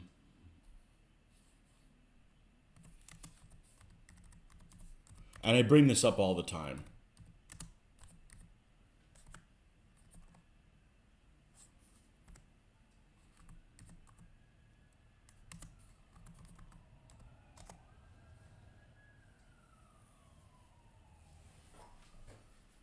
Okay. Here's the title of an article, and I'm not looking at my screen right now. I'm looking at this screen. Astronomers, this is 4 years ago. Let me click on this. And this is an article for people that just are in dire need of believing in shit. A mysterious object 1 billion light years away is sending out a heartbeat radio signal from deep space. Do you have any concept of what 1 billion light years is? No, it's not fathomable. Assuming they're correct, it's not fathomable. You're telling me that the human race that does not know what's at the bottom of our own oceans even has a clue about something that is 1 billion light years away? So if something traveled the speed of light, it would take longer to get here than humans have existed on the... No, just stop. Just stop, It's just those clickbait articles. All the time there's shit like that. It's like, what, you don't have anything to... Tell me what color shields the freaking legion of Capricorn that the Romans did and they had in Dacia used. Oh, we don't know that. Well, screw you with your 1 billion light years away crap. Yes, everybody understands 1 billion light years. It's not fathomable. There's no way that There's no way that you have a clue what's happening at that distance. We can't find out what happened to Jeffrey Epstein, and you're worried about that? Come on. Come on.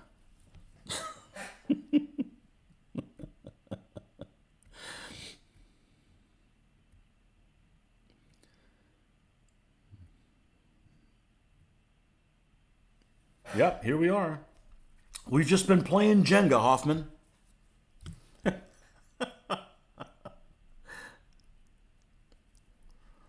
That'll have to wait until we get back from Historicon, unfortunately.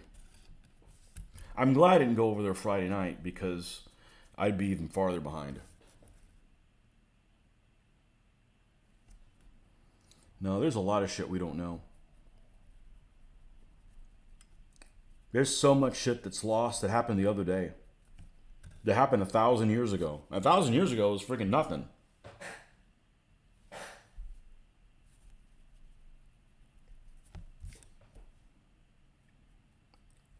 So I'm inquisitive about things. I'm not inquisitive about stuff like that.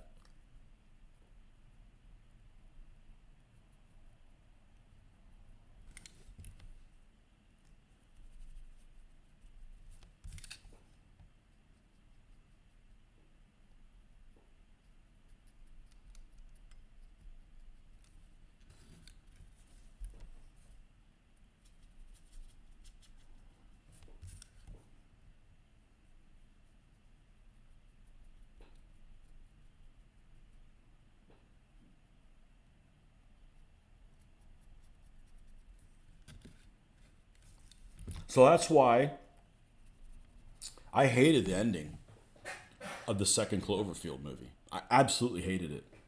The rest of the movie, 95% of the movie was pretty cool. And I thought John Goodman did a great job. But that's my kind of movie. You know, somebody's held against their will kind of thing. You know. Obviously, the guy that does it needs to pay needs to pay for it. It's not like you get to get away with it, you know?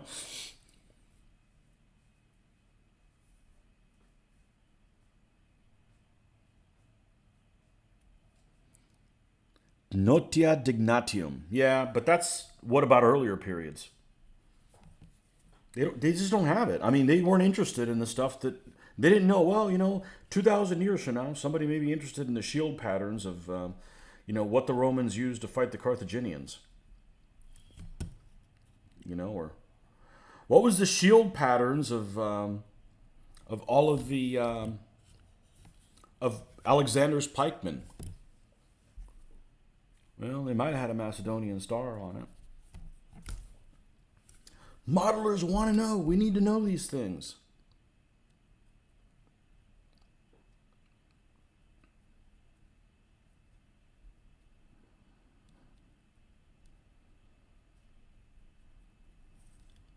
So I hear space stuff, I just tune it out. I'm like, whatever. You guys don't. Can we conquer this planet before we're worried about all the other ones?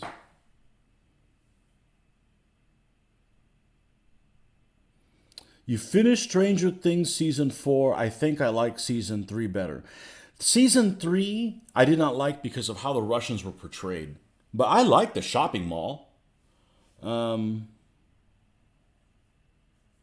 I hated, in Season 3, I hated, is his name Billy?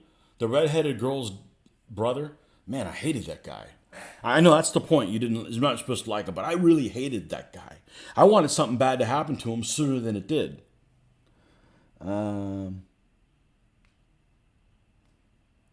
Yeah.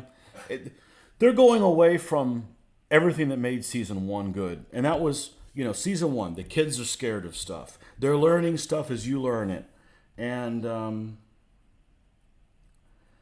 man, Will's brother is worth at least the show does not promote it's okay to do drugs. It's definitely kind of like if you do drugs, you're gonna end up like one of these dumbasses without a working cell in their forehead.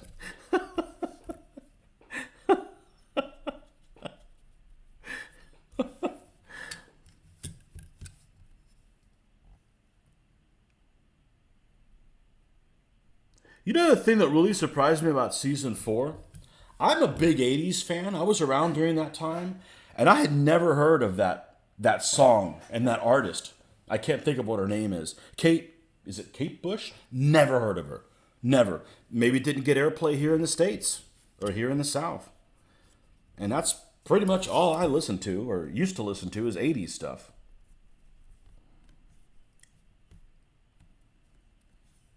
Well, people are listening to her now, thanks to that show.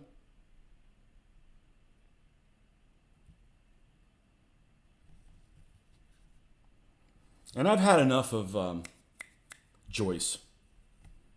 She just sits around with her mouth agape, just like wondering how she drank all the wine or something like that.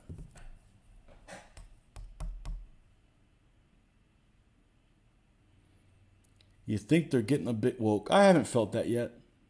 That sword Hopper used at the end of season 4 was stupid. Yep. Season 5 looks like it will be cringeworthy. It's getting cheesier every episode. Waiting for Will to finally come out of the closet and admit he loves Mike. Yeah, they're dragging that on too long.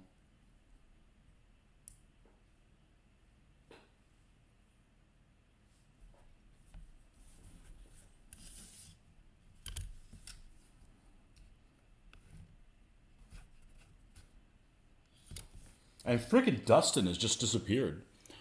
I mean, Dustin was like one of the best characters in season 1. Or most memorable characters in season 1.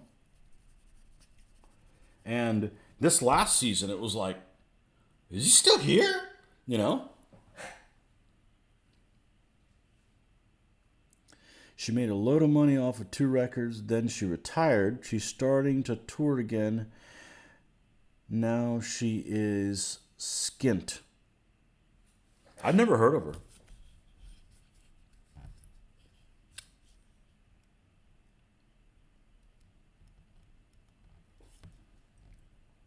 Maybe just didn't get much airplay in the area that I live in. Could be that.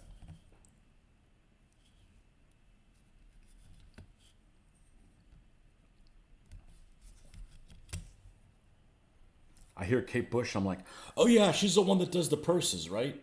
Oh, no, that's Kate Spade. What do I know? You know?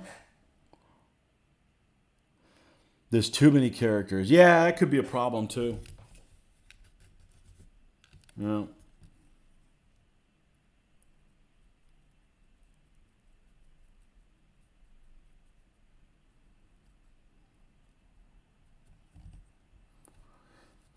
I'm not really liking how it turned into that who the bad guy is. That's kind of lame, you know? It's just kind of lame. Another show with shitty villains. Here we go again.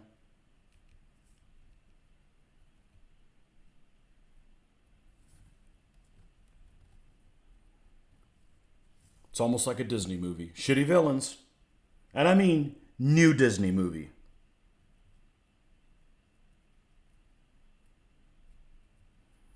Oh, it's just somebody that was misunderstood.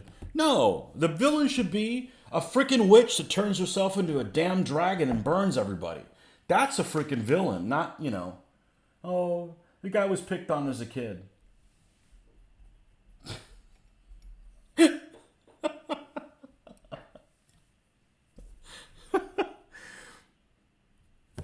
Oh, well.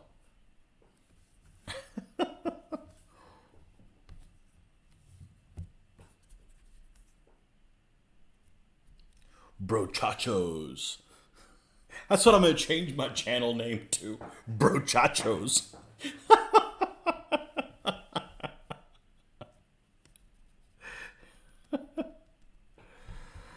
Oh, man.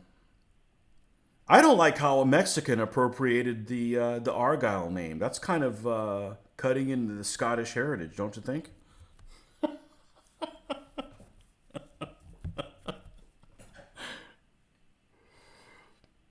Any good historical shows lately? You just don't. They don't. I don't know.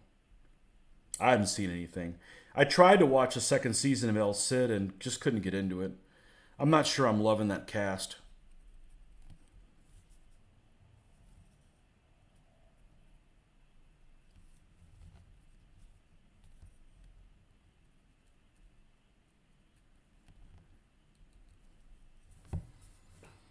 Brochachos.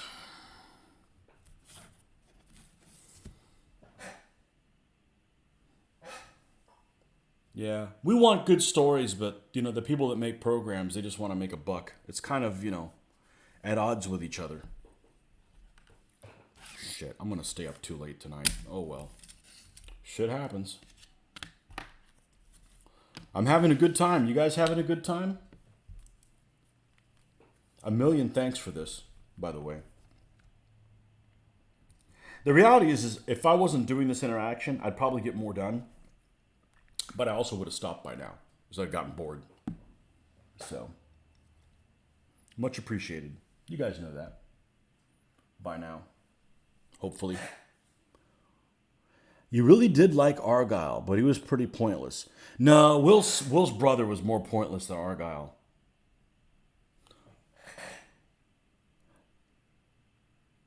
Poldark is good Hoffman. Poldark. You know, Sid has a show. I've only seen the old movie with the guy that has the butt chin. That sounds like.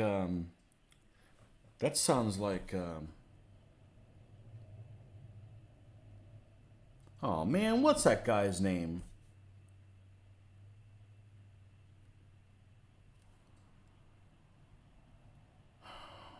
Kirk Douglas. Kirk Douglas butt chin. He's not in that. No, there's an Amazon show called El Cid. It's on season 2. And it's all right. It's not super captivating.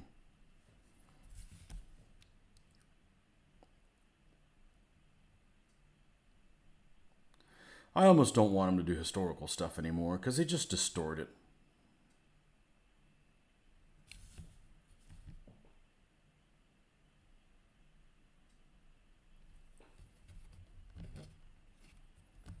I don't know when they're coming out with the next Game of Thrones thing, but I probably won't watch it. Not if it's all about Jon Snow. I know people like that character, but man, I wouldn't follow him to an outhouse. He didn't have any charisma as far as I'm concerned. Kirk Douglas, there we go. Poldark takes place at the end of the American Revolution and runs up to the Napoleonic Wars. Huh. John would likely know of the shows it was made in England. Poldark sounds like a Polish detective. Who done it? I don't know. Call Poldark. You'll find out. Hold on, he's having a kielbasa right now. Sorry, that's the best. I can't do a Polish accent. I've never had to before. What about the Germans?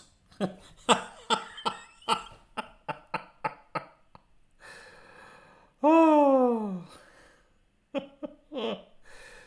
Yep. Which Mitch likes to bring up all the time. What about the Germans?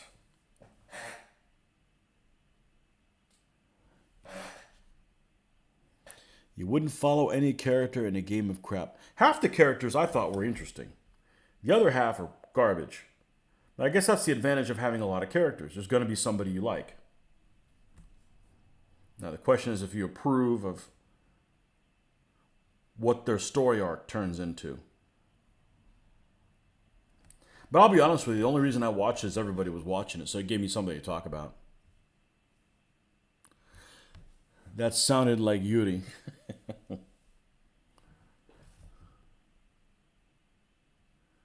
I had a guy that used to work where I work, and there was a copy of his driver's license. For whatever reason, I don't know why we had a copy of his driver's license. We had it pinned to the wall, and I'm like, yeah, your picture looks like Yuri Petrushkin, child molester, 3rd class. You know? Because he was like shaved head, scrawny ass looking. Just funny. Child molester, 3rd class.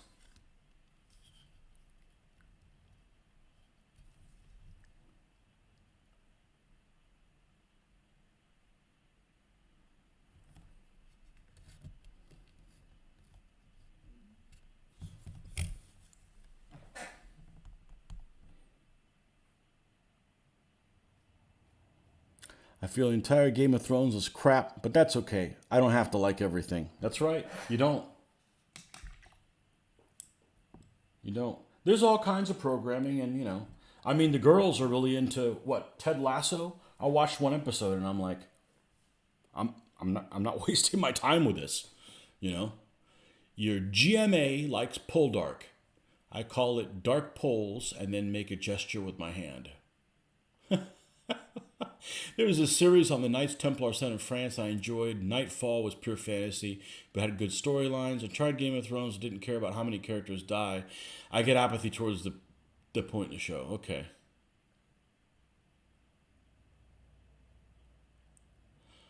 Wasn't that cold? Well, it was Kojak. With the lollipops.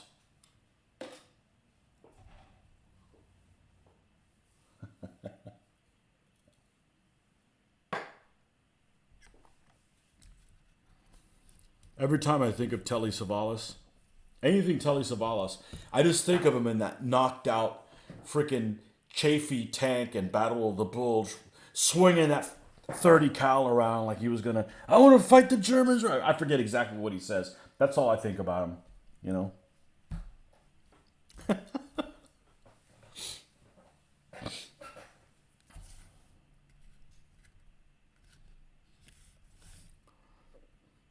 All right. Oh, we're on this. We're on this. Okay. Whew.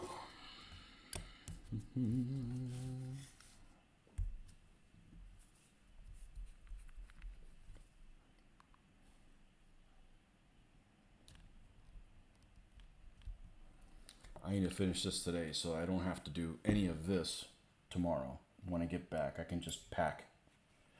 Because I got to go to bed a reasonable time, because I got to get up at 4 the following morning. And the main reason to get this done is so I can daydream about what's coming next.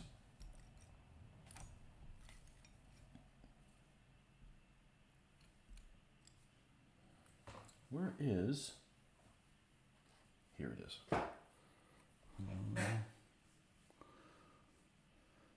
They blew up his woman. Revenge. You didn't like the remake again.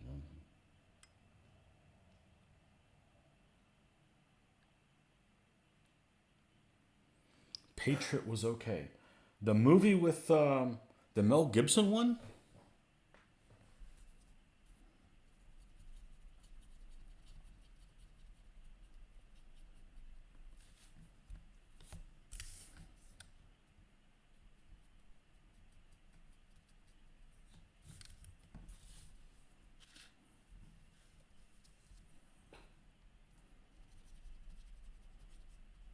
Most movies are not very good.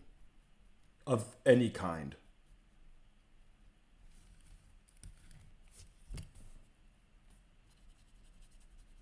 And most of the time, it's not the acting that's bad. It's the miscast or the storyline, or if it spends too much time on stuff it should fast forward and glosses over things it should spend more time on.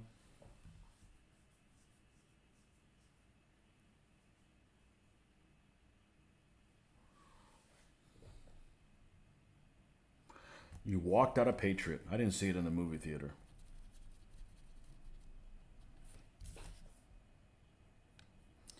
Don't they have like a revolutionary movie with, and it might be called 1776, with Pacino in it? That's got to be a bad combination. Now, I haven't seen it, but I came across it, I think, the other day, and I'm like, what?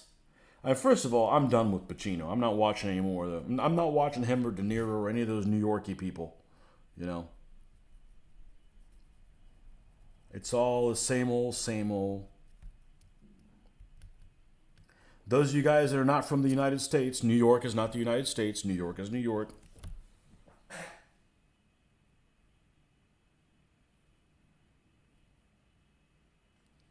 He creeps you out.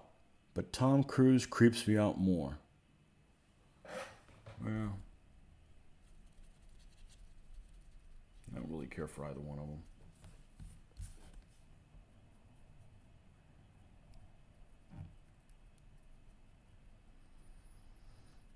I'm generally not interested in watching anything Tom Cruise is in, so no big loss there.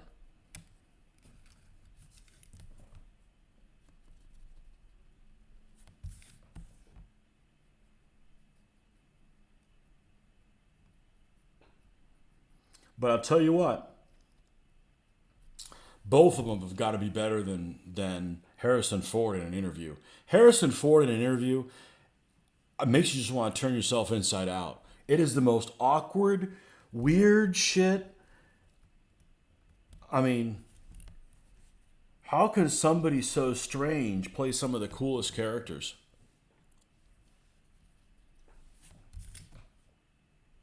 It's painful. It's painful to watch.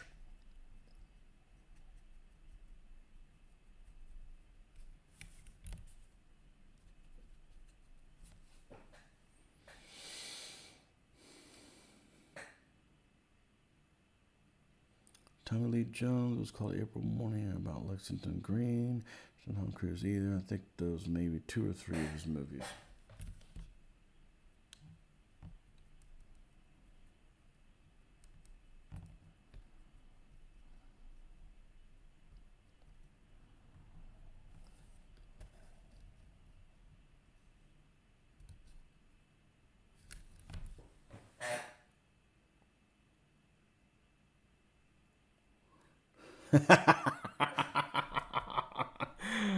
Oh man, I have no interest in watching that new movie.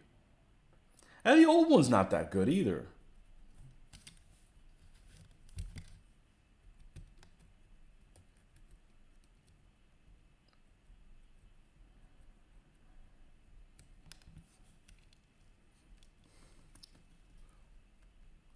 You liked Valkyrie, even though nobody had any of the right accents?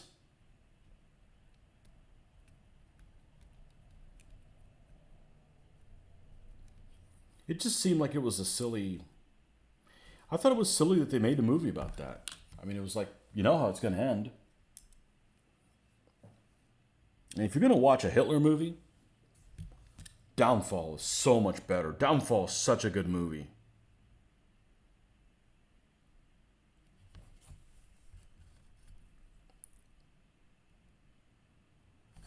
That's a really good movie.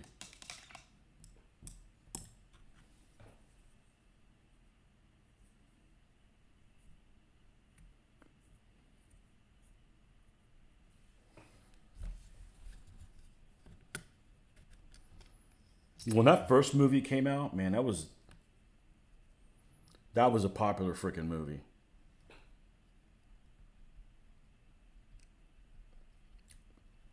I used to say "Talk to me, Goose" all the time. I don't know why. I just did. It's not that I've watched that movie that many times. I don't know that I've seen Top Gun twice. But I don't rewatch things, so probably not the best person to gauge off that. Especially now, there's new things. That's not true. That's not true. That one movie that I've seen 3 or 4 times now, and I keep forgetting. I keep forgetting who's who, so I keep watching it, introducing it to new people, and enjoy it every time I watch it. And that's Vantage Point. And I like those kind of. I mean, I wish there was more movies like that. You're figuring what's going on out at the same time the characters are figuring stuff out. I appreciate stuff like that. Interview with a Vampire was good. Really? I was forced to go to that movie way back in the day. And I'm like, no, wait, did I even see that one? I'm thinking of Lost Boys. I've never seen Interview with a Vampire. Thinking of Lost Boys, sorry. Which I didn't like.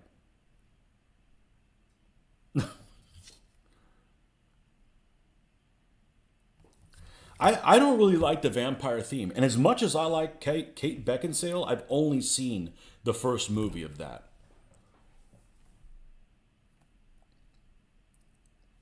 But to be honest, in my defense, she doesn't look like herself in that movie.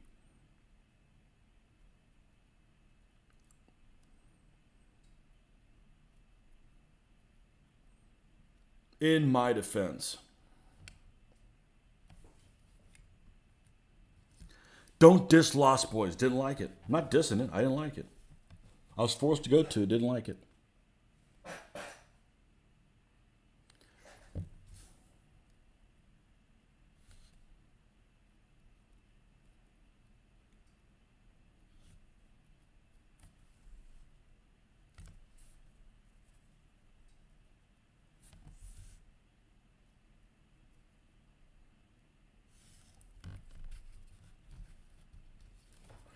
And who cast him as Jack Reacher? Once you read the books, you'd never cast Tom Cruise.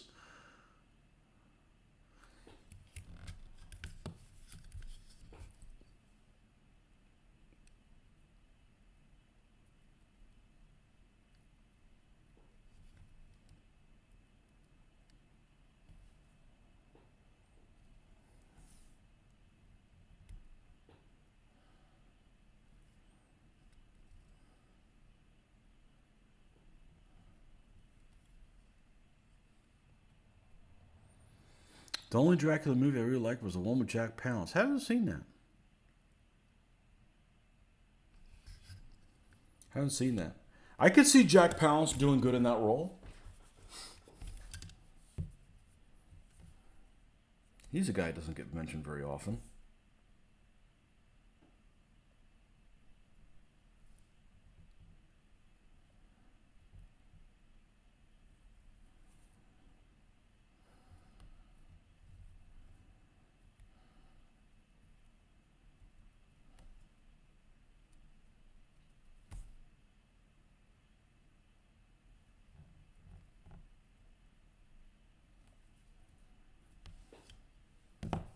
He was creepyish, kind of like Vincent Price, but in a different kind of way. In a different kind of way and in the same kind of way.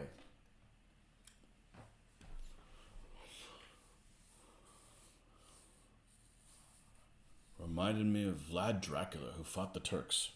Never heard of him. I only painted the army. Never heard of him. I like that one Norabeda. I think Jack Palance Dracula might have been the only Dracula with a mustache, making it look accurate. Well, I guess you're right. Can't argue with that. I'm going to go get a soda. Right back. Can't argue with that. You definitely had a mustache. And so does everybody in that damn army, too. I know, I hated it. According to Essex, anyways.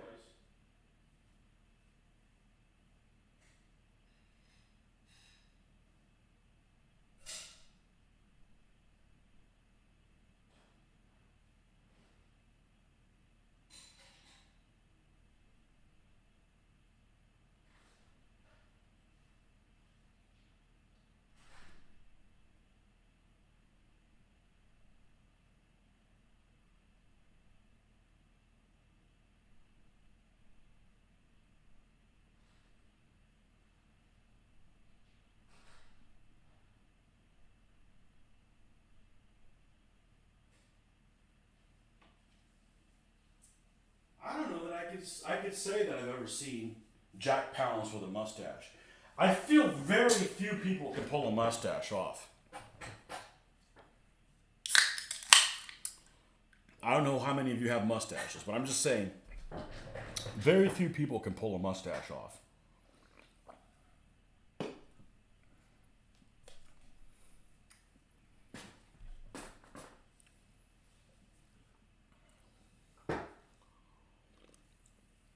Get you 7-Up.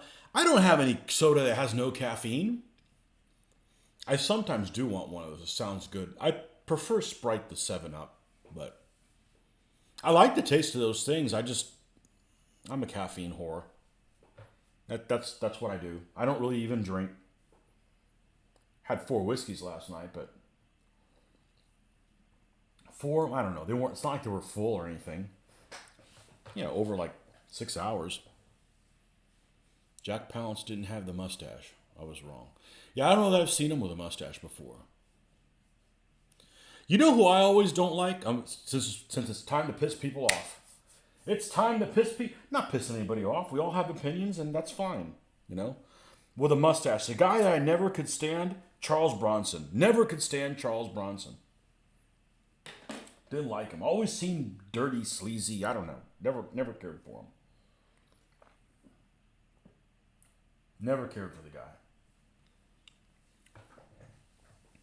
Sorry if it's one of you guys' heroes, but I didn't like him. Hey, it's a free country, or it used to be. I can't like everybody.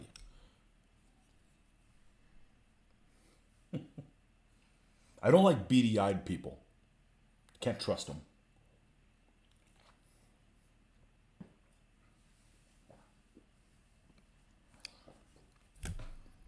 What was the show that he was with Jack Palance was on? Was it Ripley's Believe It or Not? We watched that every freaking day, every freaking day, every freaking week with a family when I was growing up. I think that was the show he was on. And he always had that delivery, like he knew who was buried under the stairs, and he wasn't going to tell you because it could be you.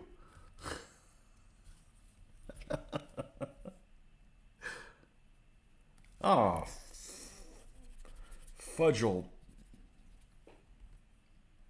got too wet.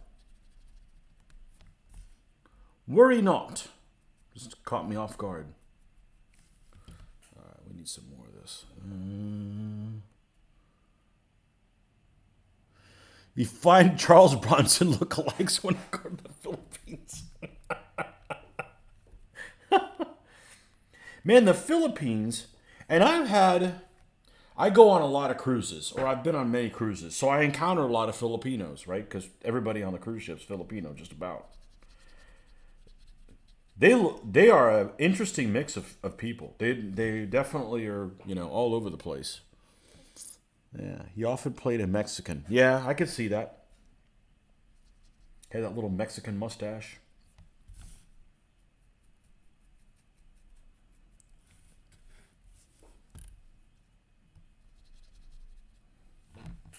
But he had that mustache and never filled in, right? It's like the people that grow a beard and never fills in. It's the people that say, "What are you doing, trying to grow a beard?" That means you're not doing a good job of growing a beard. I can grow a beard, therefore I don't need to. I'm not trying to prove anything.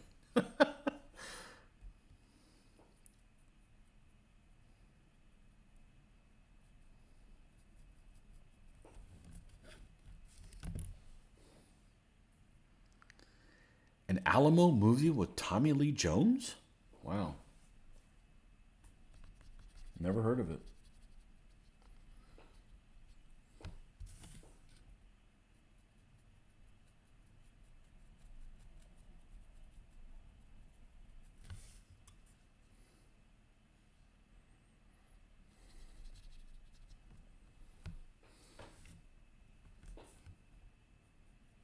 Yeah, I never heard of that one.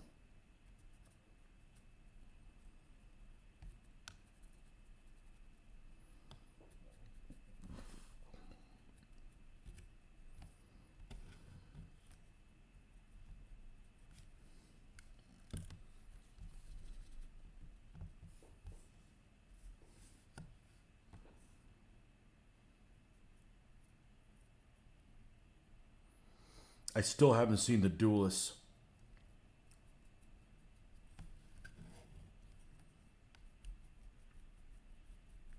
It's probably going to be a long time before I watch it. Well, unless it comes on by itself.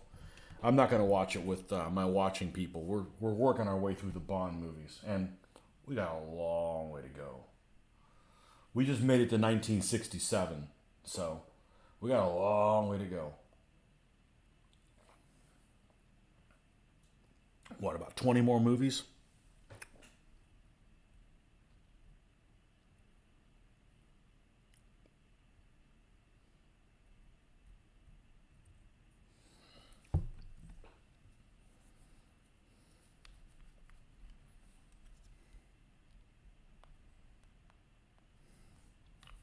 And the next one's going to be a dog.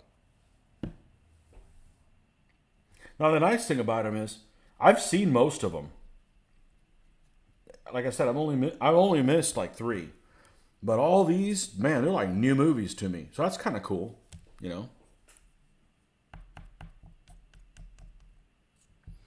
You get Tommy Lee Jones and Kevin Spacey confused. Really? Okay.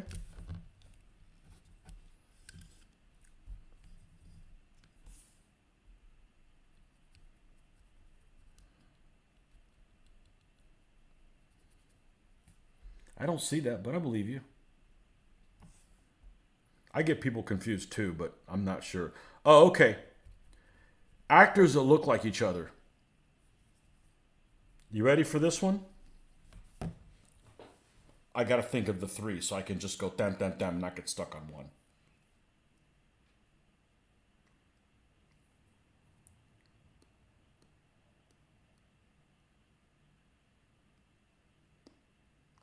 I'm stuck on one of them. On what the guy's name is. I can just picture him. He's the British guy of the three. I'm gonna look this up. This is a classic. Maybe you won't be able to unsee this after I tell you it. Maybe you've already realized it, but haven't put words to it. All right, let me go here. I know one movie that he's in. He's actually in a ton of movies, but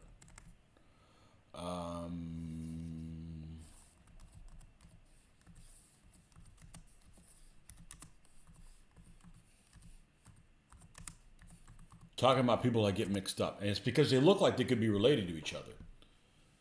Okay, you ready?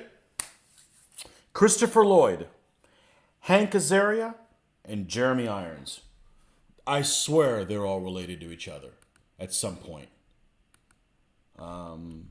If you don't know who those three people are, then maybe it doesn't work for you. But yeah, they all have some similarity to them. Facial structure.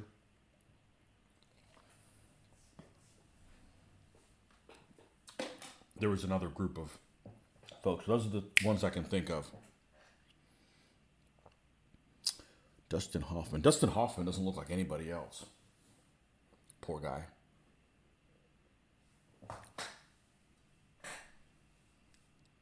Cleaning Hoffman.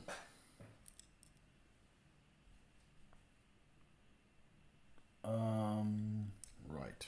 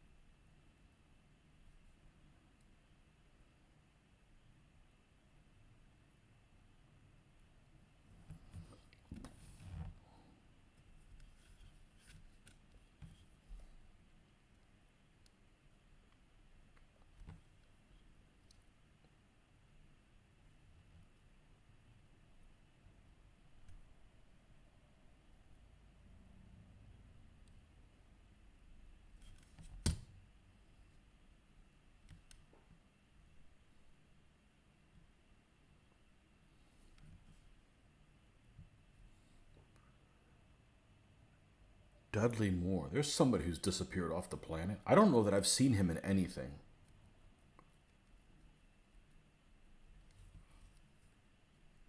Just haven't seen the stuff that he's in. Is he even alive?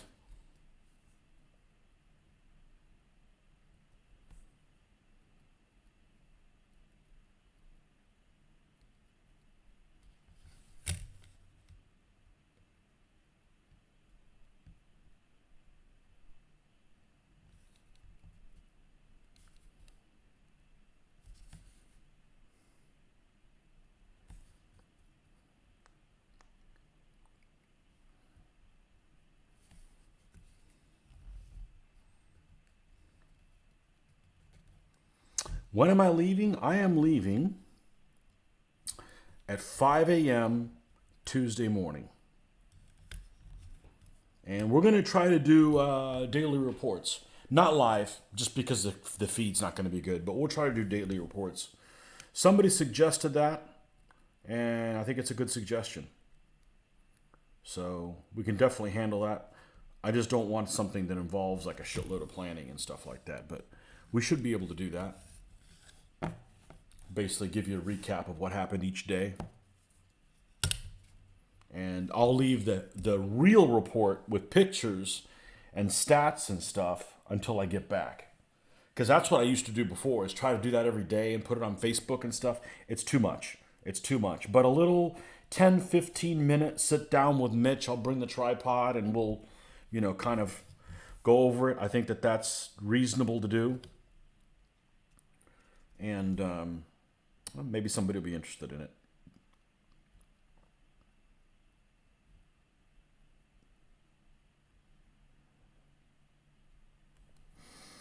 Maybe I can take some live video, whatever. I just don't think that live audio with the live video is going to work. I think there's just going to be too much background noise. And I don't have a microphone. I'm not going to buy one. I've had one and it doesn't make it any better. Not with a new phone. So. Session Monday night. Oh, hell no. Am I going to do anything beside DBA? No. No, I don't have time. I don't have time shopping. Going to the Irish bar next door. Just to have a beer or whiskey or something like that. Probably not more than one, but no, other than that, no. No, I don't think I'd go to Historicon if I wasn't playing DBA, because how do you sign up for a game in advance and maybe the people that are playing the game you don't enjoy, or the game doesn't look good, or there's just too many variables. So I go to just kind of socialize with the people that I meet once a year, and play with the toys that I worked on. Pretty much that's it, which is actually not a huge reason anymore, because Jesus, we play a lot.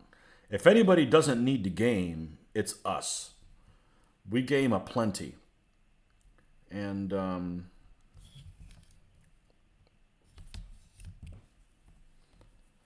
honestly, I kind of hope that there's a lot of people doing like 3D printing stuff there.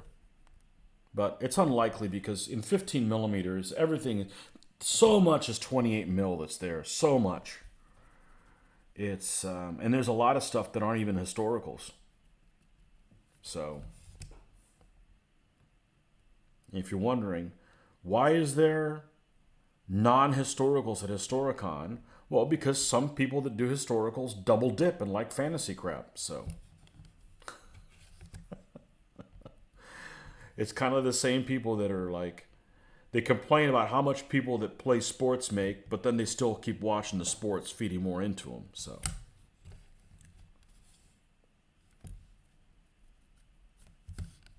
I'm just not into that stuff. But I don't have any big plans. But if we don't go and we don't run a full schedule of DBA, I don't know what I'm doing from day to day. So it's not efficient use of going up there. So,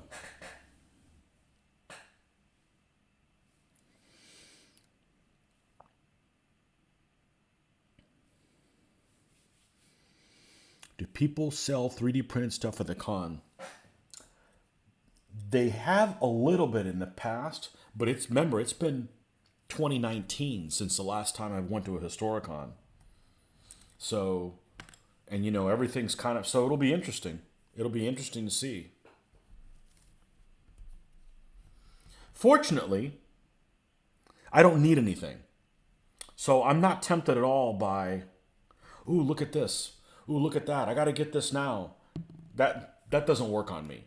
Now, if I go to the flea market and somebody's selling, I'm just going to say something from irregular miniatures that are very difficult to get a hold of at really cheap, yeah, I might buy them, Just to use that as an example, something that's not readily available.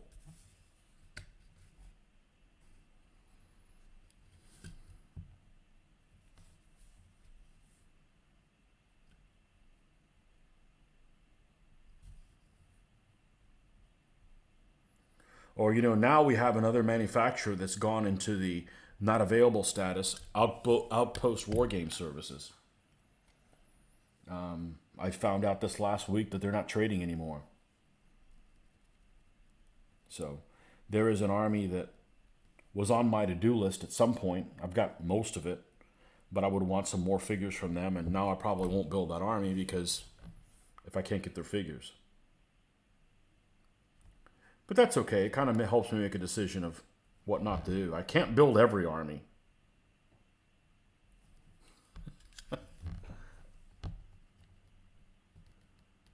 It's expensive to drink at a bar for me. You like expensive drinks. Oh. Yeah. I don't drink enough for it to be expensive. That's just something I don't get a chance to do on a daily basis. On a weekly basis. I really don't drink over at Mitch's place. He does, but I don't. It's hot as crap. Why would I want to have a drink and get even more dehydrated?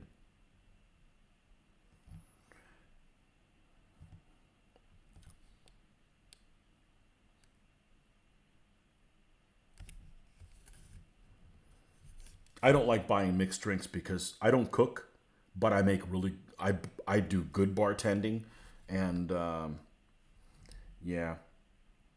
I can't stand having a bad drink. And I don't want to send stuff back. I don't want to be that guy, but, you don't know what you're doing. Don't make me go back there and start making good drinks.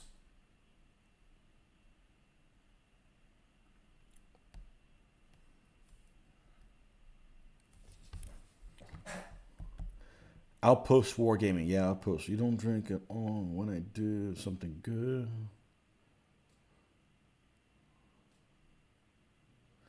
The Irish pub was good. Some liked it. Yeah, it was nice. It was. That venue was really, really nice. That's how it should be. That's how it should have always been. What lines of miniatures did they have? Yeah, because I think their website's closed. They had all kinds of shit. They had Comnenian, Byzantines, Burmese, Central Asian Turks. I'm just gonna name off the things that are unusual they had.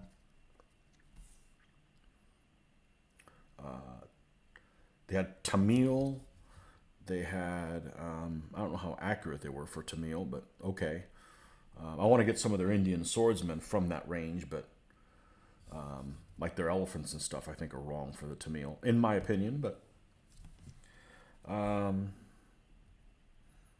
Tang Chinese, Tang Shui Chinese.